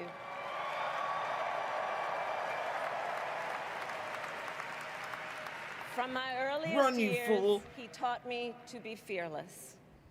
But the harmony between my parents did not last. When I was in elementary school, they split up. And it was mostly my mother who raised us. Before she could finally afford to buy a home, she rented a small apartment in the East Bay. In the Bay, Balls in the chat. I see, Daniel, you're sharing your balls. Lots of balls. or the flatlands. Balls in the we chat. lived in the Those are the types of balls that we allow. working class neighborhood of firefighters, As long as they're not horse balls, we're nurses, okay. and construction workers, all who tended In their the Bay. lawns with pride. My mother, she worked Predator generators give you the power to do more for less. Only at Harbor Freight. circle to help raise us. Mrs. Shelton, who ran the daycare They below don't have an us and emoji for became that a yet. second mother. Needs to be transgender horse balls anyway. Aunt Racist. Mary, Uncle Freddie, Auntie Chris. A rainbow-colored None horse. of them family Yeah, by blood. and it's actually a unicorn. and Thank you very all of much. them family by love.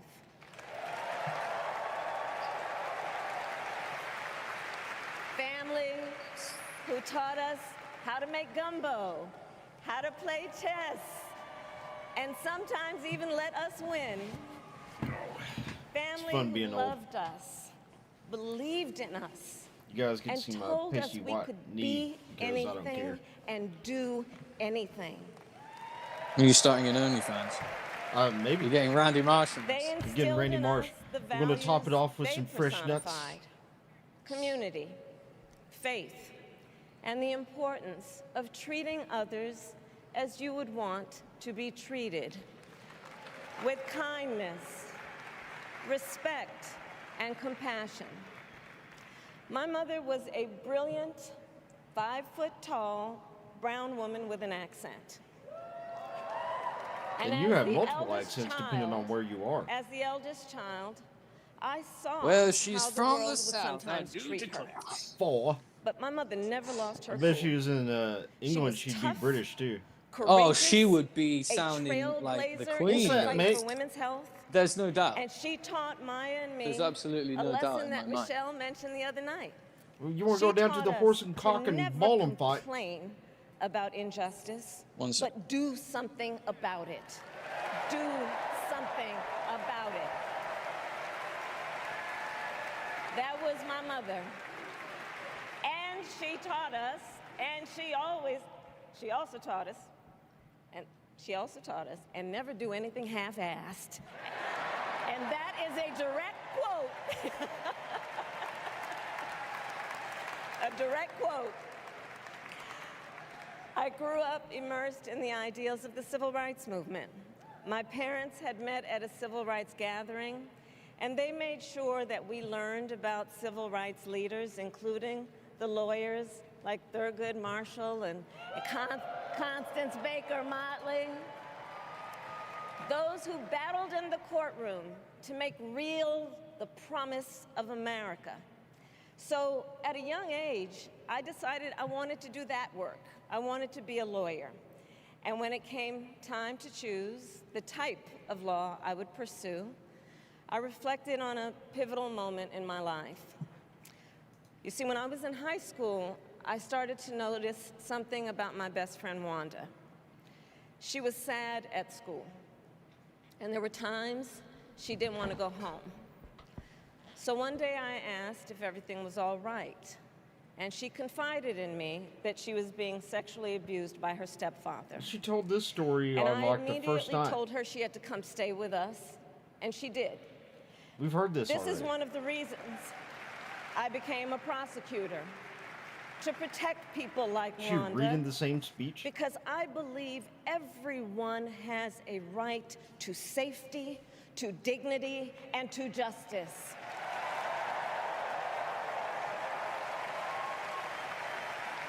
As a prosecutor, when I had a case, I charged it not in the name of the victim, but in the name of the people. For a simple reason. In our system of justice, a harm against any one of us is a harm against all of us. How socialist of you. And I would often explain this to console survivors of crime, to remind them, no one should be made to fight alone. We are all in this together. And every day, in the courtroom, I stood proudly before a judge and I said 5 words: Kamala Harris for the people.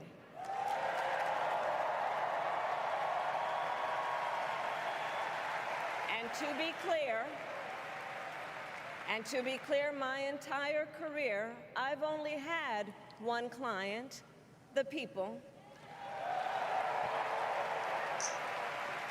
And so, on behalf of the people, on behalf of every American, regardless of party, race, gender, or the your grandmother Well, speaks, that's a big load of horseshit. on behalf of my mother and everyone who has ever set out on their own unlikely journey, on behalf of Americans like the people I grew up with, people who work hard, chase their dreams, and look out for one another, on behalf of everyone whose story could only be written in the greatest nation on earth, She's a total I snooze accept fest. your nomination to be President of the United States. There's no way this is going to be our leader. I certainly hope not. There's I hope no- the American people there's just aren't no- this fucking stupid. It's so low energy. You know? Normally, people going out of their mind. Yeah, that's something They're I giving noticed, it all they got. Last night too, was there was a lot of like bored people in the crowd. Our nation with this election C-SPAN picked up has a bunch of bored people precious, in the crowd. I thought that was kind of funny fleeting because you know you weren't opportunity going to see that on CNN. to move past the bitterness, cynicism, I'm surprised and it was allowed on divisive C-SPAN. battles of the past, a chance to chart a new way forward. Not as members of any one party or faction, but as Americans. And let me say, I know there are people of various political views watching tonight, and I want you to know, I promise to be a president for all Americans. I You really can doubt that. always trust me to put country above party and self.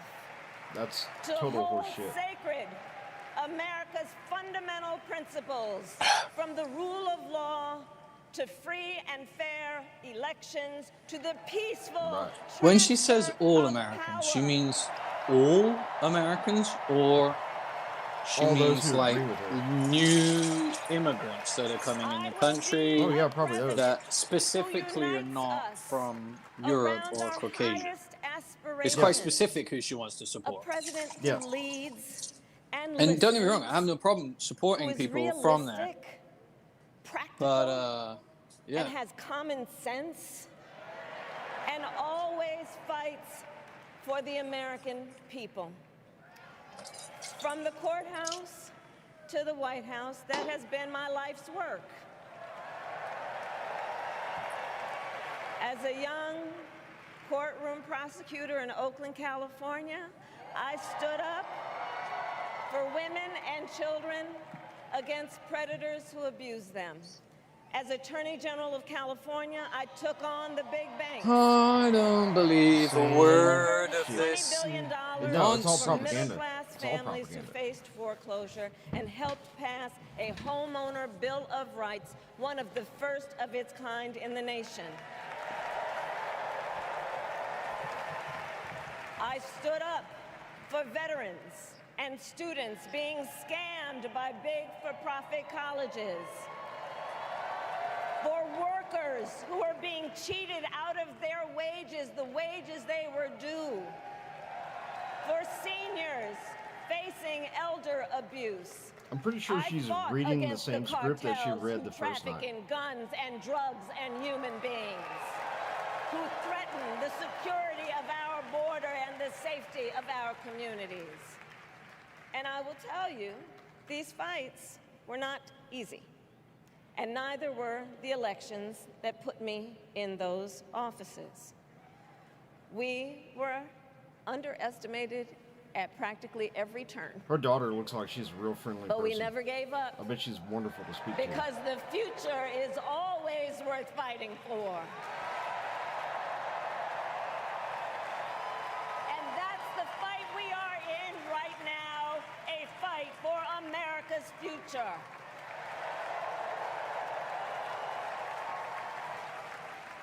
Fellow Americans, this election is not only the most important of our lives, it is one of the most important in the life of our nation. In many ways, To be honest, Donald I think Trump we're fucked is either an way. unserious man. I don't think it matters who wins. I think the other side's just But going the to lose their shit no matter who consequences- wins. And But the consequences it's gonna of be putting interesting. Donald Trump back in the White House are extremely serious. Consider not only the chaos and calamity when he Chaos. was in office, but also the gravity of what has happened since he lost the last election. Donald Trump tried to throw away your votes.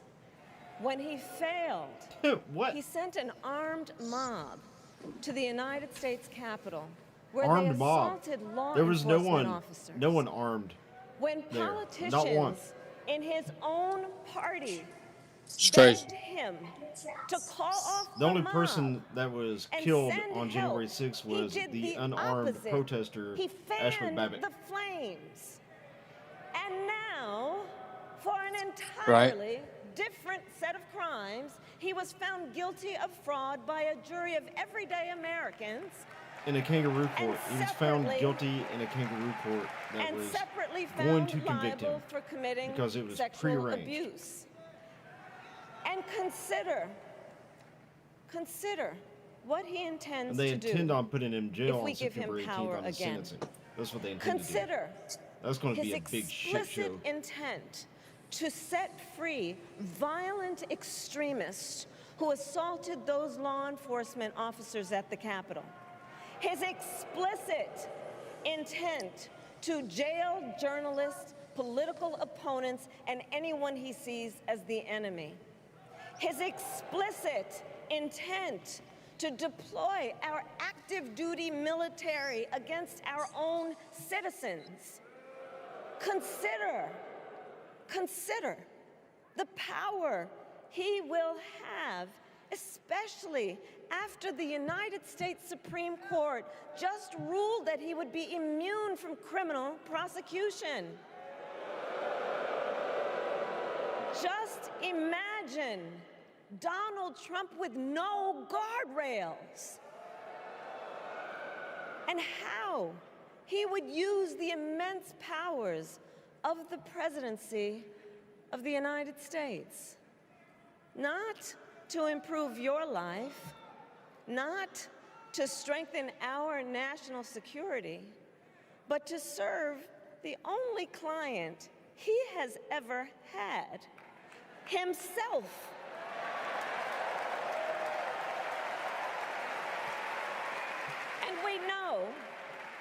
And we know what a second Trump term would look like. It's all laid out in Project 2025, written by his closest advisors, and its sum total is to pull our country back to the past. But America, we are not going back. We are not going back. We are not going back. We are not going back to when Donald Trump tried to cut Social Security and Medicare. We are not going back to when he tried to get rid of the Affordable Care Act, when insurance companies could deny people with pre-existing conditions. We are not going to let him eliminate the Department of Education that funds our public schools. We are not going to let him end programs like Head Start that provide preschool and childcare for our children. America, we are not going back.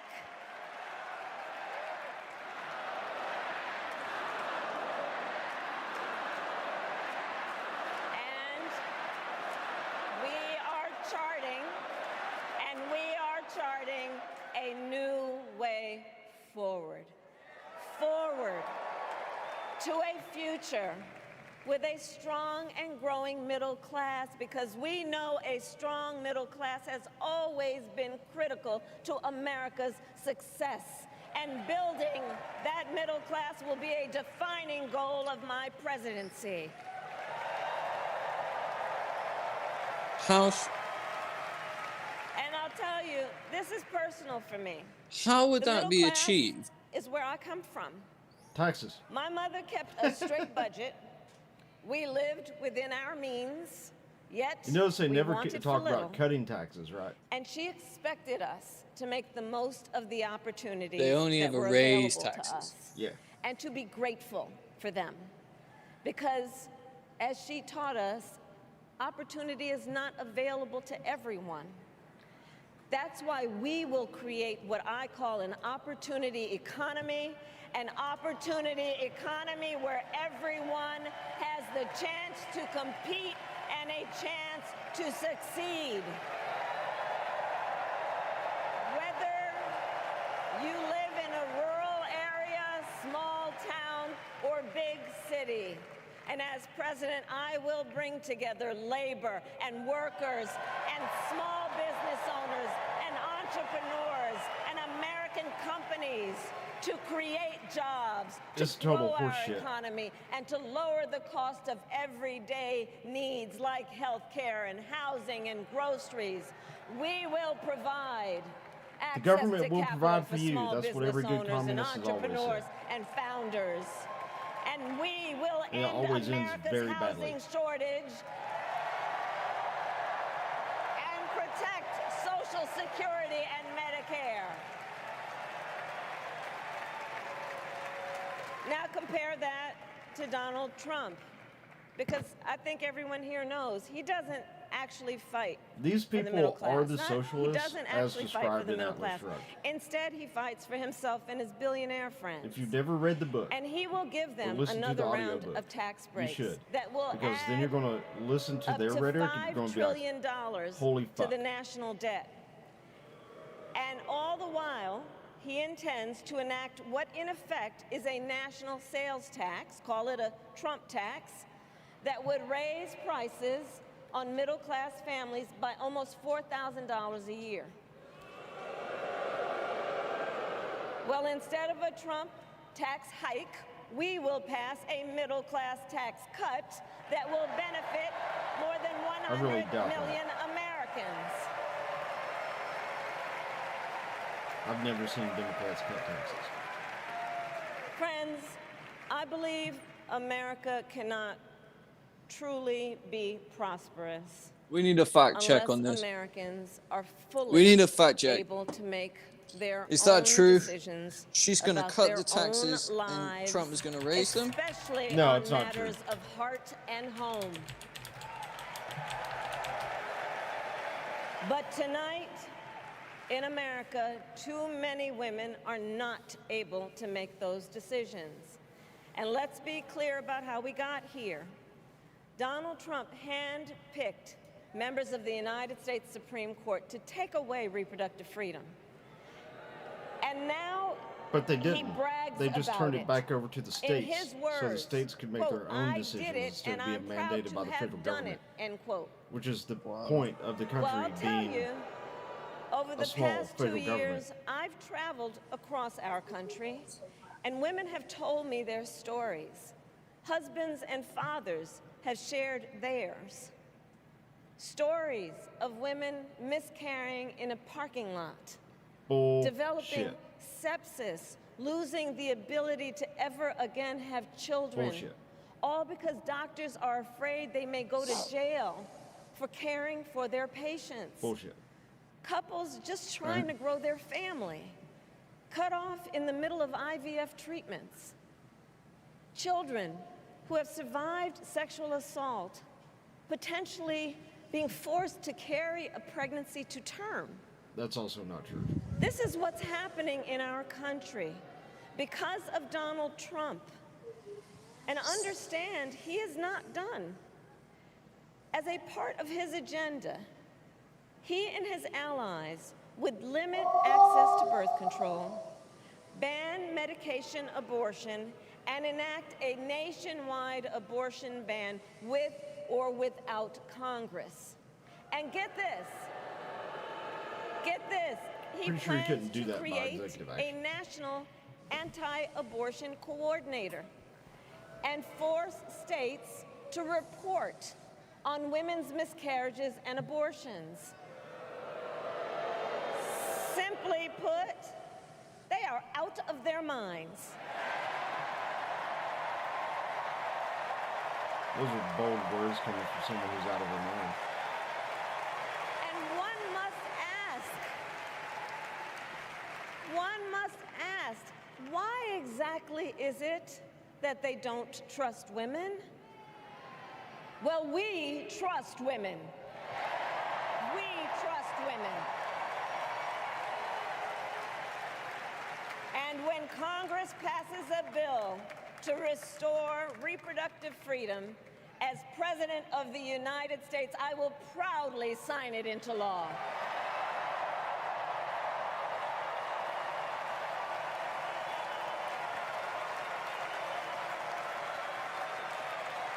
In this election, many other fundamental freedoms are at stake.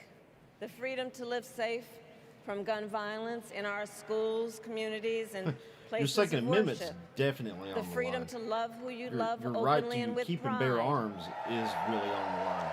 The freedom to breathe clean air and drink clean water and live free from the pollution that fuels the climate crisis.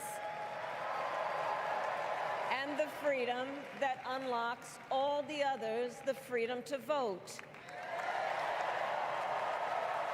With this election, we finally have the opportunity to pass the John Lewis Voting Rights Act and the Freedom to Vote Act. What are we talking about here, Kamala? She doesn't Let know, me man. be clear. What are we Let saying? me be clear. She's just reading the script. After She don't decades know. in law enforcement, I know the The importance freedom to of vote, talk safety about getting and it security, conflated. How can especially at our the border. freedom to vote be Last reflective year, of, Joe and I you know, brought like together Democrats letting and illegal conservative immigrants have a vote? Republicans to write the strongest Yeah, they're all super border pissed. bill I in think it decades. was. The I Border think it was. Patrol endorsed it. But Was it the Donald Arizona Trump State believes Supreme a Court that border upheld deal would hurt ID his verification for registering so to vote? He ordered his They're super allies pissed in about that. Congress to kill the deal. Well, I refuse to play politics with our security. And Really? here is my pledge to you. As Pretty sure president, that I will all bring they've done is back play the politics with their bipartisan border security bill that he killed, and I will sign it into law. I know we can live up to our proud heritage as a nation of immigrants and reform our broken immigration system. Our immigration system is most certainly broken. Create an I don't understand how people can share this. secure our Hold on, border. if Kamala's speaking, we're not going to get to see Wall swing his balls? Not even once? I bet they bring in Beyonce we next. must also be steadfast Okay, we got Beyonce. in advancing our security and values abroad. As Vice President, I have confronted threats to our security, negotiated with foreign leaders, strengthened our alliances, and Gene says engaged Sodom and Gomorrah, with our number 2 only brave worse, troops raises complete overseas. destruction. Time to believe, As give me your heart while Commander-in-Chief, there's still time. I will Or while there's ensure time, saith the Lord. America always has the strongest, most lethal Sodom and fighting Gomorrah force is in what's the been going on world. for a long time, bro. Yeah. The Whore of Babylon fulfill our is a sacred imagery they often obligation to use, care for and our they will bring her out in a and red their families, and I dress. will always honor and never For the disparage Nebuchadnezzar. their service and their sacrifice. Yeah, I'm waiting to see Kamala in a red dress. Maybe it's Beyonce in a red dress. I would imagine if they're going to use the symbology, we can look out for that. I will make sure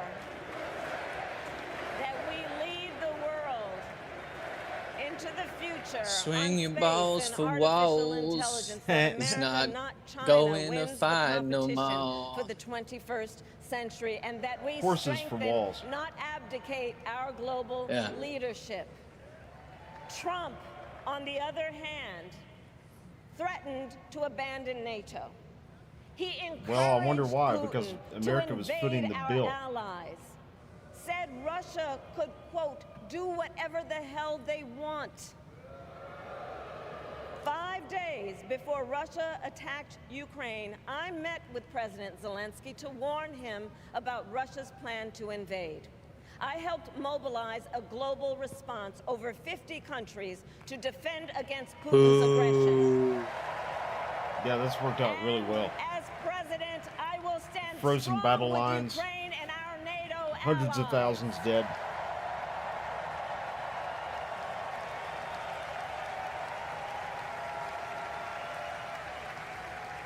With respect to the war in Gaza, President Biden and I are working around the clock because now is the time to get a hostage deal and a ceasefire deal done. Remember when we used to not negotiate with terrorists? Oh, I And remember. Let me be clear. And let me be clear. I got them member berries. I will always Member berries. I stand remember. up for Israel's Oh, I right to remember. defend itself, and I will always ensure Israel has the ability to defend Wait a minute. itself. Suddenly they're because on the side of people Israel? Israel must never What's going Oh on? yeah, she's been face yeah. the Ever since horror Bibi, that a terrorist ever since Bibi touched down, organization called he touched down big Hamas time. caused on October 7th. Oh, He touched down and he touched our heart. Now I want to see a direct cut to outside the DNC, the sexual Gaza. violence and the massacre of young they're just trying to people get the at a Jewish music vote, man. festival. That's what they're doing. They don't give a shit. At the same time, what has happened in Gaza over the past 10 months They were worried is they were going to lose the devastating. Jewish vote because they vote So like many 90% Democrat. innocent lives lost.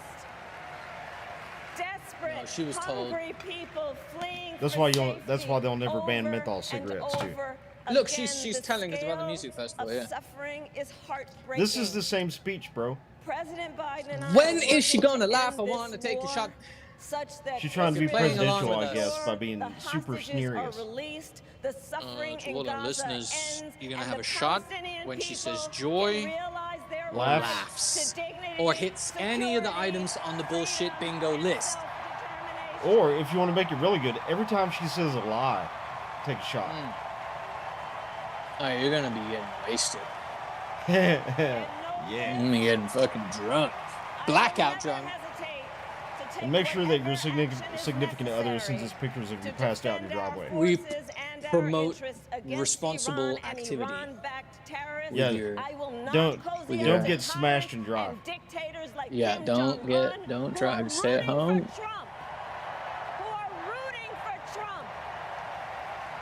What? Because they know he is easy to manipulate with flattery and favors. They know Trump won't hold autocrats accountable because he wants to be an autocrat himself. I don't see that. And as president, I will never waver in defense of America's security and ideals, because in the enduring struggle between democracy and tyranny, I know where I stand and I Fault know Trump where all the you want to. United States belongs. He is a man of many faults, but he's not an autocrat. Kamala is cooked. Wicka wicka wow. I can't deal with this, bro. I can't deal with it. If she's gonna be our president, it's gonna be a bad time. It's gonna be. I mean, she's. I atrocious. love our country with all my heart. Yeah. Everywhere I go, in everyone I meet, I see a nation that is ready to move forward. I mean, to be honest, Ready I think that for the she next step really does in genuinely the love the incredible country. journey I just think that she's a is complete idiot America. about how she wants to go about I it. see an America where Oh, she we loves hold it, but she don't fast understand how She doesn't it works. understand. Yeah, what she yeah, loves that's it. about it. that built That's it. That's what I'm our getting from nation this. She and loves it, but she don't inspired understand the that everything world. she's suggesting That is here pretty much gonna ruin it, this or it's just country, like a weird kind of anything is autistic side possible. quest That red nothing herring that is has out no of reach. correlation or relation An to. America Well, you know, the where we the Yeah, road to hell is yeah. paved with for good one intentions. another. Look And, out and the for Democratic one Party another is the and party of good recognize intentions. that we have so much more Yeah. in common than what separates us. That none of It's us like she has thinks to a new fail for having all an of us to economy where we get rich succeed. is a new thing that like we need to research and like And create. that in Yeah, but it's unity not. there is strength. It's like she doesn't realize You know, it's something our that we've had opponents for in a this very long race time. Are out there Yeah. every day And you keep it that way by not fucking with it. America, talking about how terrible everything is. Well, It goes back to that. my If it's mother not broke, had don't another fix it. lesson she used to teach. It was the Never economy was doing way better anyone before. Tell you who Yeah. you are. Yeah, it You was. show But then they them showed up and they who started you trying to fix it are. when it wasn't broken. And we see what we got. America, Now we actually do have to let fix us it because now it show is actually each broken. other and the world who we are and what we stand for. Freedom, opportunity, compassion, dignity, fairness, and endless possibilities. I haven't heard the word equity yet, though.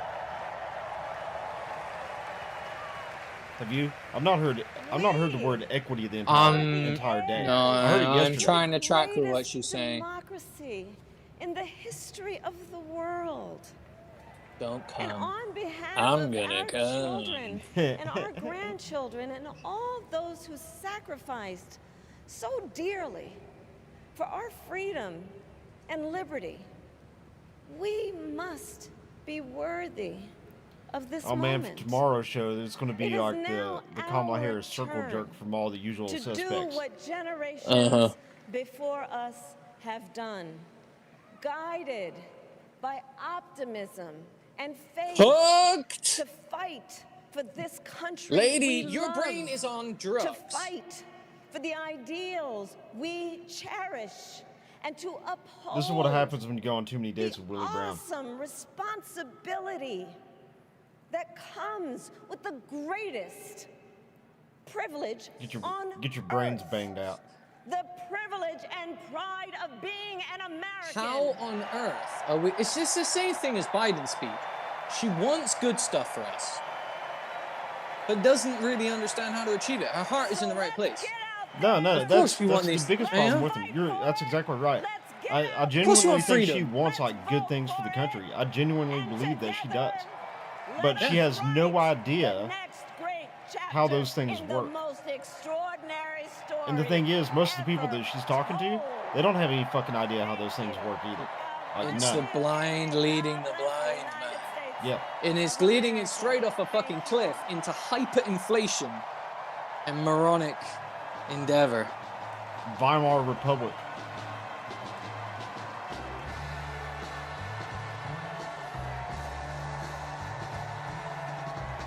I think her speech was pretty weak because it was essentially the same speech she gave on the first night.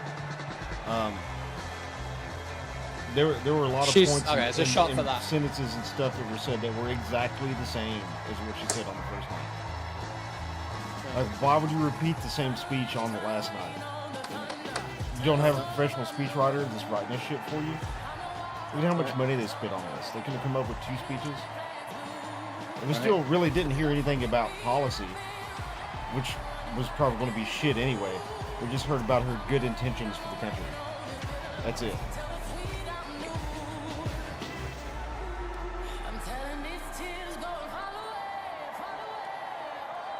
Oh, if you're listening in, we've got shirts available at magdump.net.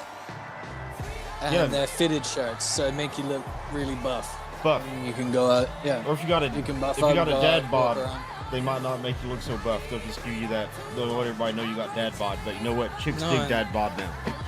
No one has the dad bod that listens. They're all Giga Chads. And Oh yeah, that's I know right. because they we told don't have me any in of the those. chat. We We're all don't Giga have Chads. any dad bods, Giga Chads in here, and Yeah, getting swole.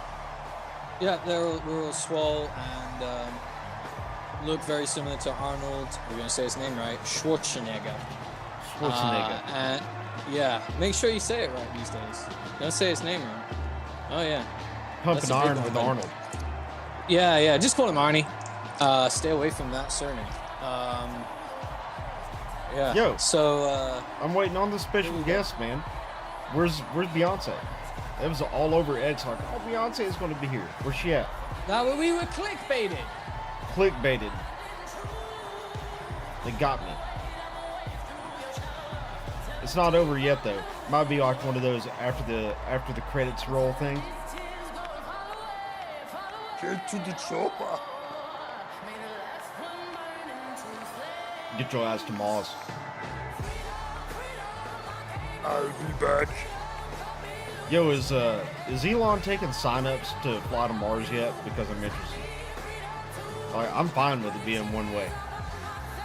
You get to Mars, you find out it's democratic. What's that?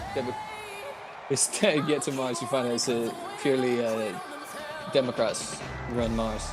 They've all been sent there. Obama's your only friend. Hey, can we sign them up for a one-way trip to Mars? Yeah. And see if their ideas work there in their own little commune? Helicopter rides. Way better idea. Imagine Laos on Mars.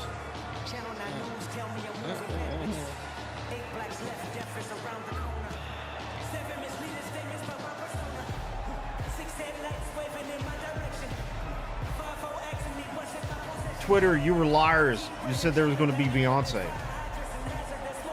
You got baited. They got me. You got clickbaited. Yeah, they got you. That's okay. I've watched all 4 days of it. Achievement unlocked. Okay, achievement unlocked. You done it. I feel like I was just here for the final moment there, for the climax. I don't know if I really got the achievement though, because the second day when they were doing all the delicate stuff, I kept dozing off. Mostly because it was boring, and I went and had dinner with my wife, and I got fucking hammered while I was there. You got hammer drunk. Yeah, I was pretty You got drunk. fucking hammer drunk, man. Yeah, those margarita flights are no joke, man. They're not shy about giving you the booze in those.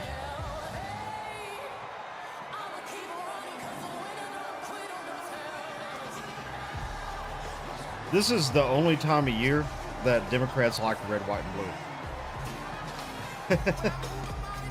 The rest of the time they're ripping the flag down and burning it, but they're all Americans right now.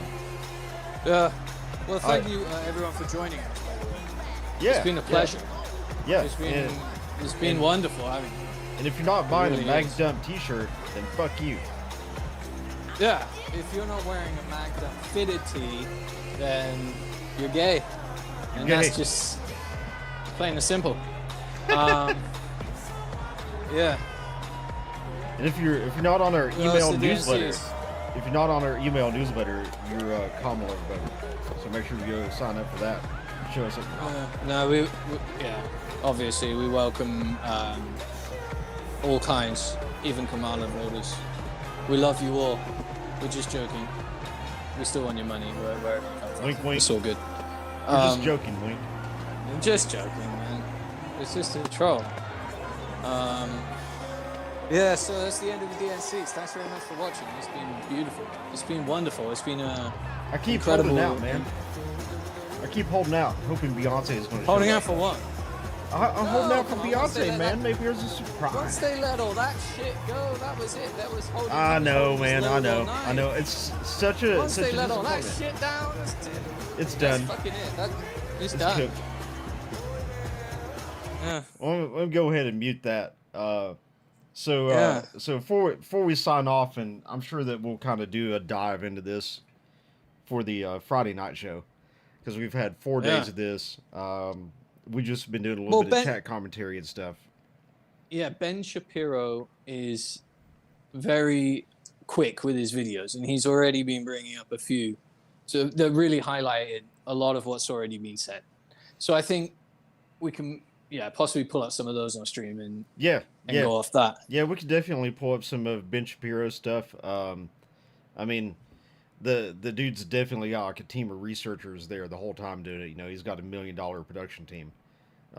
So He's at the top of the game. Yeah, he's at the top of the game. We just got to have a look at what he's saying. And yeah, you're really disappointed you didn't get to see Beyonce. Very disappointed, shake that man. Ass. I was hoping that Beyonce would make the appearance because it was all over Twitter. I'm like, oh, Beyonce. No, I don't really like Beyonce. I think, but I just wanted to like see if they could really. I guess the question was, could Kamala pull Beyonce? You know what I mean? And apparently she could not pull Beyonce or Tay Tay. One of the two. But she's got walls and he's got horse balls. He's got horse balls. When it comes to that, that's a fact. It's actually a voting fact that most voters, they decide based on the size of the horse balls. So that's a metric. So it's a metric. And JD Vance has not had access to this kind of horse balls. He only fucked his couch. Oh, he got a medical glove and he put it in his couch in between the cushions. And no, it's sort of troll. If you don't know, they wrote about this online. Is that what the joke is about? Is that what the couch joke is actually about? Someone wrote that as a troll. They wrote it in his book. They even gave the page number, and they like made a picture, like a screenshot that this is from his book. It is all Photoshop. It doesn't even fucking exist in his book, you know? And without fact-checking it, before too long, it was running as a story, you know? And yeah, no, if you actually check the book, there's nothing about anyone fucking any couch cushions. Yeah, I wouldn't imagine so. That'd be kind of a weird thing to put in a book anyway. It's a bizarre yeah, I mean, if anyway, could have been comical. We all watched American Pie, didn't we? But even if it were true, it's funnier. It's only fractionally as disturbing as Joe Biden's daughter's diary. Now that or Hunter Biden, yeah, all of that stuff in the Biden family is extremely eyebrow raising. Yeah, wow, Hunter Biden, wow, yeah, creepy dude. Creepy crackhead. Well, thank God we don't. Isn't it so much more of a cleaner air now that we don't have to deal with the Bidens? Although Biden was there one night, right? She's laughing. That's another shot. She just laughs. She just stands there and laughs. It's because she's a moron. She never stops laughing. She's so happy. I think they're pretty sure they've won it. Ignorance is bliss, man. That's why she's so happy. She's just stupid, so she can't help but be happy because she doesn't know any better. She's too ignorant to know that we're in shit shape. Oh, Jean has signed off as well. Good night, Jean. As you lay your head down, think of Jesus dying on the cross, right? Thank him for dying for you. Talk to him like your best friend. It's never too late. Jesus loves you. Yes, seek him. Christ is king. Yep. And it can turn your life around within minutes, within seconds. Just a change of your mindset and giving thanks for life instead of being, down in the dumps and worrying about, a bit like Kamala in this lot, worrying about what can be given to you and rather think about what you can actually do with your time because you've already been given a great blessing. You got time, and that's the greatest blessing. So just go and get it done, whatever it is. Go and get it done. Get on with it, Stop go build it. Yeah, don't procrastinate. Just do it, Don't be worried of failure. You're going to fuck it up the first time. You're going to fuck it up the second time. And the third and fourth time you do it, hey, it's going to be good. But it won't be as good as the 10th time you do it. It takes iteration. It takes, Don't be afraid to fail. So, yeah. Just keep on going at it. Achieve your dreams that way. And there will be failures. Achieve your failures, and just keep on going through them. And that's it. Learn from it, though. Don't bury your head in the sand. That's right. Don't give up. Yeah, don't give up, but also don't ignore failure. So, yeah, I think that's about it. That about rounds it up. And yeah, we'll be back for the end of the week show. So good. We'll unpack all this and see what the social media icons are saying, so we can make fun of them. We will unload it all. Jojo from Just went out and touched grass. David Hogg had a lot to say. It's gonna be an amazing show. It's going to be fascinating. I'm pretty excited for it. So, yeah. I can't wait to drag the hog and drag JoJo. Maybe we'll even get to see some Becky Sue. I fucking hope so. I don't think so, though, because she was getting ramrailed by Mr. Big Meatballs from the Democratic Party, and he was bringing some spicy meatballs, and he's pretty sure he was slamming her back doors in, allegedly, in a comical sense. So we have to find out more, but yeah, I'm sure once we get the Patreon up, we get the money and the bank up, we get the sales up, then we're gonna be able to purchase access to Becky Sue. Mm-hmm. And that's gonna be wild. It's gonna be a wild ride. So we got a special surprise planned for that. Yeah. We've got everything planned out, guys. It's gonna be fucking awesome. So make sure you go buy some MagDump t-shirts so we can. That helps a lot. That helps a lot. When you buy a MagDump t-shirt, that helps us get Becky Sue live. To get drunk. We're gonna live stream it. Yeah. We're gonna live stream it when we get it. We're gonna set it up so we get a video call with JoJo. And it's gonna be fucking priceless. I can't wait. Oh. And we'll get her to do the Becky Sue character. 100%. Because she's obligated. It only takes $500. We're nearly near our goal anyway, so it's just a little bit further and we're gonna have this set up. Yeah. Just a little bit further. Yeah. So go get a t-shirt, guys. Go get a t-shirt. Yeah. Make sure you subscribe and hit that notification bell on YouTube, and make sure you follow us on X. And go sign up for that newsletter so you get great deals you get the straight deals. to your inbox. You can grab these deals, which is you don't want to miss what those. we need to do. They're awesome. Yeah. We work hard on those. Okay. And with that, we'll sign out, and we'll see you guys tomorrow night for the next show, and where we're gonna digest this shit sandwich. And with that, good night, everybody.